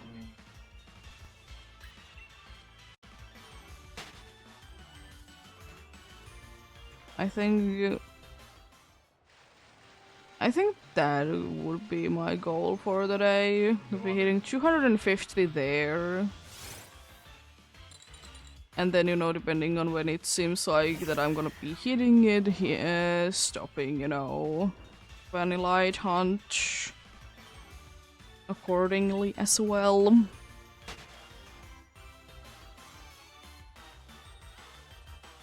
Because for some reason I just...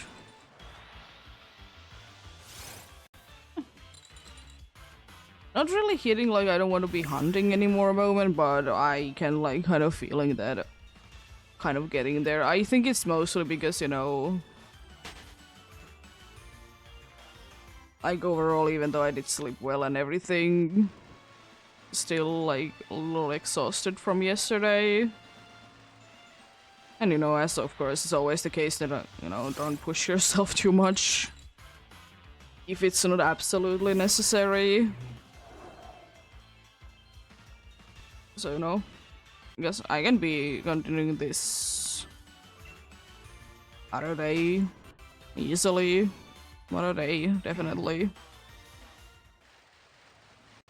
At least, you know, now I know kind of the closest day that I need to be going into in order to be getting the weather I want, which is the 20th.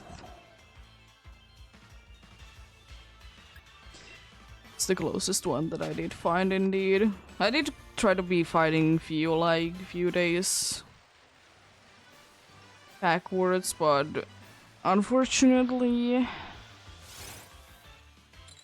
didn't find any, so decided that I'd rather be going forward than backwards. I still know that there is a guaranteed days that, you know, in areas there's gonna be certain weather, but I still like to be having it as close to the actual day as possible. It's not like it's that bad anyways, it's only what, like 9 days. So, you know, it could be a lot worse.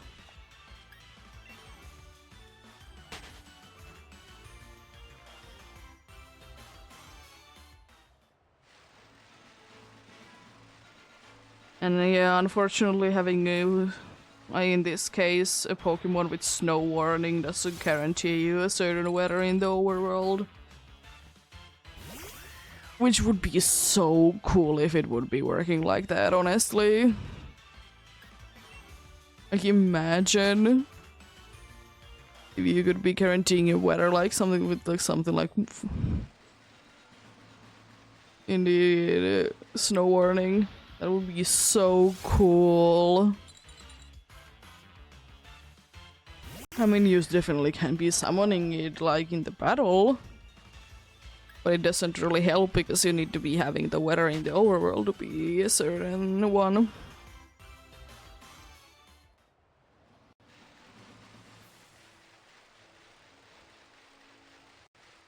So it doesn't really help to be setting it inside the battle in this case. For some hunts it's good enough that you set up the weather inside the battle, of course. But in this case it unfortunately does absolutely nothing. Like, for example, if you're hunting for... If you're hunting for like something in SOS calls that requires certain weathers, then, you know, it's good for that. I mean, then again, I would be preferring to be fighting the weather to be all the time the certain weather, you know, but unfortunately I don't think it can be always be done. As nice as it would be. I mean, in some situations you could technically put in your, like, time backwards all the time, but then again, would it become too much of a hassle for my liking? Most likely, yes. Because, you know, I don't mind changing, you know, the time, like, every...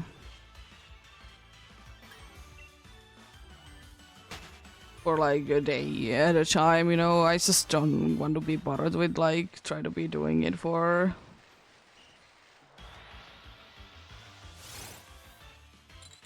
like days upon day, like hour, no, not days by days, but by like hours.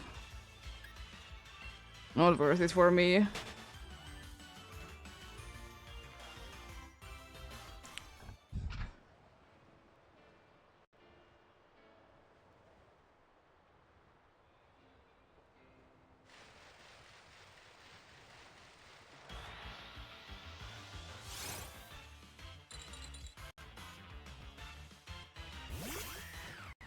Also, I suppose there's gonna be soon sunset chime in Sword as well.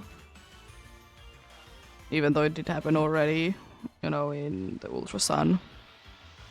Because, you know, night starts at 8 PM, so slowly but surely getting there. Since, you know, sunset chime is 1 hour before, which is in about 5 minutes or so.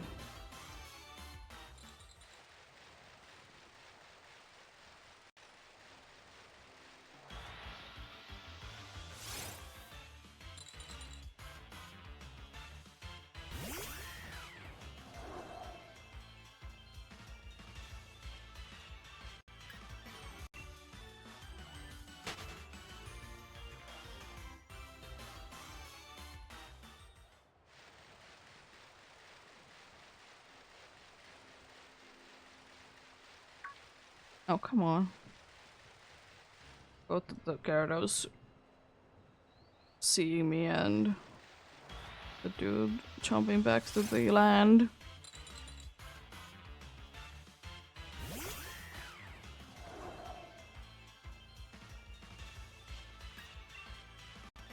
Oh, nice.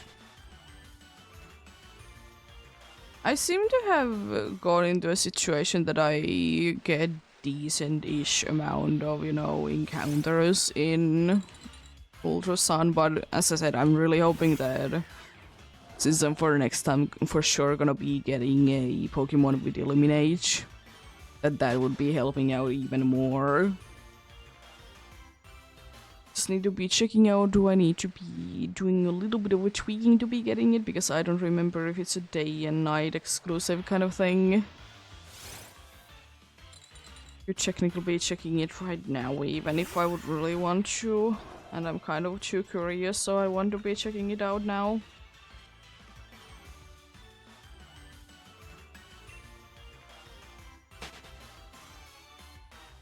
It is a nighttime exclusive, so that's okay. I can immediately do it afterwards. I kind of thought it would be a nighttime exclusive because I'm going for Moralul.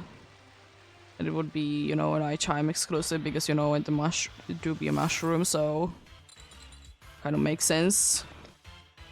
Also another encounter. Nice.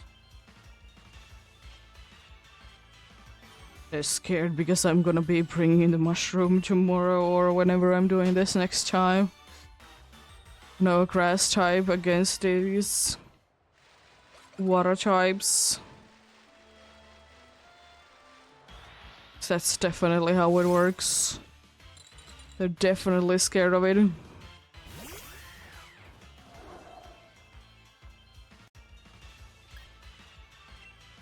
It's kind of an odd place to be finding Moral, though.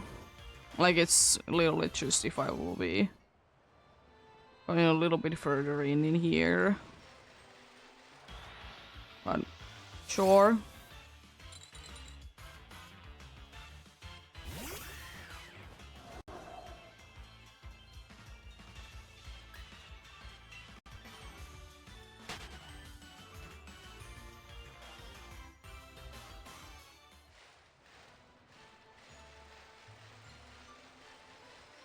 Straight into that Wingull. Not a bad shiny. A shiny that I have of quite a good amount, so I'm not too excited to be getting one, you know. But a cool one. Cool one nonetheless, though. It is definitely on the subtle shine. Both, you know, Wingull and Pelipper. Not the thing that changes doesn't change a lot, because it does. It does go from blue to green, but the problem is that the amount of area that changes is so little. Because the Pokemon is mostly white. Also nighttime encounters, or sunset time encounters, because this should be looking certainly a little bit different. That's pretty pretty. That's pretty indeed. Getting the warm colors there. I always love, by the way, that his Sword and Shield, when it goes to the like overhead camera when you're in water, it doesn't even look like there is any water there. Oh, speaking of water, I find it kind of hilarious though, because if you know that Halucha, when it's above water in the overworld, it like floats about it, like floats over it. But in the battle, it's standing. I know that it's a lot like there's basically no water indeed there, but still, I find it a little odd. Because I found it very cool, like when I did first see that, you know, Halucha was floating over the water when it's, you know, following you in the overworld. I just do be finding it quite odd, like why couldn't it be doing in the battle as well? Would it be too much? Yes. Yes, it would. But I would have absolutely loved it though. If you know me, you know that I do be loving the small little details that don't really matter. To be fair, when I was drawing, like, background things, indeed, did I, like, go... I didn't go exactly to, like, a pixel level perfect, but I did go quite close to PC that they are, you know, nice looking. Even though, like, no one is ever gonna be noticing them. It's kind of a thing, though, which... like what I've seen with artists anyways, that quite a good amount artists wants to be making things that don't really do anything still to be looking nice, because, you know, they know that it's like what it is looking like actually. But yeah, I don't think that I will ever be going into a pixel level perfection, because at that point it would be too much to me.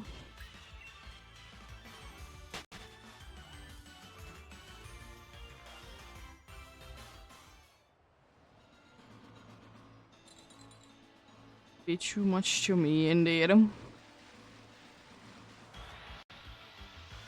You know, do everything into the level that you enjoy doing them.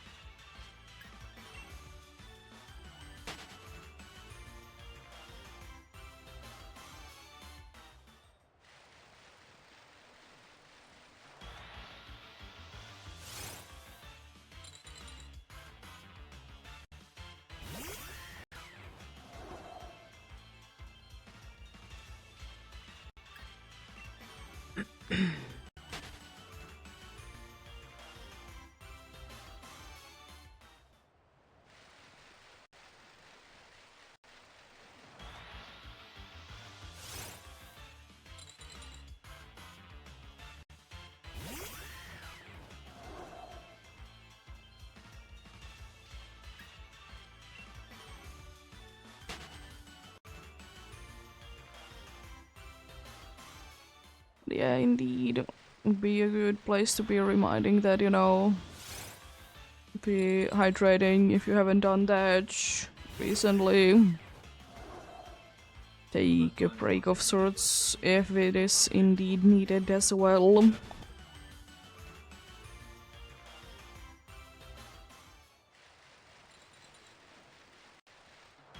No, it has been.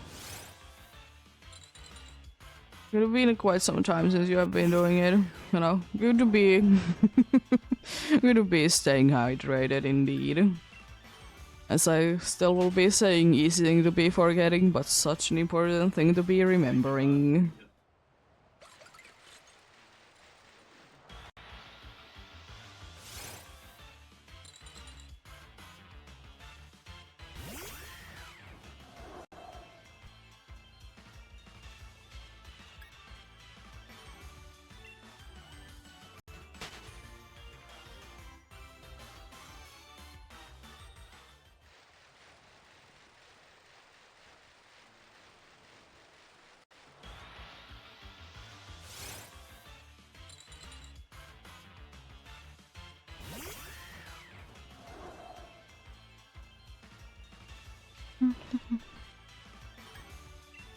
Oh.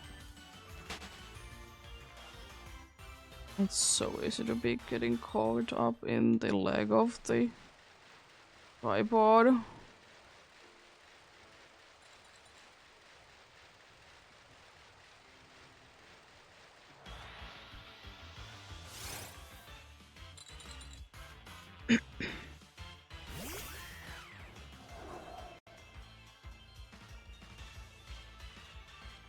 Also, is it just me, or is the jump that the dude does when it goes back to the dog, whatever my thing? Is it a little, like, too much? Like, the dude, like, boosts itself up so high in the air, it's insane. For, like, no reason.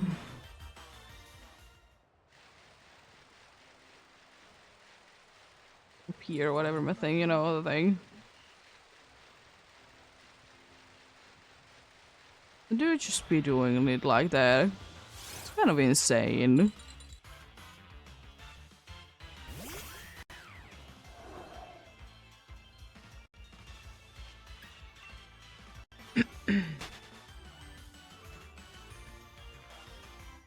Kind of insane indeed.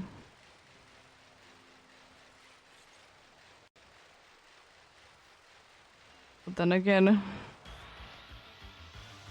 still there is the ledges that are impossible.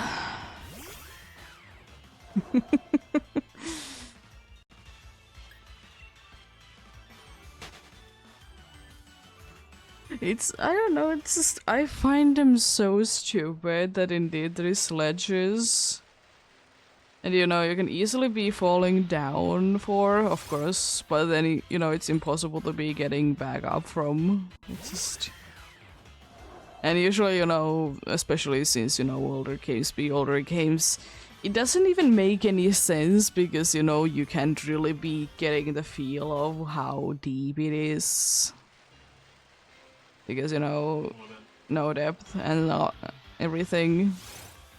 But I feel like there is like very few areas, if I remember correctly, in like Ultra Sun and Ultra Moon that I have been seeing that there's also ledges like that.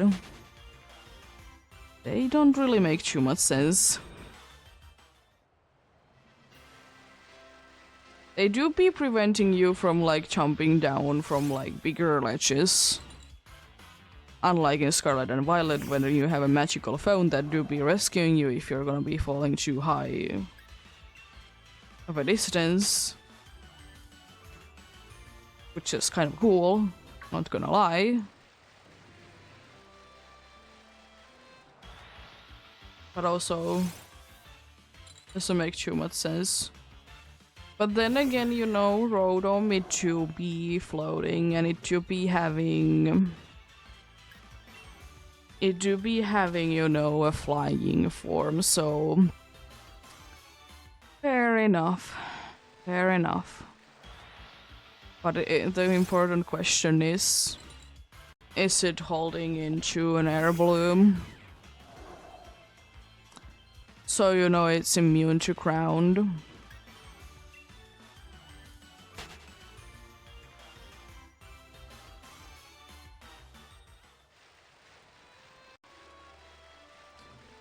That's an important thing to be remembering. If you are ever having a Rotom, remember to be equipped with an air balloon. Otherwise it wouldn't be immune enough to ground.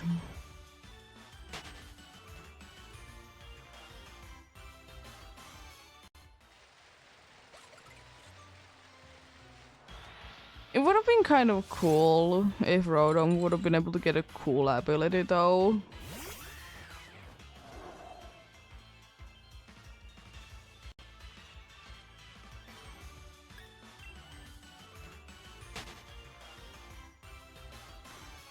Like imagine if Rotom could have been getting like a cool thing. Because it's such a unique Pokemon.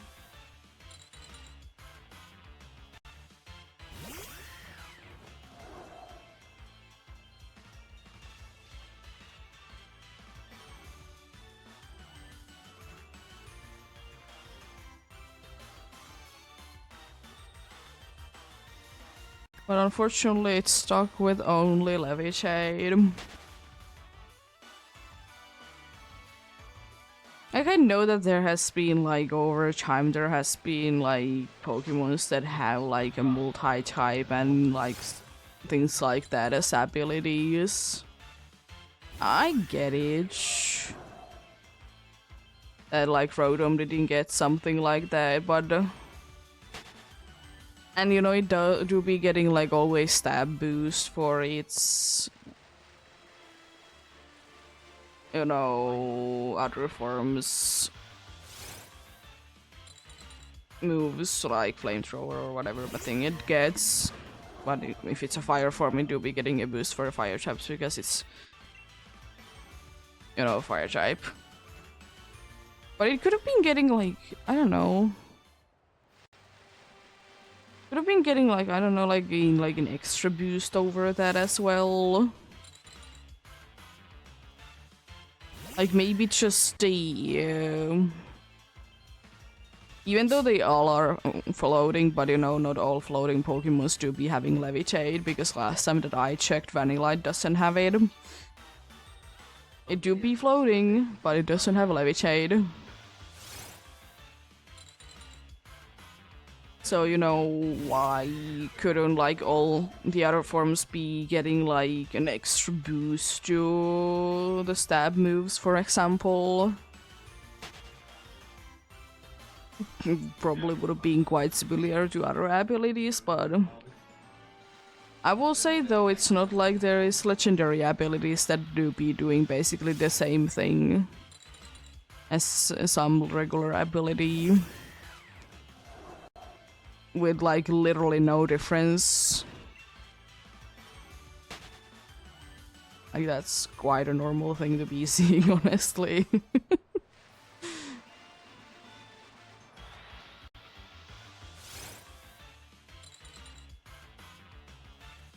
Do be indeed.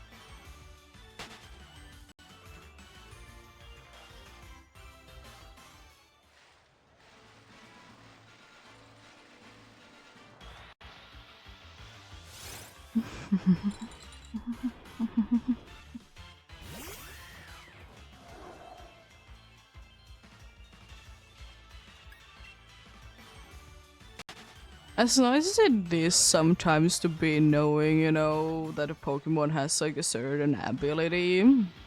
Like in the case that if you're specifically looking for a damp Pokemon for like from like the who is it, Psyduck line? You know, like if they have Cloud9. It's nice to be knowing, but I still would be hoping that there could be a way to be skipping them. Yes, sometimes they are kind of annoying. They do be.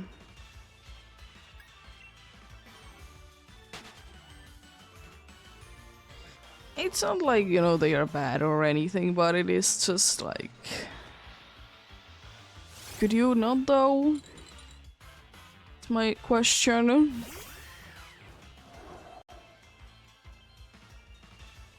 It'd be quite nice if you would sometimes, you know, not to be like that. Indeed.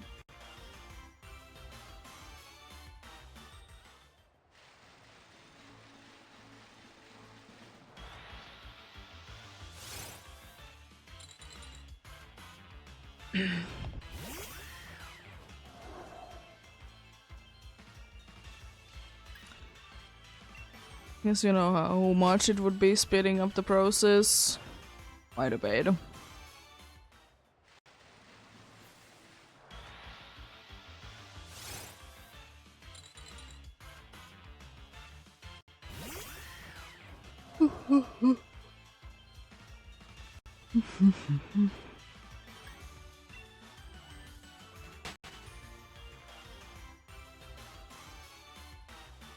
It do be.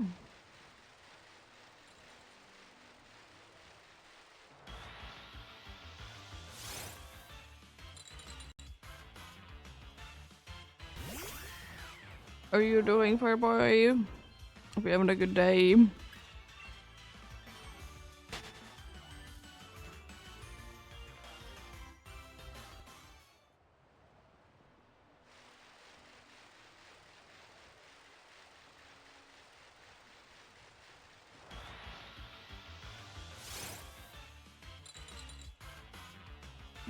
Marks happen if they happen, though, for me. It would be cool if I would be getting a rare mark, but it happens if it happens.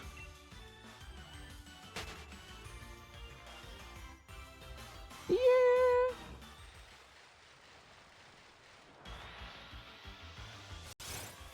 The rarest kind of mark that I have been able to get is a personality mark. No, I don't have the mark charm.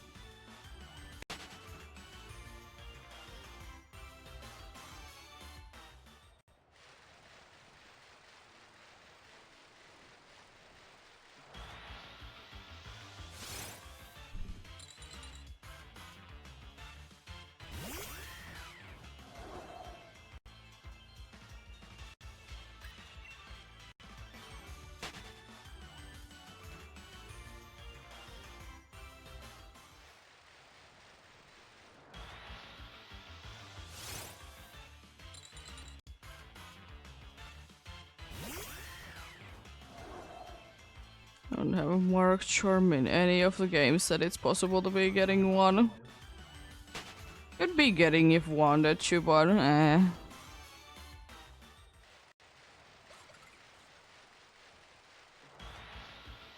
really want to, I can be always be getting them, but if I care enough one day. If I care enough one day, then, you know, can be getting it done.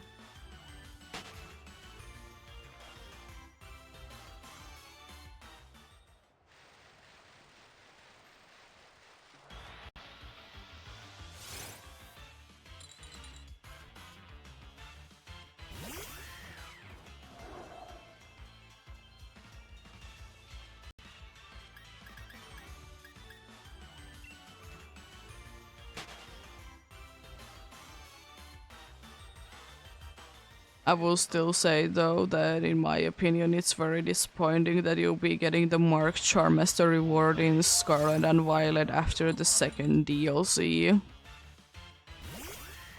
I find it so disappointing.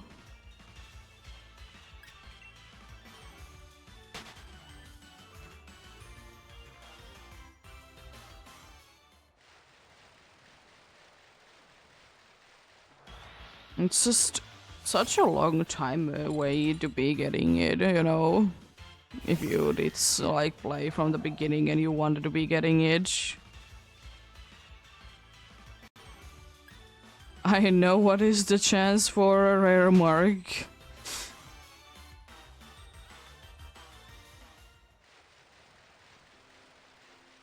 It's 1 in 1,000 indeed. I have gotten it once because I was randomly going through like all the Pokemons that I did catch for or in my original Shield file. One of them did have the rare mark. It's a regular Pokemon, not a shiny. A rare mark nonetheless though.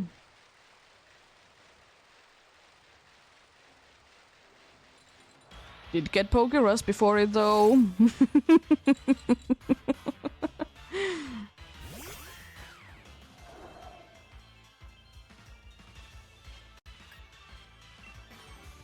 I know that a certain person named Dominator has a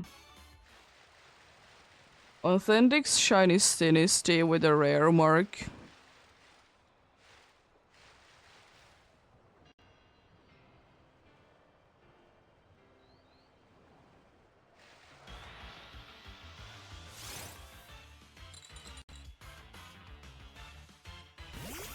I mean, I suppose what odds are you running in? Because I'm doing full odds.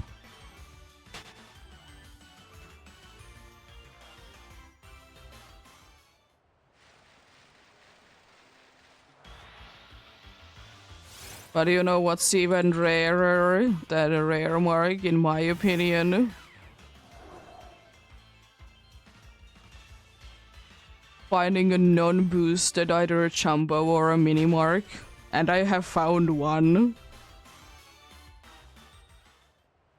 It was again a regular Pokemon, but it's still pretty rare.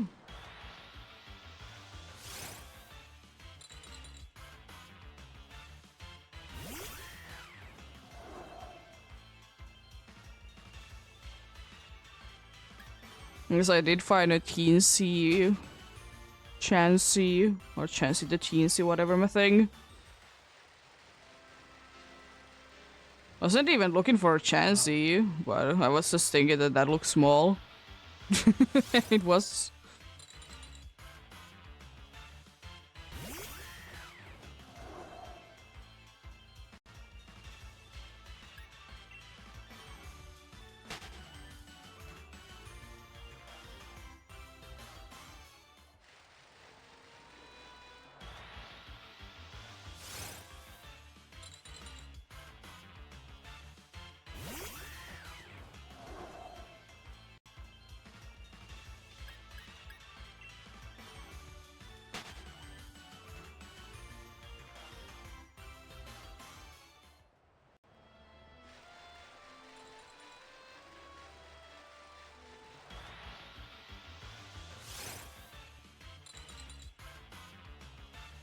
Yeah.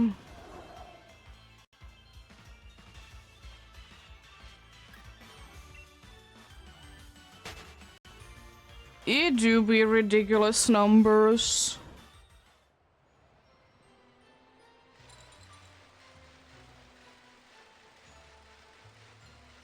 But so many things in Pokemon are ridiculous numbers though.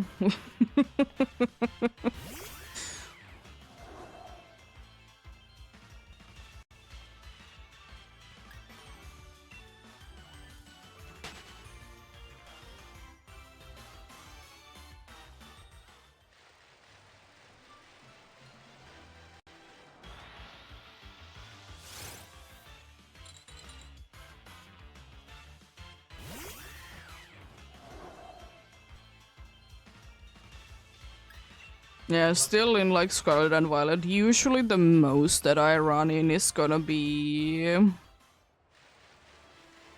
a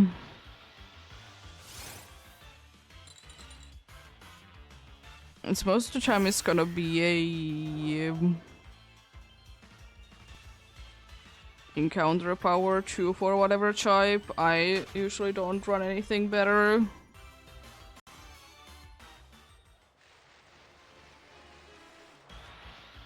I mean, still technically you can be bringing a Pokemon from older games and they will be having random sizes, and you know, in older games you can be duplicating them and such. But yeah. It do be rare.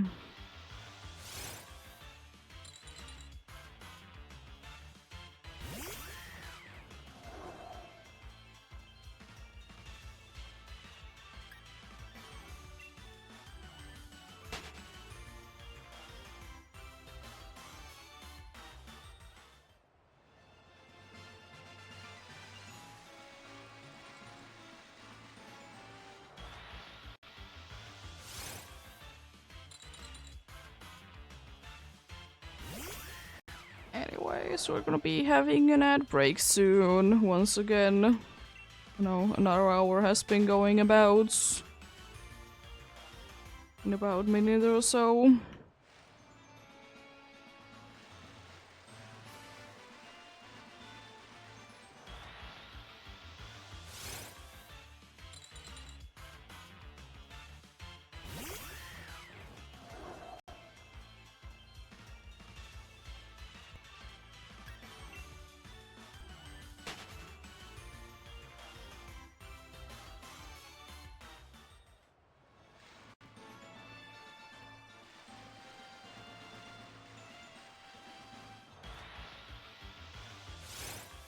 I mean, you can't really do that.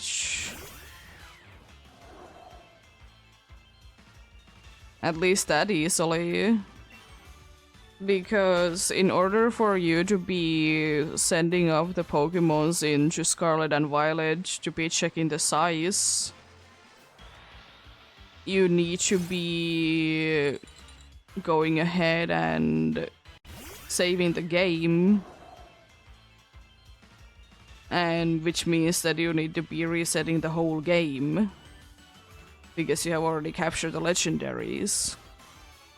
But yeah.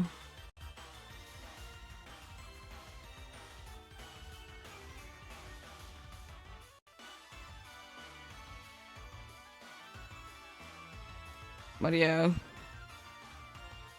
It do be what it do be, but to be fair, if I do be getting rare monster things, it's cool. But I'm not gonna specifically be looking for too many of them.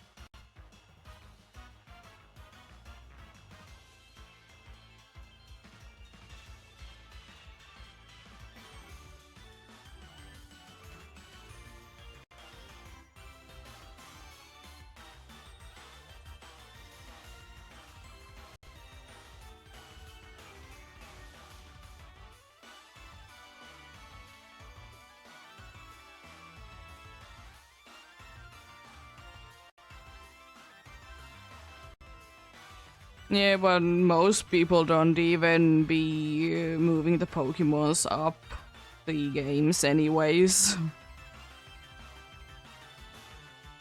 Like most people, they just be letting the games be, they don't even buy the newer games.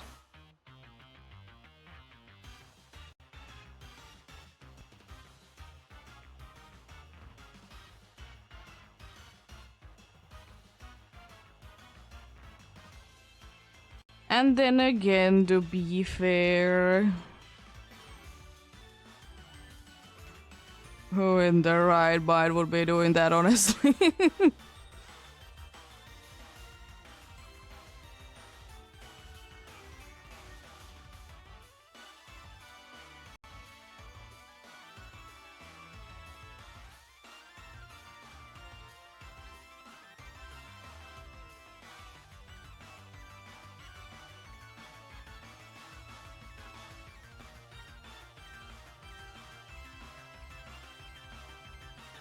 I'd rather be doing something more fun than it's wasting my time with shiny hunting.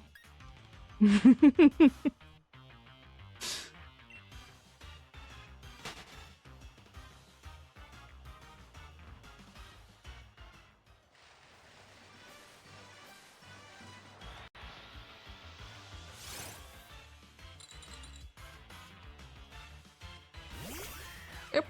Let's see though.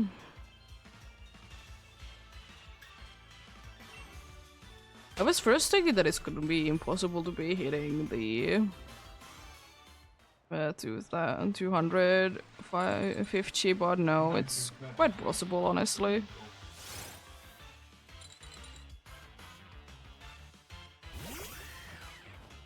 So that's nice.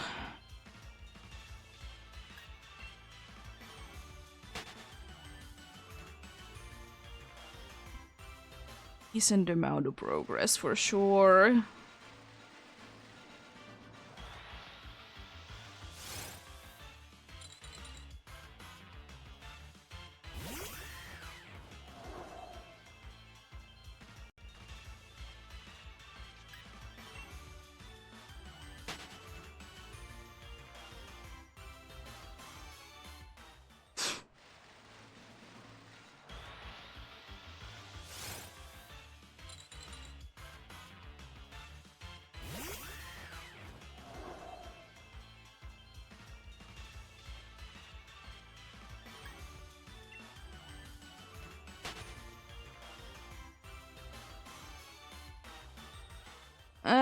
It really depends. As I said, you need to be resetting the entire game to be able to get the legendaries again. With, like, if you don't want to be, you know, modifying the game. So, I don't know if it would be too easy. Well, it can't be still the easiest. I don't know if Dynamax Adventures would be easier, because you can get access to them a lot quicker.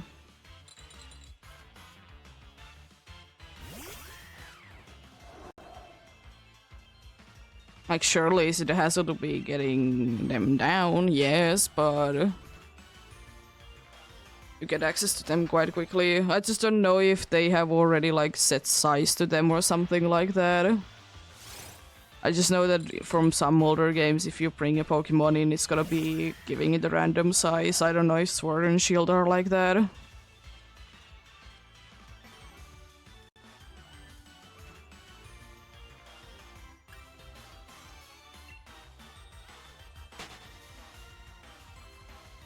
But isn't it cooler if it's from even older game though?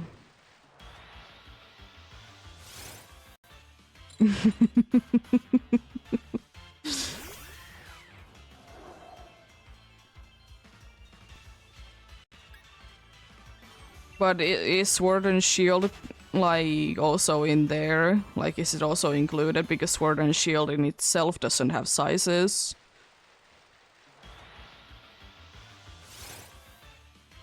Oh, back to home.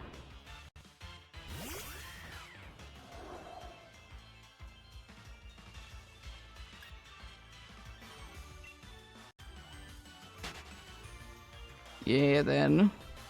Yeah, the older games you can get the most legendaries, but as I said, you don't be getting access to them that early. Like, you need to be going quite a good amount of hours of story every single time if you don't want to be using save states. But if you want it as legit as possible, then it's gonna be taking, you know, resetting every single time.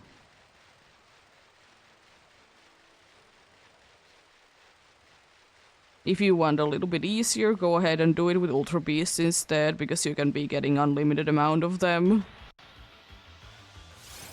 You know, warm up with it.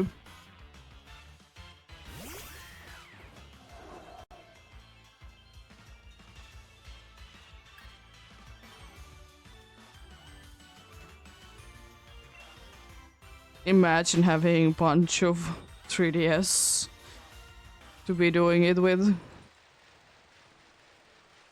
And also imagine having that many games.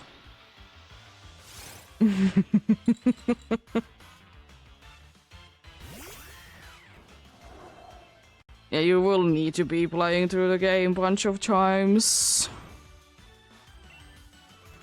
As I said, it just depends, like, do you care too much how legit it is? Because if I would personally be doing it, which I'm not going to be doing at any point, I would be personally using save states.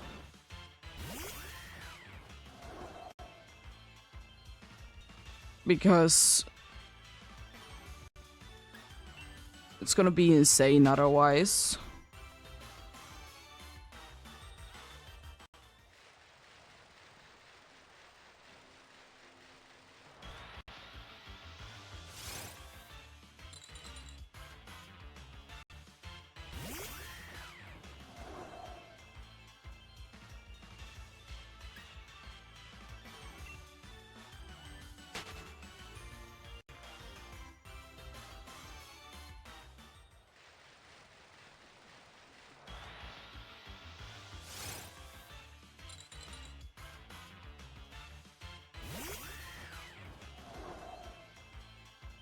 But yeah, it's one of those things anyways that is safe stating okay in certain situations when you're shiny hunting. I say in most cases fair enough, I don't really care.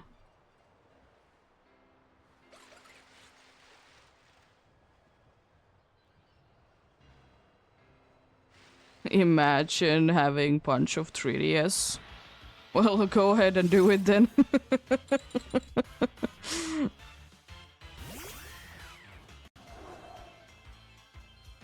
Yeah. I technically have 2, but in actuality I only have 1.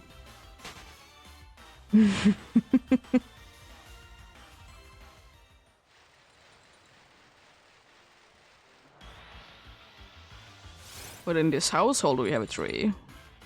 But actuality 2. Even though they are not technically 3DS, they are 2DS, but you know, they will be playing 3DS games anyways.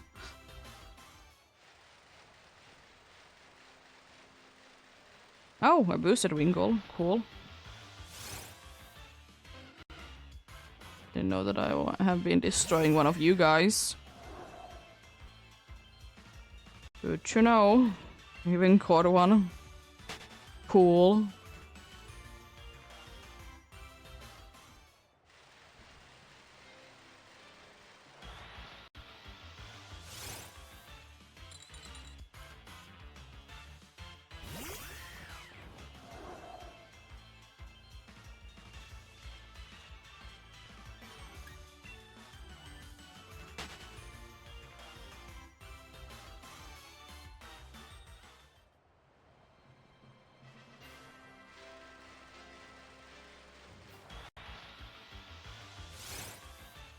Yeah, I have one broken one in the case that it kind of works, kind of doesn't. It just literally doesn't show anything. Like, it literally doesn't show anything. It boots up and everything, but it just doesn't show anything.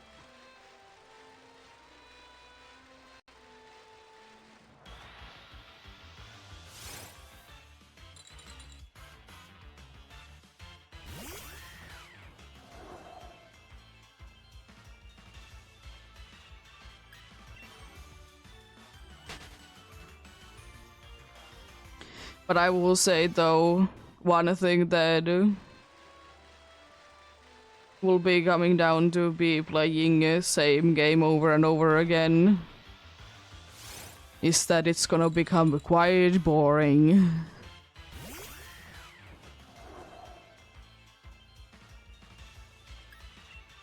That's why, like, quite a good amount of people are, like, when they're doing Menifee egg hunts, they are doing it with, like, they are safe stating before they get the Menifee egg, because it's understandable that you don't want to be playing through the game again and again.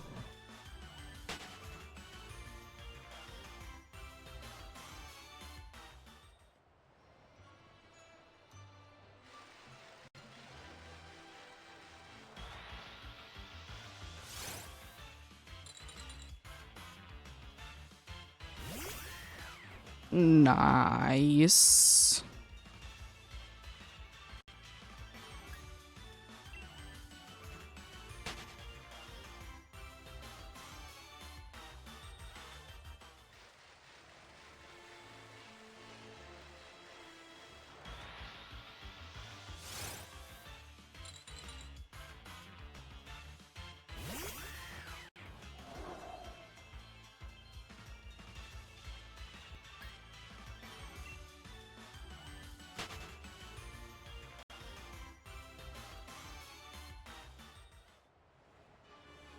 How does a Manaphy feel the most illegitimate shiny ever? I mean, if you want to, you can be playing through one Ranger's game and then transfer it into a game and then hatch the one egg over and over again.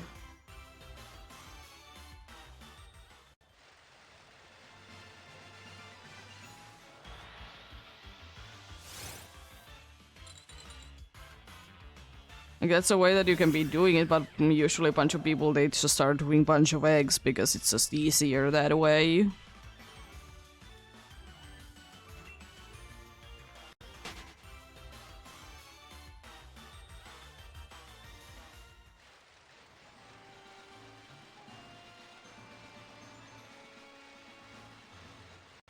I mean, there's technically another way to be getting a shiny Manaphy, and it's literally by putting a code into the system or the game. Like, that is indeed a way to be getting a shiny Manaphy. It do be legit and everything. Like, you can be transferring it into newer games.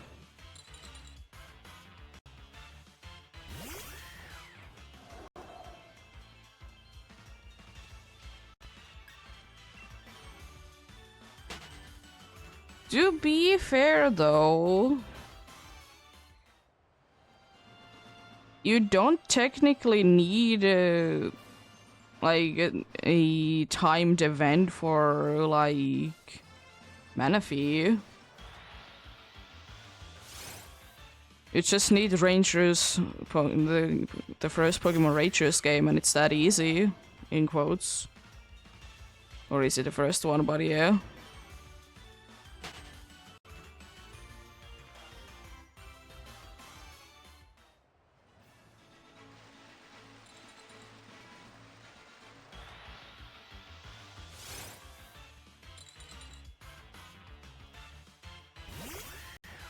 But then again, you know, people do be selling like Pokemon games that do be having certain events.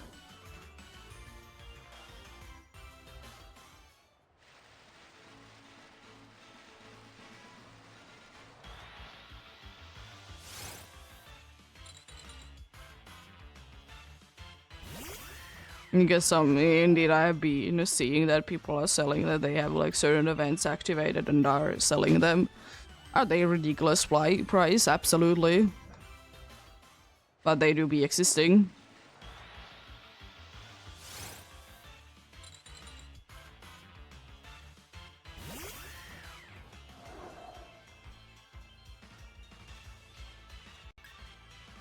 And for Chirachi as well, it's not really an event as well. You can be just sending a Chirachi from another game too.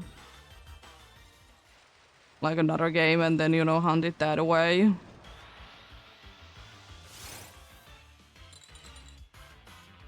Again, requiring a bunch of resets for the game, for sure, if you want to be doing it that way. But possible nonetheless.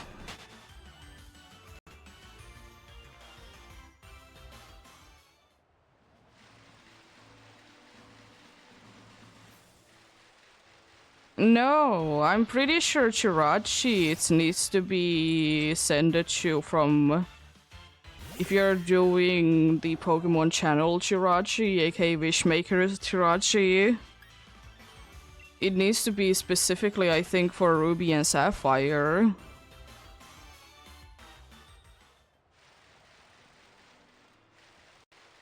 Kind of like Manaphy needs to be specifically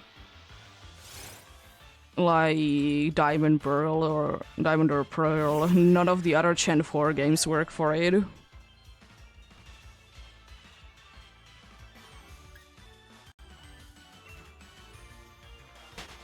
Well, I don't think that they are any illegitimate way to be getting them because you'll be away. Still better than seeing if the egg is shiny.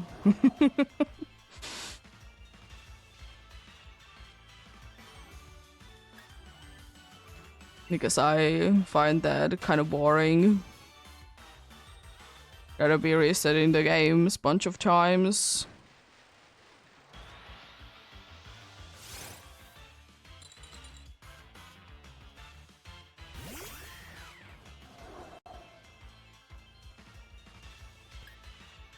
Yeah, Mew, I think, is specifically indeed for only in... If you want the event, it needs to be specifically for Emerald and needs to be Japanese, because the event ticket was only ever distributed there. But there is glitches that you can be accessing the place, of course. But, you know, people do it. But it is what it is. Some of those shinies are available in Pokemon Go through paywall in limited times for sure, but rather be getting in the main series game than in Pokemon Go though.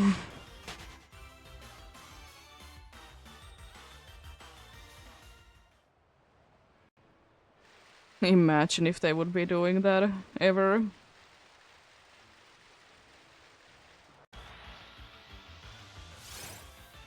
Also, one more encounter in Ultra Sun, and then 10 more in...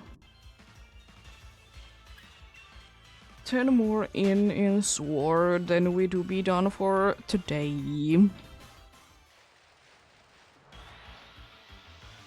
I'm waiting a little bit to be doing more things in Ultra Sun then.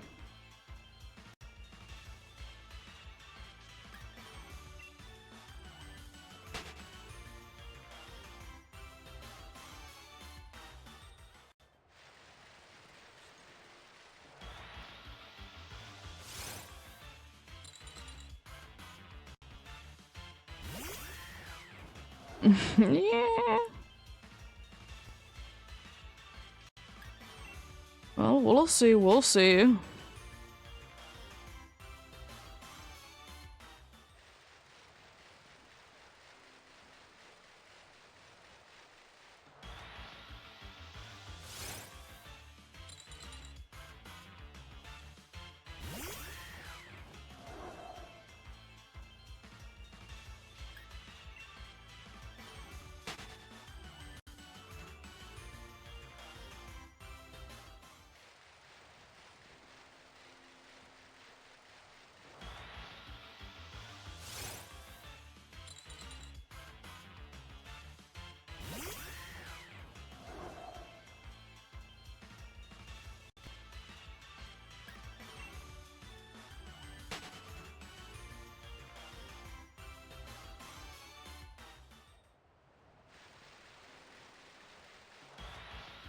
I mean, 30 years is a pretty long time ago, though.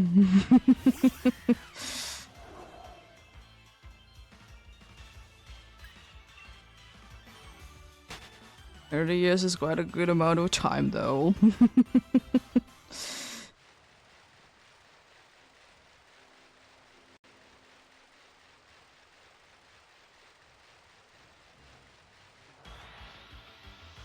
Because not too many franchises will be able to go that long.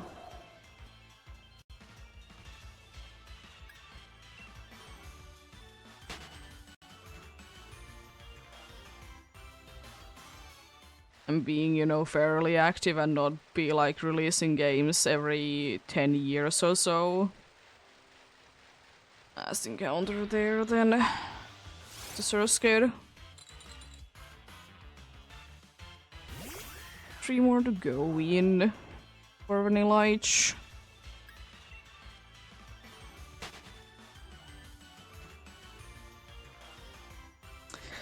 I'm afraid that we're not gonna be seeing any nighttime encounters in Sword today. Sad days. Sad days. But hey, 5.5 hours to be getting 700 checks in for one game, 250 for the other one. It's not too bad at all. Try to be hoping that for the next time that I'm doing the surfing, it's gonna be a little bit better. We'll see, we'll see. Indeed, maybe tomorrow I'll be doing Dynamax Adventures, maybe I'll be doing this. We'll see.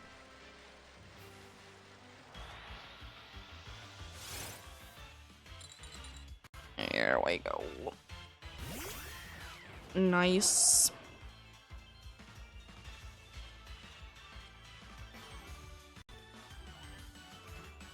Yep.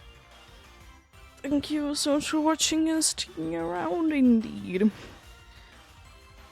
Have a great rest of the day. Remember to take care of yourselves. Remember to do everything you need to do today and remember to get enough rest as well. I'll see you guys indeed tomorrow with something for sure.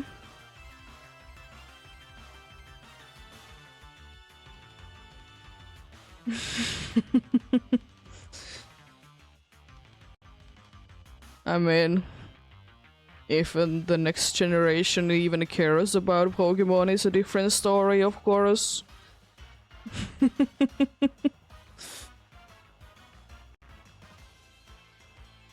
But yep. Until tomorrow, bye!